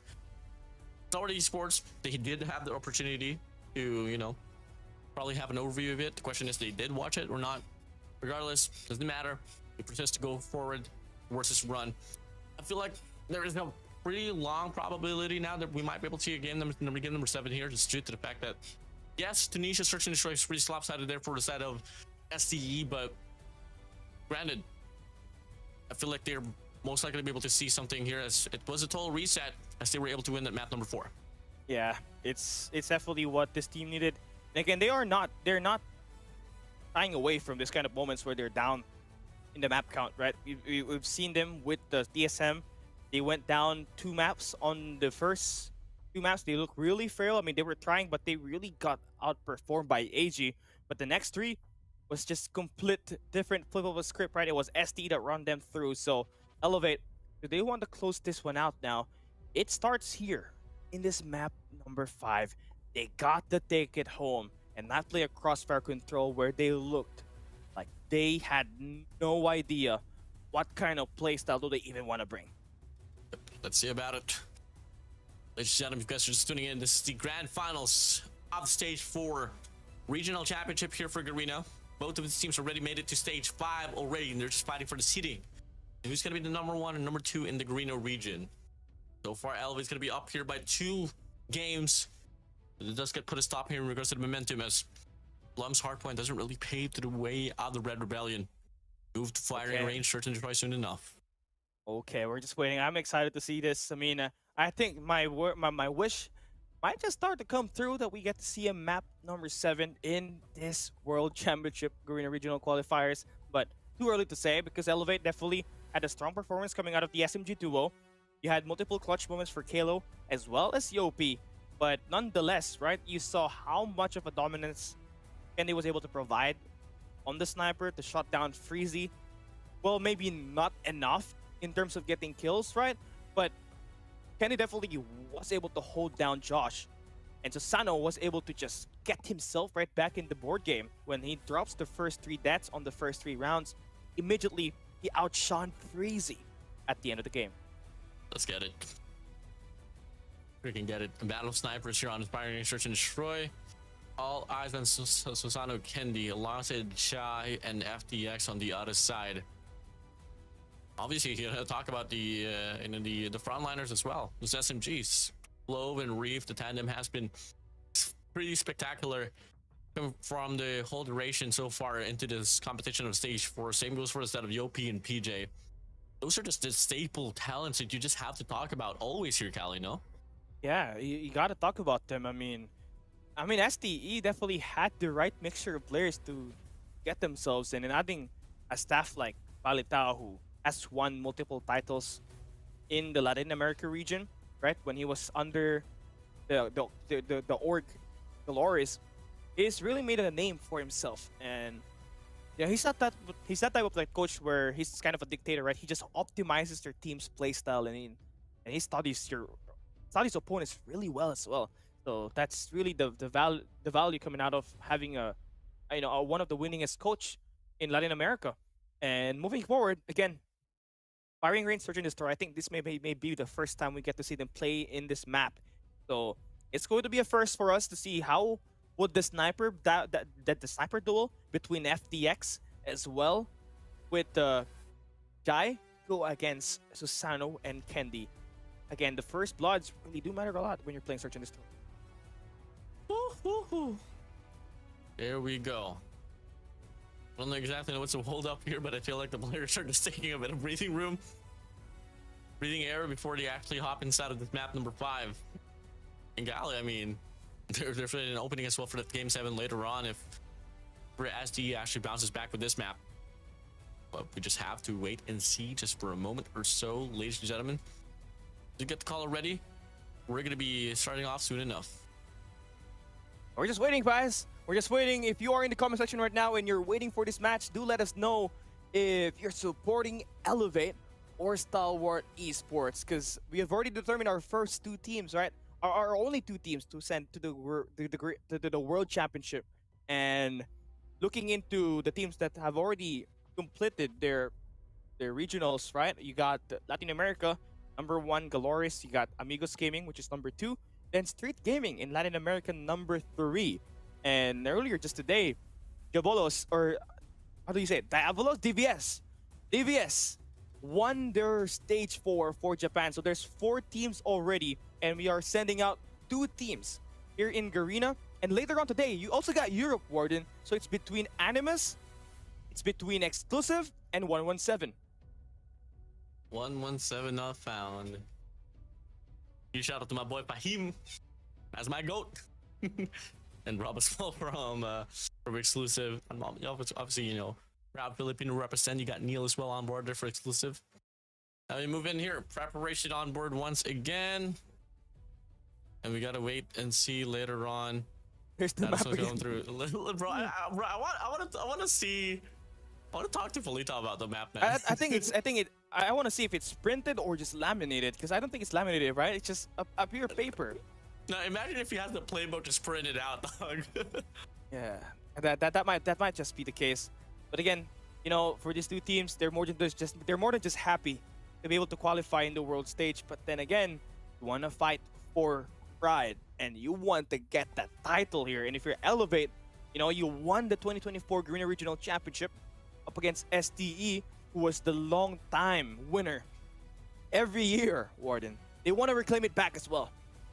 That most definitely, man. I mean, it's a good title then to have here, you know, to be the regional champions of your own region. So, hey, let's see once again. Love the map, man. You know, a lot of coaches, they got tablets. Nah, bro, this guy old classic maps. Yeah, that's literally how you try to help your team. But then again, I don't think there would be a tablet good enough to just showcase the map that big, right? So having it printed out is just really a big brain, and definitely what you want to have as a coach, right? You want to bring in those live moments for your team, the playbook. How do you want to play the firing range map, and them to start on the defense? They gotta have to worry about how Elevate decides to attack this, because we've seen a couple of slams coming through for Elevate when they played this firing range map earlier.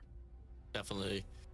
Well, Fire Range Search and Destroy has been a big L staple once again, Callie. We've been going back and forth in regards to, you know, the statements, yada yada yada, so on and so forth, and it's just all gonna come down to the preparation once again. And we've seen both Polea and Polita just doing the best that they could to prepare the players in regards to, you know, the strats inside of the game. I feel like both of these teams are pretty much like, you know, hyped up, pumped up to get on the action, ready on Fire Range. Yeah, definitely. And I just can't wait to start this game. But both teams are just really trying to prepare themselves to move in and play around this map. Do comment down your prediction on who's going to be winning this map right up next, and also what is going to be the scoreline, because definitely I feel like we're looking into an overtime here, Warden, with the rate that these 2 teams have been playing in firing range the whole group stage and whole Garena Masters. They definitely has got the fundamentals to put themselves in the driver's seat. It's gonna get cooked here instead of Kendi as well. There's not gonna be any trophy here, so that's gonna be directly, no, never mind, heading towards Clove. Nope, never mind. Best opportunity there, but first blood, no. Jai connects with Sasano. Look at the position here for player 4, FDX. Look at FDX there on this side of the tower, and it's now gonna be able to hop up as well. There's a monkey right there. Oh, but no idea for PJ. He's gonna slam through it. Oh, he missed. So that's good information now. Number 5 in Kendi, along with Reef. There's a difference between a 10. Here we go. That's it. That's the information for Reef right now. The attack is patient. Reef. 1, 2 is not available. Unfortunately, there too much patience, and look at the punishment from Elevate.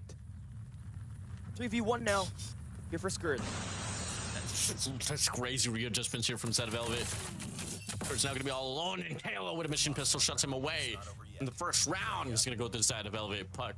Completely just like that. You got to talk about how they were able to just reset the whole situation, bro.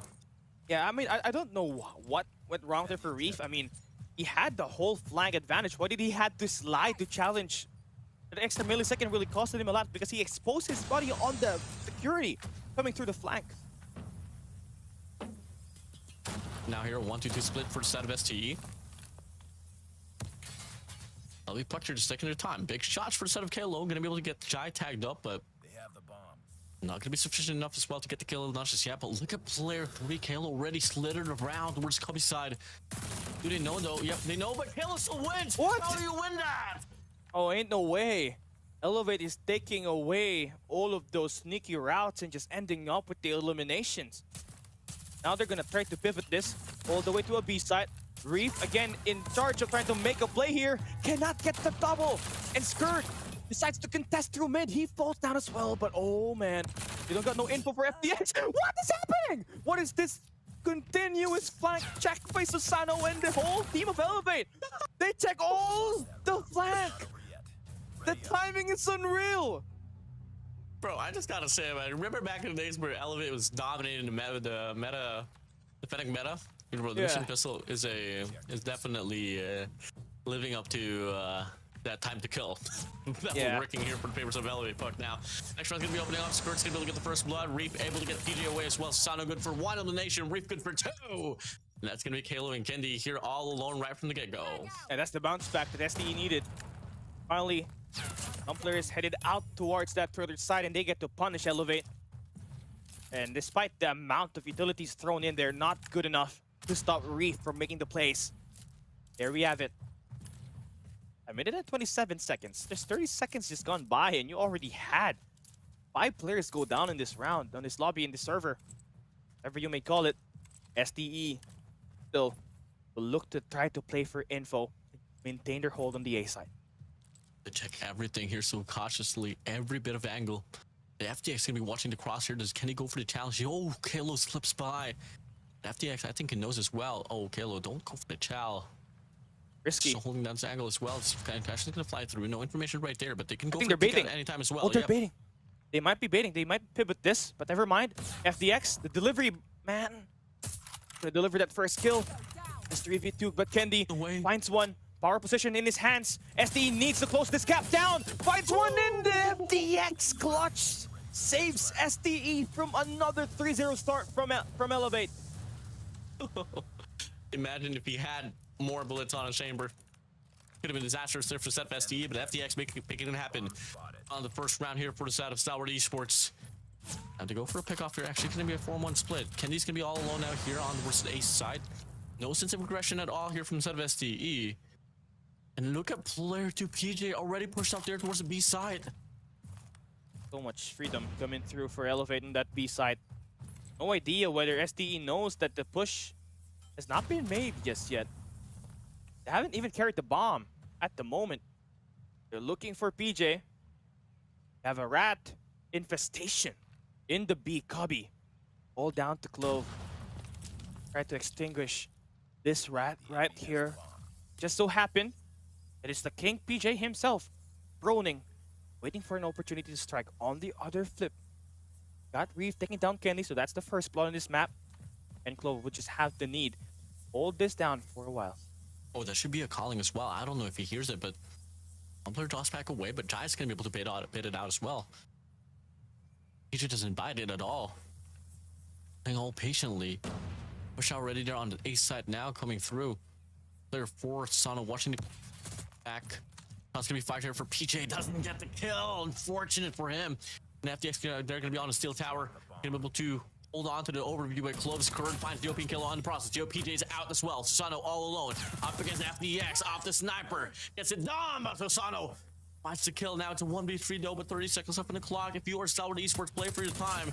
And they're gonna be able to shut him away. 2 for 2. Here we go. Here we go.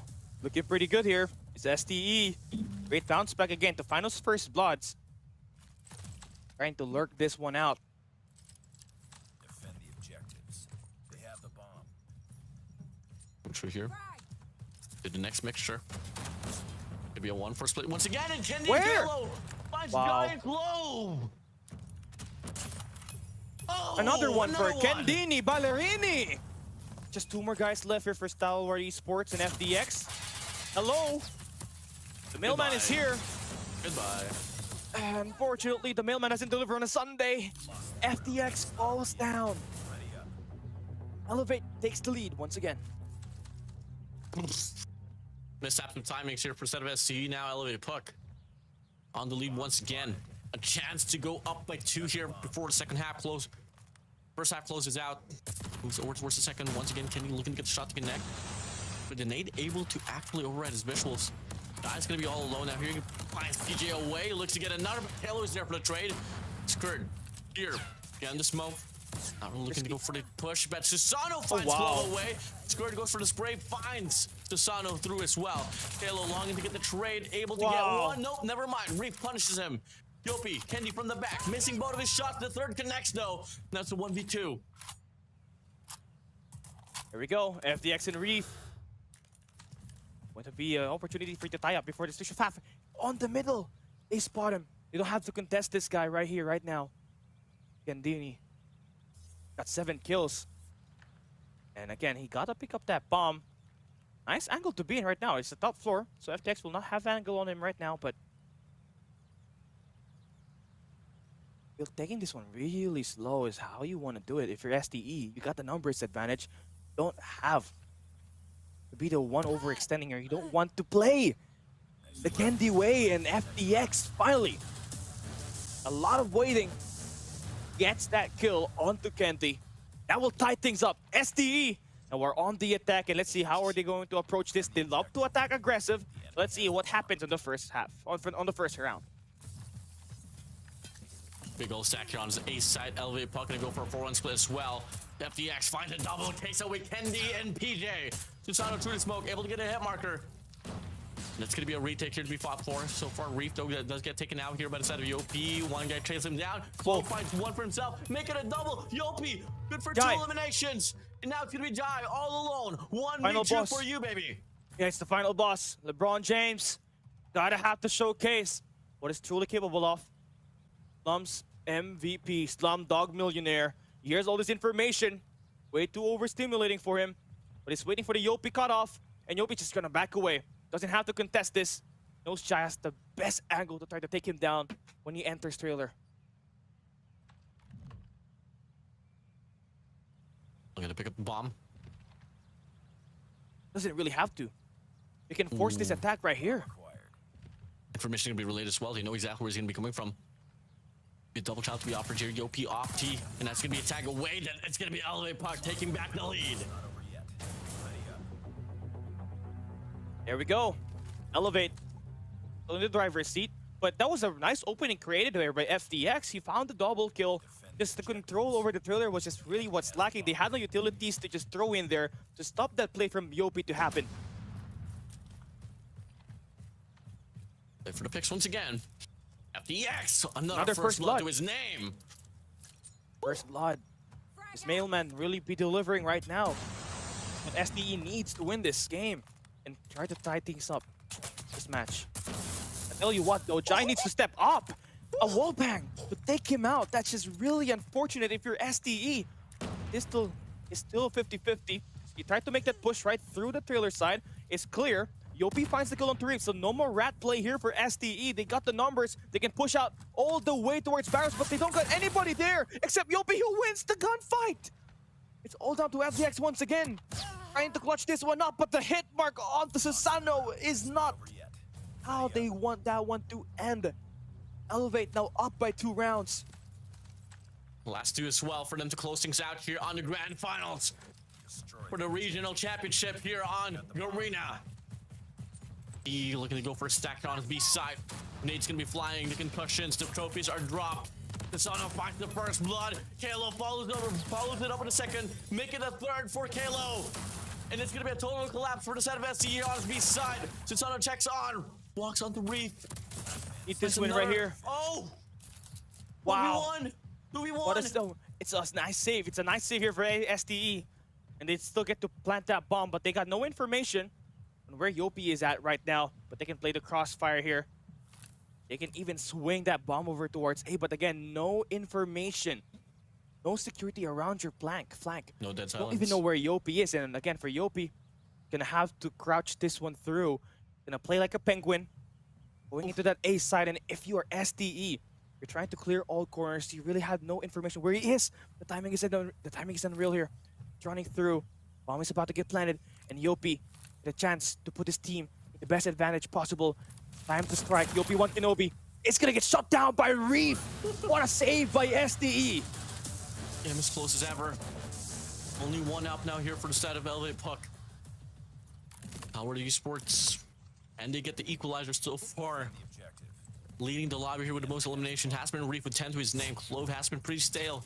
Only good for 2, and now it's going to be a big stack once again here on his A side. There's no guy holding down that mid-map. If you are SDE, you want to shut down Yopi and PJ inside of that hill. And you do find the first one. But again, Yopi just too good to get those eliminations to tie up the numbers game. SDE trying to will themselves through here with a giant 2-piece around the back to shut down Kendi. Yeah, if this round just goes into the favor of SD once again, and it has to, which is Shy, making it work. Holding the angle down. Obstinate as well, that's gonna be Jai alerted. And gets a shot! Oh, flick to the face, Asano! Get a shot, now it's a 2v2, 1. Behind the steel wall, way. Gonna go for the shot, but no, it doesn't connect. They have no clue where Skirt is. But they're gonna try to filter this one out. That's the first one. FDX has to deliver once again here.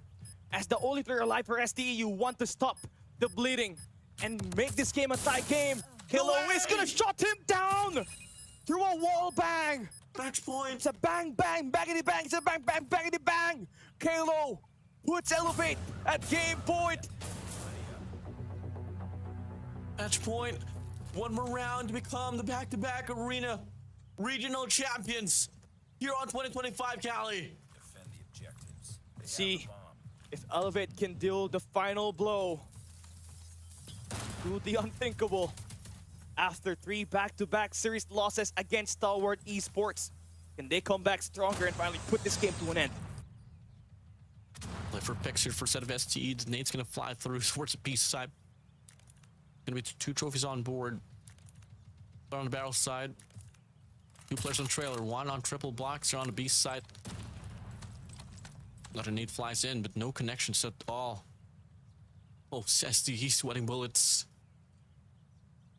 Don't know what's up. First blood will help you win this game if you're FDX. 2 rounds to force overtime. Oh. And there goes the first blood. Wall bang to take down Kendi. 5v4 situation now. All you just got to do if you're trying to make this push on the A side is stop Yopi from running down the trailer all by himself. Reef on the other side. PJ just holding this one down. FDX runs back with a sniper as well. Reef check. Oh, no, he wow, doesn't. Oh, timing PJ is beats him to it. crazy. 4-4. Dono's turn to make the spotlight.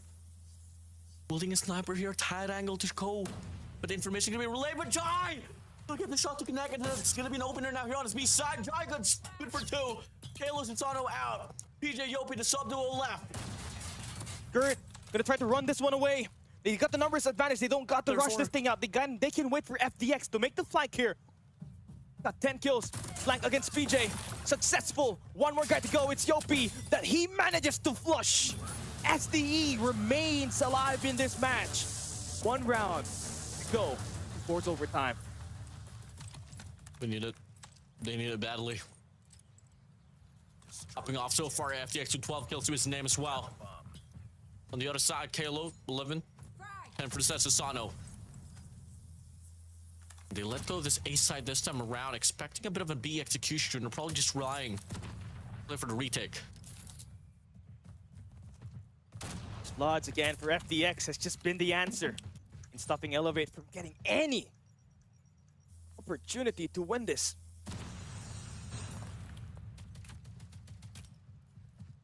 On Jai. Having it really rough all the way on the first half to just dropping a double on that one just to keep SDE with another round win. Play per pick. X-Rock strat. How you want to play it. Your SDE, you still haven't really burst down any of your utilities just yet, so that might come in handy later on. Do try to play the long game, but you gotta avoid the sniper picks here once again. Here we go. Oh! Andy missing the second What? shot as well! No. Gotta hit those, but Kalo's gonna be pushed up as well towards the mid-map. can offer a pretty fast wrap around if ever. Now you know for a fact it's going to be a B execution here. FTX gets the first blood. PJ gets the second. Make it a double for the side of Elevate Puck. Sasano gets Reap as well. And that's the players of SDE here. Trap here to go for the strike here on the B side. And it's going to be scored away from the scene as Elevate Puck are your Garena Regional Champions. And that's it. Elevate lock it in on the search and destroy. And after 3 straight losses to Stalwart from Garena Masters 9, and here in the Garena Regional Qualifiers, they stare down the final round and deliver under pressure. Once again, Elevate are your back-to-back Garena Regional Qualifiers champions. GG's, well played. Able to close it out here on map 5. Standing of 42. Dono getting the most impact here with 144 overall kills. Going on to their way. Low was stale there for a set of STE, but hey, it is what it is. And this wasn't just a win, man. This was a statement. The rivalry was almost rewritten by STE.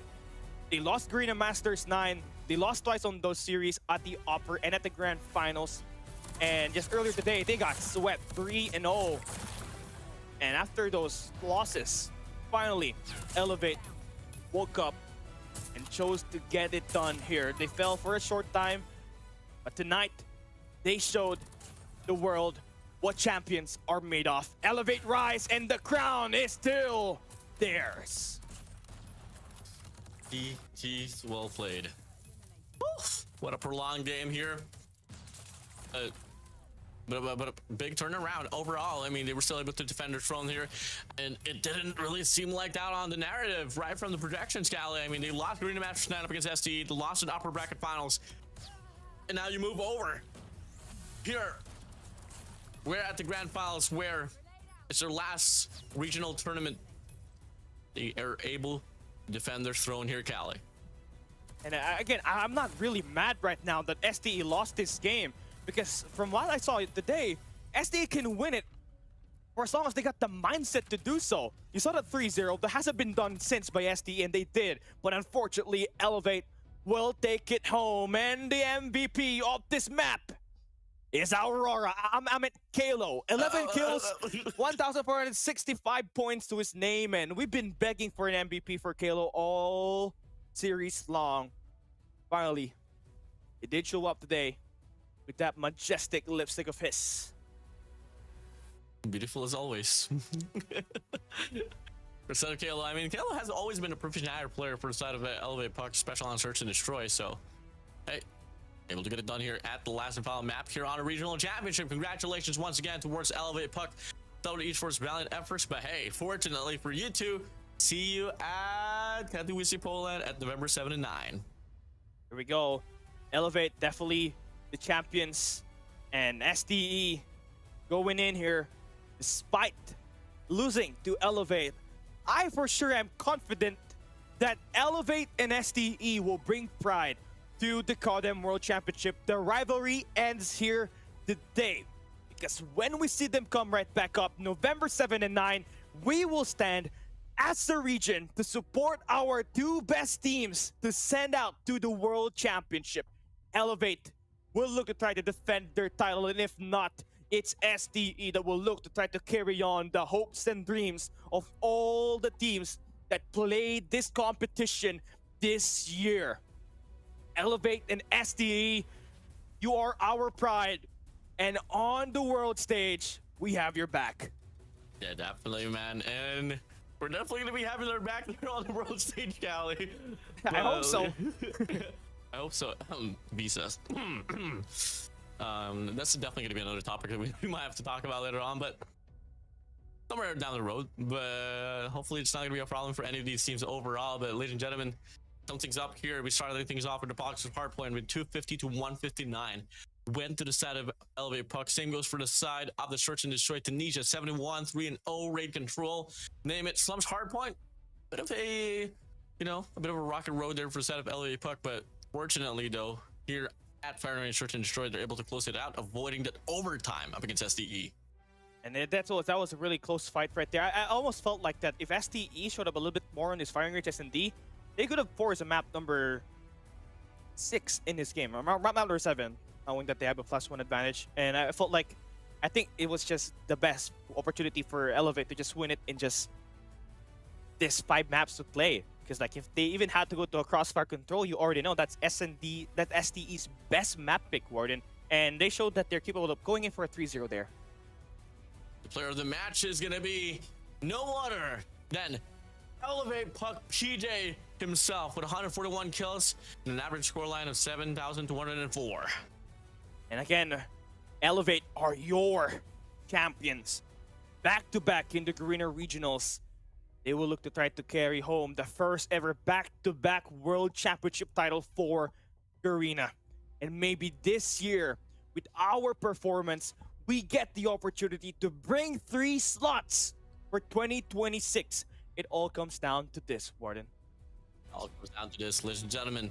There's something's up for the journey in the Garena region. We already have our 2 champions ready to put out there on the World Championship. It is going to be Stalwart Esports and Elevate Puck, the Red Rebellion. Callie, I'm pretty excited in what's about to come in November 7 and 9. I mean, what a journey has it been, right? And what a finale that we got to witness here with Elevate winning through, you know, through a comeback, right? They lost up against STE on the upper bracket finals, but did their way into a 5-map win, right? So that's definitely going to be GG's for them. Elevate have finally claimed, again, another title for their own. But again, Elevate and STE will be our 2025 Garena Regional Qualifiers champion. And Stalwart Esports, despite not being able to close it out in this grand finals, they are still through wires until the very end. They pushed their absolute limit, Warden. They got the 3-0 up against Elevate today. That was the first time that we get to see that happen. And again, this rivalry will continue to be remembered as one of the greatest this region has ever seen. But now a new chapter begins, and with the region behind them and the momentum at their backs, Elevate and Stalwart Esports set their sight on the biggest stage of all. Our top 2 teams to advance to the World Championship Finals for Garena is Stalwart Esports and Elevate Puck. Yeah, I mean, it all started off here on the group stage where they actually dropped a map here. But moving over now here towards the playoffs, I mean, starting things off here with Scary. Put up a 3-0 for them. They moved back now towards the upper bracket finals with a 3-0 sweep from the set of Stalwart Esports. Dropped down here on the upper lower bracket finals. 0-3 there for Team Star Medic. Elevate Puck able to climb back there on the grand finals, and Elevate Puck able to secure it now on game 5. And here it was. Our bracket definitely looked to be one of the very best, but again, it has all come down to this, Warden. And then finally, we get to conclude our stage 4 teams. Right now, we move on to the stage 5, and you got Elevate as the #1 seed in Garena, and number 2 would be Stalwart Esports. Yeah, I mean, there's going to be a lot of things to come by with as well. I mean, they're going to be joining in with the boys from Galeris, Amigos Gaming, Street Gaming, alongside Yavolos. So, and yeah, I mean, those are your current, competitors on the World Championship here for this 2025. And I'm proud that we get to send out our 2 best teams, and I'm still really crying about not having TSM here as the 3rd team to actually represent us, because unfortunately we only got 2 slots this year. And well, maybe with our performance this time, we get to convince Activision that, hey, this time we gotta give it to the world champions from 2024. I mean, I don't know what to say, because I really want us to have a 3rd team right now because of how much talent that we got this season. And talking about TSM, it is really them that were the dark horse and almost tried to take away a game up against Stalwart Esports. But Warden, before we end this, you got anything more to say? Well, come again, bro. Much love for TSM, man. I really love the boys. And what's real break? Olea just told me. Told you, bro. We got this. We got this in the bag on the grand finals. And yeah, I'm just pretty proud here for the setup of Elevate Puck and Stalwart Esports. Ellie, you threw me the honors. I'm going to throw it back to you, man. You do the honors to close things out, bro. From redemption to domination and to destiny, Elevate and Stalwart Esports are our champions at heart. They are our champions going forward. Good GGs to all, and good luck to Elevate and Stalwart Esports. We'll be cheering you on at the world stage. Once again, this is Callie down here with Warden. We just finished a whole season of Garena Regional Qualifiers 2025. Thank you guys for having us here. We'll bid you guys good night.